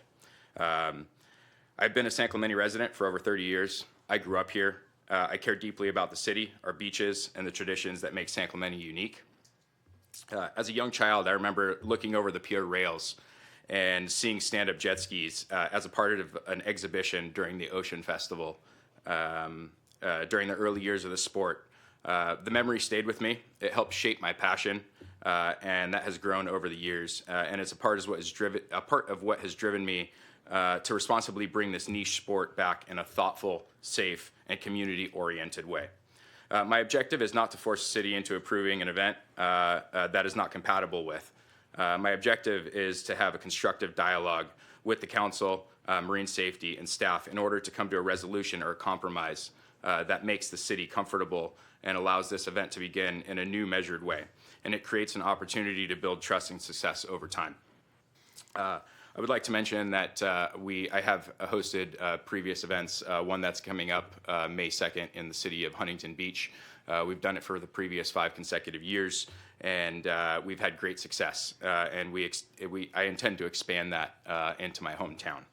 I understand that the denial was based on 3 principal municipal codes concerns: restriction on launching and operating motorized watercraft near the beach and pier under Section 12.32040, site suitability under Section 12.34020, and the unreasonable diversion of city resources under Section 12.34090. I also understand that the staff's position is that these concerns cannot be sufficiently resolved through reasonable conditions. Respectfully, I do believe that there's a viable path forward through modification, compromise, and carefully structured conditions. First, with regards to 12.32040, I understand the concern about launching and operating motorized watercraft near the shoreline and municipal pier, but that section by its own terms is not an automatic prohibition. It allows written marine safety approval as part of the sanctioned event. That means that code contemplates that under the right of the circumstances and with the proper safeguards, such event may be considered. That is what I am asking for tonight, not an exception to the rules, but an opportunity to work within them. As for launching these lightweight stand-up watercrafts that do not require trucks, trailers, tractors, or any motorized launch equipment on the beach, they're transported using simple two-wheeled carts that balance their weight on the weight of the craft and allow them to be loaded and unloaded efficiently and safely by a single person, and even more safely by trained participants and event staff. With proper supervision, designated launch windows, and controlled ingress and egress procedures, this can be done in an orderly manner without creating meaningful risk to bystanders or the surrounding beach environment. As for the operations near the pier, I am fully willing to modify the event to provide greater comfort to the city and marine safety. If the original area north of the pier is too sensitive, we are willing to shift the event either farther north in between the pier and the clock tower. Willing to increase the buffers from the pier. We're also willing to establish designated launch and recovery lanes, participant accountability procedures, safety spotters, radio communication, on-water support, etc. We are also willing to discuss the possible locations, other possible locations, including T Street, if that is an operationally safer and more suitable nature for the nature of the contest, where the wave conditions are important as we operate much like a surf contest. In other words, we are not asking the city to accept this in rigid form. We are asking for a chance to adapt the event so that we can fit within a structure that's safe and acceptable. Second, with respect to the site suitability under section 12.34020, I understand the concern must not unduly interfere with the general public and with the beach surrounding area. The staff report notes that the area north of the pier is heavily used by the public, and that the proposed event, as initially submitted, could significantly interfere with surfers, swimmers, and shoreline access. That is precisely why I believe a modified format is an appropriate solution. I'm willing to reduce the event footprint, the number of participants, shorten the duration, and scale back the infrastructure in any capacity to do so. I'm willing to structure this as a softer first-year entry, possibly in a reduced pilot format or as a potential part of the Ocean Festival to get you guys suitably comfortable with the format so that the city can evaluate whether this type of event can be safely and responsibly accommodated for considering any larger future formats. That kind of pilot approach would give the city control. It would allow marine safety and staff to shape the conditions, and it would allow the event to earn trust rather than ask for it all at once. Third, with respect to section 12.34090 and the concern about the unreasonable diversion of city resources, I understand why that concern was heightened by the originally proposed dates of September 4th through 6th, which fall on Labor Day weekend, during a high-use period at the beach. The staff specifically notes concern over the timing, a 3-day duration, and the result needing for substantial deployment of marine safety personnel and other city resources. I want to address that directly. If Labor Day weekend is too burdensome, then I'm willing to move the event to a different weekend. If 3 days is too much, I'm willing to reduce the format.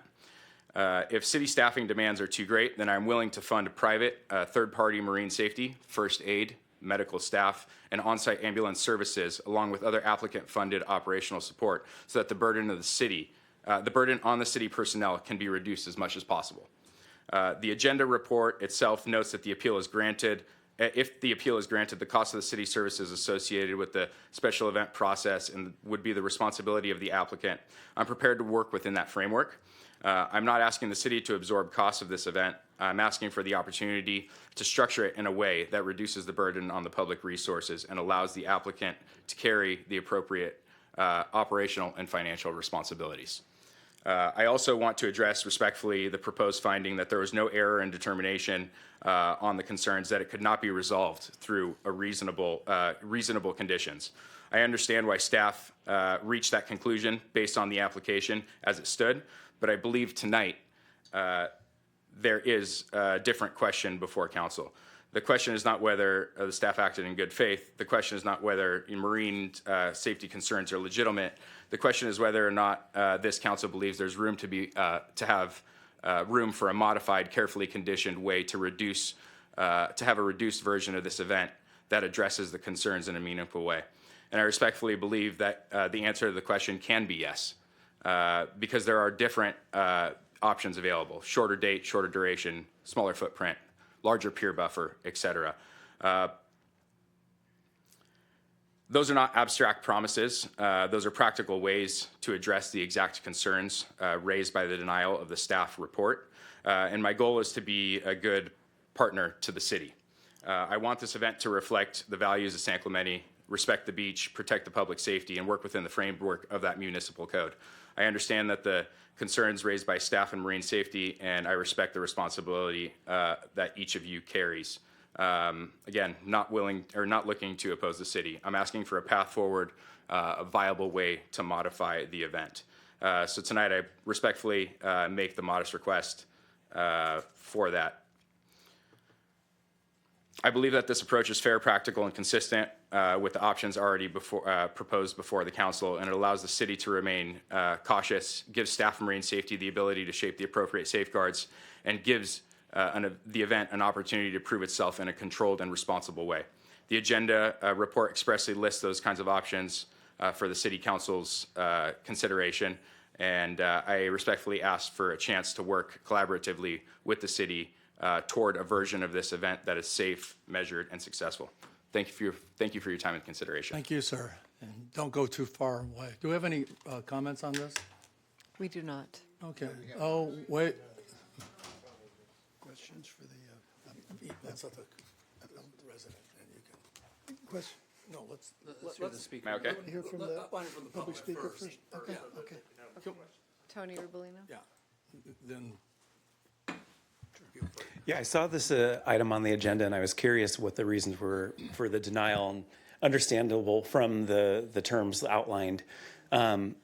Recently, I was over at the beach during one of those recent heat waves, and between Linda Lane and the clock tower, and there were some tiger sharks that were out kind of circulating a little bit out from the shore, and so the lifeguards had to launch a Sea-Doo multiple times to get out there and kind of do their donuts and kind of like push the sharks back away from the shore. And of course, it was bringing the stingrays closer to the shoreline. But anyways, that's a different story. But it was interesting to watch how easily and quickly it could be done and safely. I don't know who these people are. I'm not familiar with this event. But again, we're talking about city revenue, events, things like this. I think this would be kind of cool to see some jet skis out there performing and, catching some air and things like that. I think that there's a way that it sounds like they're extremely flexible and much, very willing to work with you and make it accommodating, the right time, the right circumstances, the right situation. Again, I have no connection. I've never met these gentlemen before, but it sounds like they're really wanting to work in the interest of the benefit of the city. And, the Department of War had their showcase event not too long ago. I bumped into Chief Chevalier while we were out there, and it brought a lot of people out to town. It was just kind of a cool event that was going on. And, while we're out there, we're like, hey, let's go stop. We'll get a coffee. We'll get some ice cream for the kids or something like that. Like things like this, we should be wanting these types of events, and they're going to bring net revenue to the city and the businesses that are affected. So anyways, just consider. Thanks. Thank you, Tony. But I think you meant white sharks, not tiger sharks. God, we don't need tiger sharks, too. We have another speaker on We have this another item. speaker. Amanda Quintanilla. Big surprise,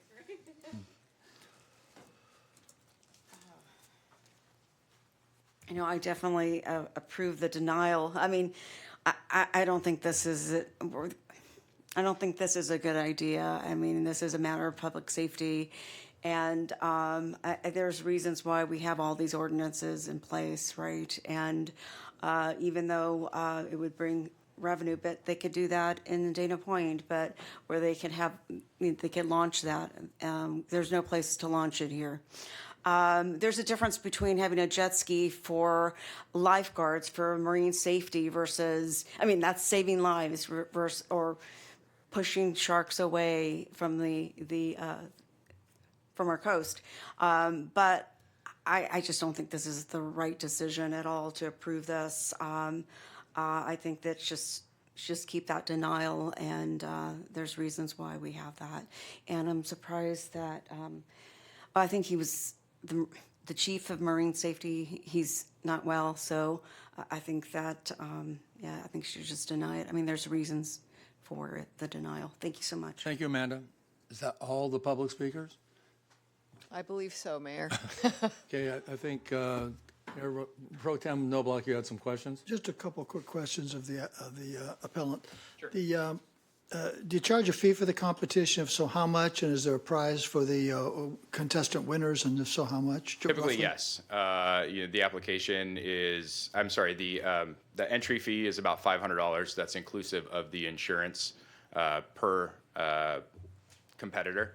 And then, we host typically a purse for the first three, as we would in any professional type competition. And the purse is how much?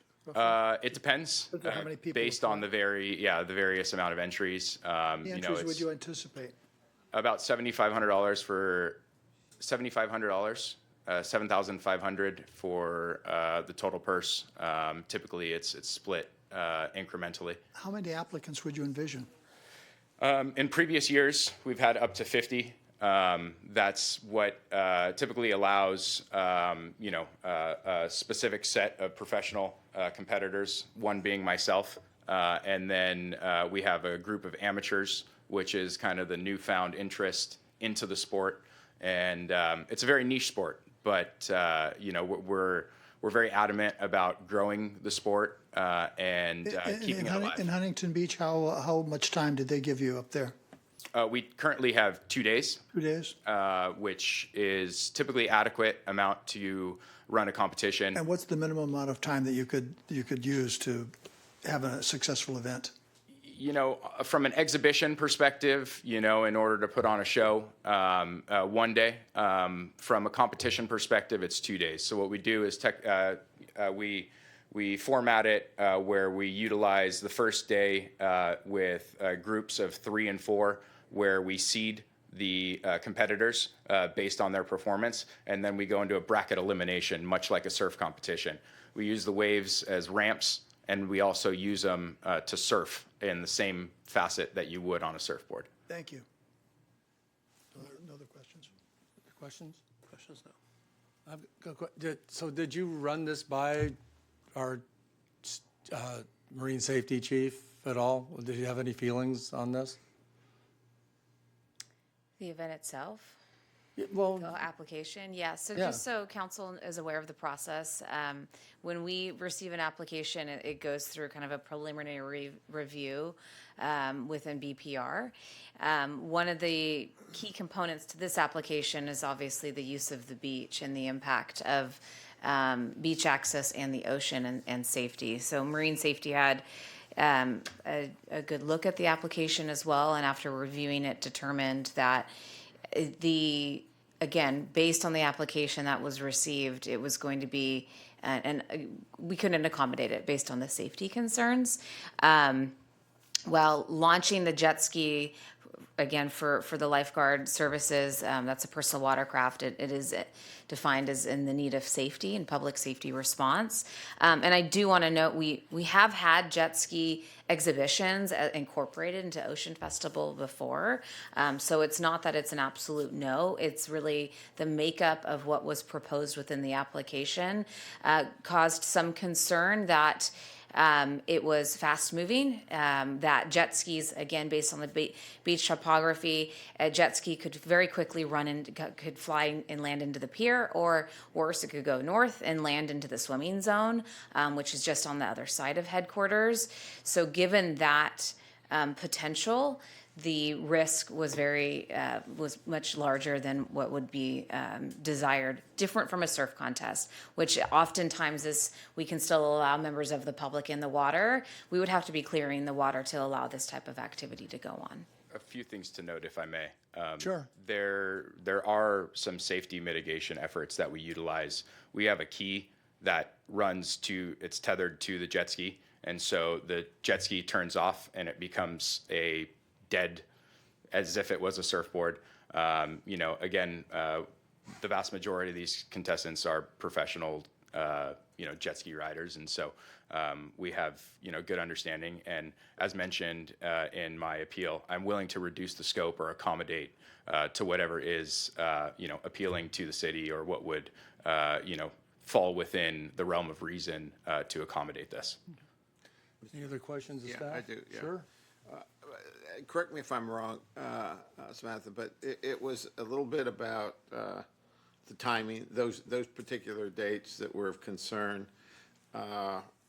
Maybe the day of the week even. It was a high usage days. We have a lot of beachgoers that day, and you're trading off people that want to visit the beach versus having this competition. I actually like the idea, but maybe if we found for the exhibition the right day, the right place, and whether and one of the other conditions I saw is that we didn't have maybe not the right enough staff. It's like our lifeguards. You want to have swimming all the time, but you can't find the lifeguards to take care of all the people. So just because you close down a section of beach, you move the people down the way, you still need those lifeguards over there, and we don't have enough. So help me understand all those issues and whether in your view you could come up conceivably with a date and a time and a place and a location that's not on the busiest weekend at the end of summer. Yes, certainly. Labor Day is a hard weekend to do, right? That is really the end of our summer season as people are culminating their summer vacation and their breaks. So potentially later on in September or even into October. I do believe the other concerning element was that 3-day time frame. The idea of potentially not having public access to the pier surfing area is very concerning. One of the critical components in approving a special event permit is that we're not completely removing public access to any of our public spaces, and this would be doing that. Even though you could argue there's other beaches you can go to, the pier is a very special space for many of our surfing community. So for that, you could look at certainly a different date, narrowing the length of the event, both in days and hours that's happening, limiting the number of participants, understanding the heats and how that runs is also very helpful. Modifying the event footprint to potentially look at other areas within our beach area. I know T Street was mentioned. I will say that could come with a number of concerns as well. That again, you're dealing with a very popular surf spot, and again, a very popular swimming area as well. So we're mindful of that. We don't want to take away important public access. But I think if council's inclined to look at some kind of compromise and modification, we need to look at a really comprehensive marine safety approved operating plan. And we've done that again with the Ocean Festival. This has happened before. There were a lot of checks and balances in place, and it was a very succinct space and event that was processed, and it was a limited time. It was 30 minutes, 45 minutes within the larger event, and there was already a big crowd that was coming to the beach to see and experience a festival in the water, not expecting necessarily regular access as they would as people flock for Ocean Festival specifically. Yeah, so, I'll go ahead. Another question? Yeah, I have more questions. So to the issue of whether we have the staff that could accommodate or protect our beaches on that day. Have you, did the Marine Safety weigh in on that? I can't speak specifically for Marine Safety Chief Malott on that. I'm not familiar with their staffing levels. I can speak in terms of other events we've hosted or permitted. Sometimes it can be a collaboration of our city resources that are paid for by our applicant, and then also the applicant providing additional public safety resources, whether that's in the form of an EMT on site or something like that. I don't know with certainty, though. That would be my other question is, would you envision, and maybe you can help us with this costing the city significant resources, additional resources that we would have to pay to order to have this type of event, or does the contract call for them covering all those? They would have to cover all of it. The code's very specific that any additional resources required, the fees are passed on to the applicant. Okay, all right. I would like to add that I did previously apply in March, April. I can't remember what the exact date was, and it was denied upon the fact of the dates. And it was proposed from Parks and Recreations and Special Events one of these dates. And so, obviously, with that being a proposed date that was available, we chose that date. So, again, I am willing to be flexible, and as mentioned, I'm willing to start small scale and grow if this is something of. Well, can I maybe clear the only path I see? And I collect San Clemente postcards. Don't ask me why. It's not spoons. It's not cups. It's postcards. And I've showed this postcard to my fellow council members. I know you can't see it on TV, but it's looking at the cars. It's 70-ish. It's the area between the pier and the lifeguard station, and there's 3 stand-up jet skis in the surf line. And this happens to be the Ocean Fest. The only path I can really see of trying something like this, and this goes with the fact that our Ocean Fest activities have dwindled in the last few years as far as lifeguard dory races and the things that we used to always have. Haven't had the great participation we've had in the past.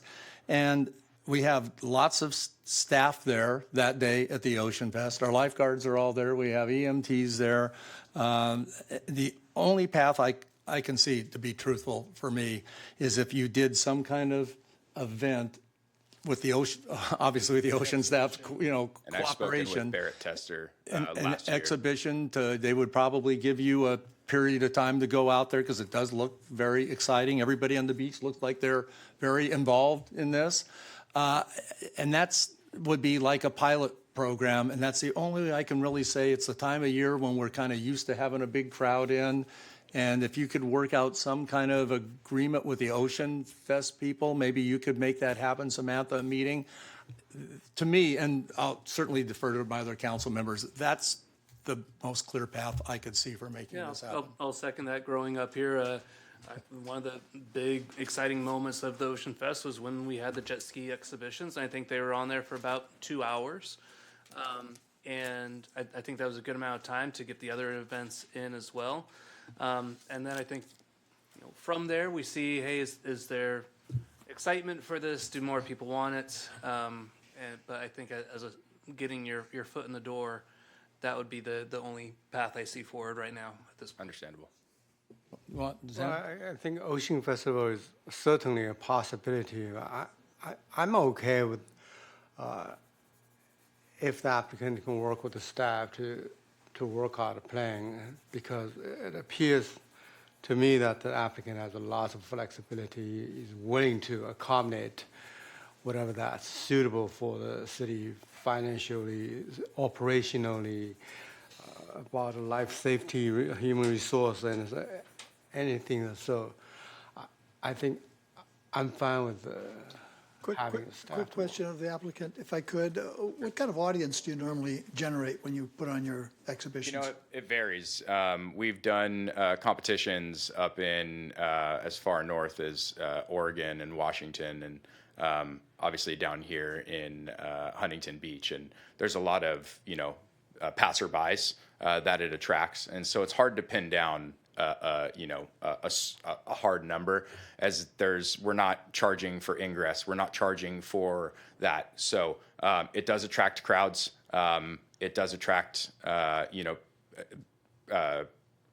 people that want to watch, but it's hard to pin a concise number as to how many people it attracts. I can say I'm just that. wondering if new people that might come to town just to see your Yeah, I mean, display. and we do a very great job of marketing the events, and so people do find attraction to it.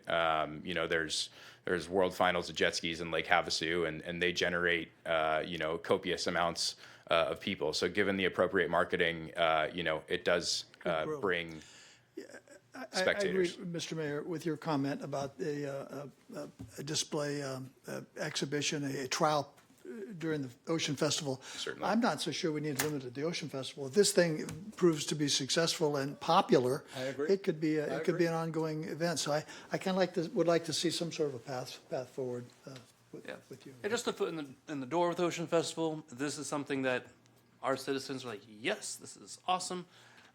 I think we can move forward with other events, but at this point, I don't know that I'm ready to go full steam. You're feeling it? So, yeah, I just think we need to have a competition among the city council. I I won't come in last, Victor, I guarantee you that. You got to get into the water to do this, you understand? No, I agree. Mayor, I apologize. I think we have a member of the public with a point of order. Is that correct? Did she already speak on this item? You spoke on this item, Amanda, right? Okay. Oh. Okay. Okay, so Yeah, I think we have a consensus on the path forward, see if they can work out.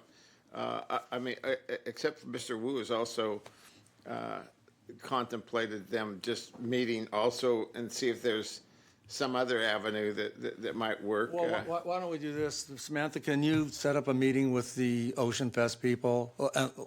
Let's say that there's a snag. We can come back. We are going to come back anyway, and with some more discussion here. But I think that's your clearest path, sir. Fair enough. I appreciate that. Okay, so do we need to continue this to a? I think you would suspend it. So what we probably want to do is suspend the hearing and let that, see if we can work out. I'm sorry, Because there's actually an appeal. So Right. you want to suspend the appeal pending working out something else. Exactly. We'll suspend it, and then Samantha, when you get some information, we can So bring I'll this get in back. contact with Samantha for Yeah, path she's forward.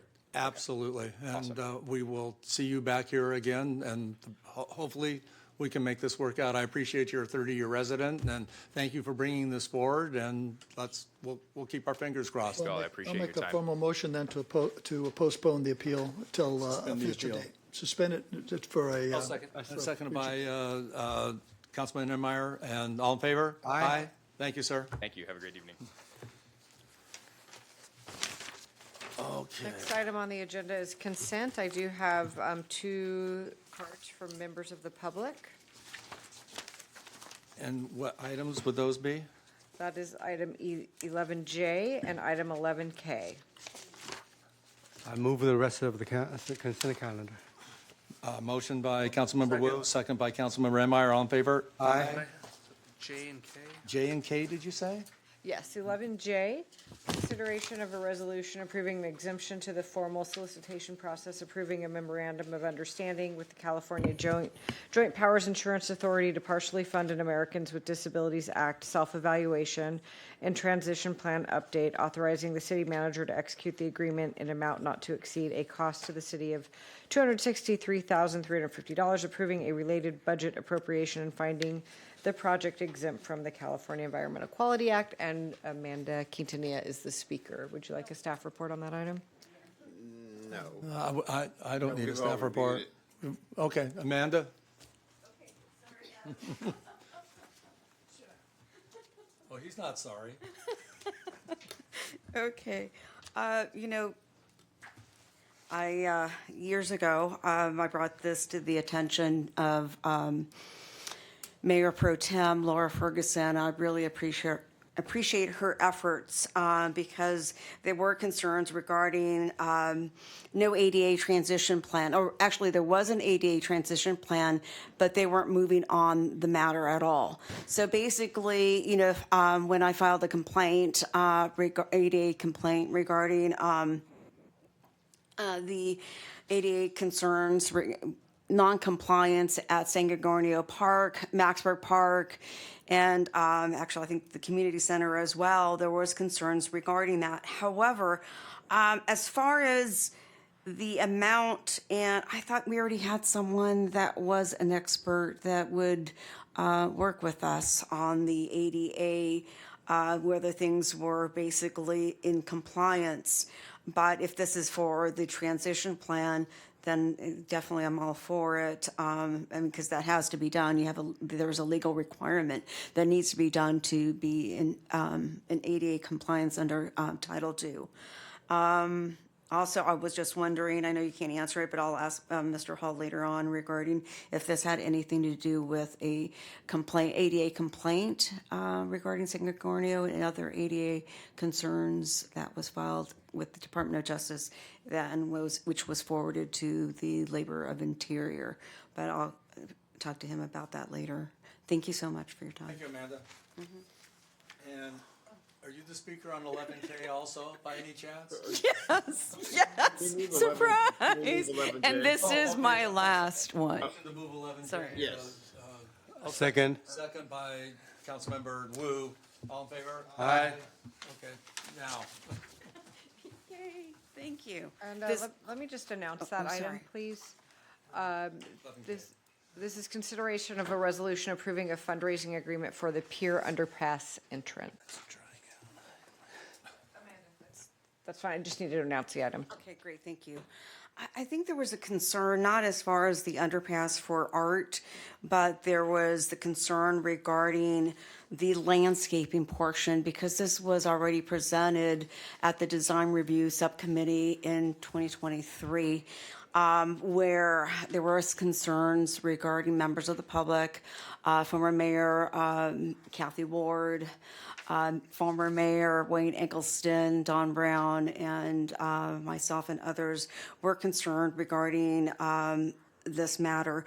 There was concerns regarding the removal of the trees, and their argument was that they wanted to look at the end of the pier, but I was down this Saturday for coastal cleanup early in the morning, and where they have one tree, I think they want to trim it down or take it away. Basically, even if you took that tree away, you had the fishermen's right in front of it. So it's not going to accomplish anything as far as having this wonderful view at the end of the pier. And that is a concern. And I think that if that maybe should perhaps go to the Design Review Subcommittee to see what their actual plan is versus just going and, trimming and taking out all the trees and the bushes that are there, because it does provide shade for people when they are waiting to go onto the trolley. I myself have stayed underneath that tree, those bushes there, and it does provide really a respite until you till you get going on the trolley. But anyways, that was just my main concern, is just the shade. And since we are a tree city, I wouldn't want the removal of any landscaping there. It could be trimmed back, but not any removal. Thank you so much for your time, and this is the last comment. Thank you. Thank you, Have a good Amanda. night. I have a motion to move. Move the item. Motion by Councilmember Cabral, second by Mayor Pro Tem Noblock. All in favor? Aye. Make a motion, move the balance on the consent. We already did that. We already moved them, yeah. Yeah, I know, it's late, dude. Next item on the agenda is oral communications, part 2, and we have one speaker card. Tony Rubolino.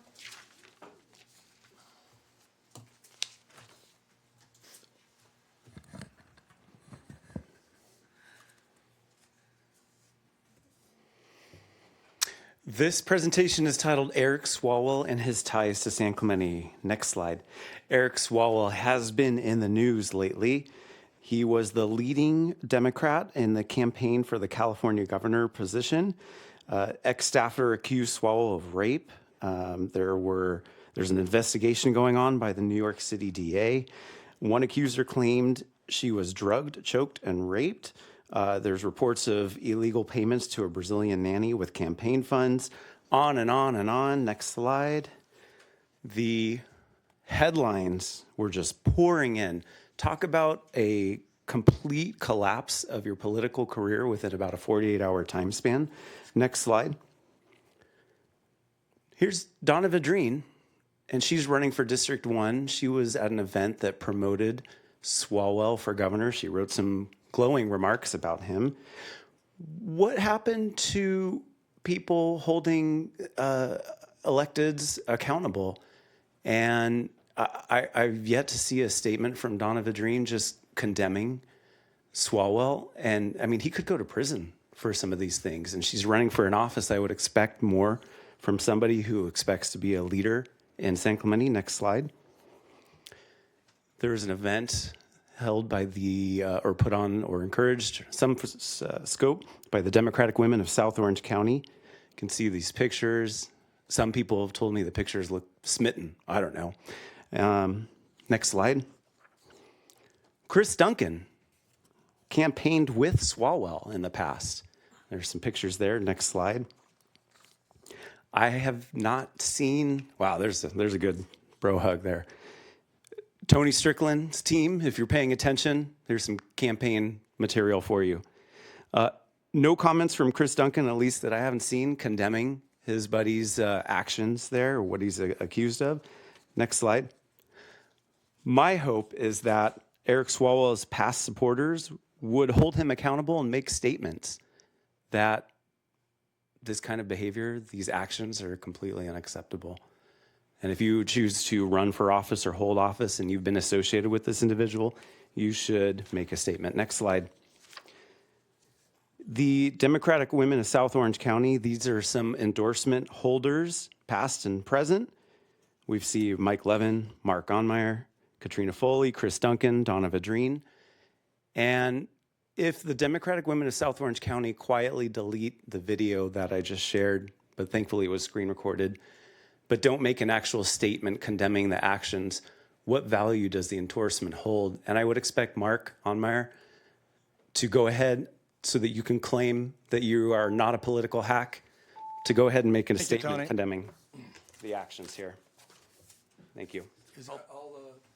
I'll just, I condemn the actions of Eric Swalwell right now. There you go. All right.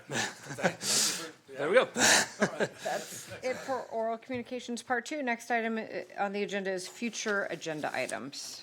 Anybody with some future agenda items? We need to fill up these future council meetings, guys, so. Yeah. I see none. Reports, city attorney. I don't have any. Thanks for having me, though. Isn't it a pleasure to serve the people and the residents of San Clemente? At 11 p.m., it is a pleasure to serve. We have staff reports, right? Manager? Well, we have city manager. Yeah, city manager report. Yeah. Yeah. So Mayor, I have a couple of quick contracts, and then we have a quick report on a little bit of the traffic issues down by the new Miramar that council members have asked about. So Dave's going to share just a real quick, some things for the public. Second Amendment, American National Community Services LLC providing for loan services for CDBG rehab loan program in an amount not to exceed $39,000. Ascent Environmental providing climate action plan progress report and supplemental update in the amount of $70,000. Ace Parking and providing parking enforcement in amount not to exceed $74,750. And just real quickly, some traffic calming issues down at the Miramar. Mr. Mayor. Birthday card, and I want it back. Mr. Mayor, I've seen the presentation. It lasts only 5, 10, 15 It's very minutes. quick. So it's a nice report. I can shorten it, certainly. Mr. Mayor, members of the council, Dave Riebensdorf, Public Works Director. I'll make this as quick as possible here. Thank you, Dave. Okay. So what staff's trying to do is just provide information on some, we have some new developments at North Beach we have the food hall coming up here pretty quick. I think it'll be open in about a month or so. We have the Miramar Event Center. And so we're going to have a lot more pedestrian traffic in that area. And so how do the pedestrians use that area? How are we going to keep them as safe as possible? This slide here shows the Miramar project entrances, which are mostly along El Camino Real And then some of the traffic control measures out there, we have existing pedestrian warning signs that are shown in yellow. Most of the patrons will be using the North Beach parking lot down on the lower left-hand side, and they'll be, coming past the beach club to get to these event centers, and I'll show some of the potential improvements coming up. But one thing to note is kind of on the northern end near the food hall, there's an existing crosswalk on El Camino Real and Pico, and one of the primary entrances to the food hall is just adjacent to that crosswalk. So some of the things that staff are recommending is to add a new crosswalk on Calle de Checa, and to modify the crosswalk near on El Camino Real. And what that will do is, what we're planning on doing is moving the stop bar back and then widening the crosswalk to make it more enticing to those that are at the Miramar Event Center and then also at the food hall. Adding directional signs encouraging the use of crosswalks with arrows to get to these event centers and the food hall. Those are shown in orange. And then adding some additional vehicle pedestrian warning signs. A couple of those will be flashing. Those are shown as pink dots. And then also to slow traffic in the areas, adding some traffic calming measures such as edge lines near the intersection there of El Camino Real and Pico. And then also adding a raised median. So I know one of the things the council is going to have a question, including the public, is why don't we just put in crosswalks right in between these centers?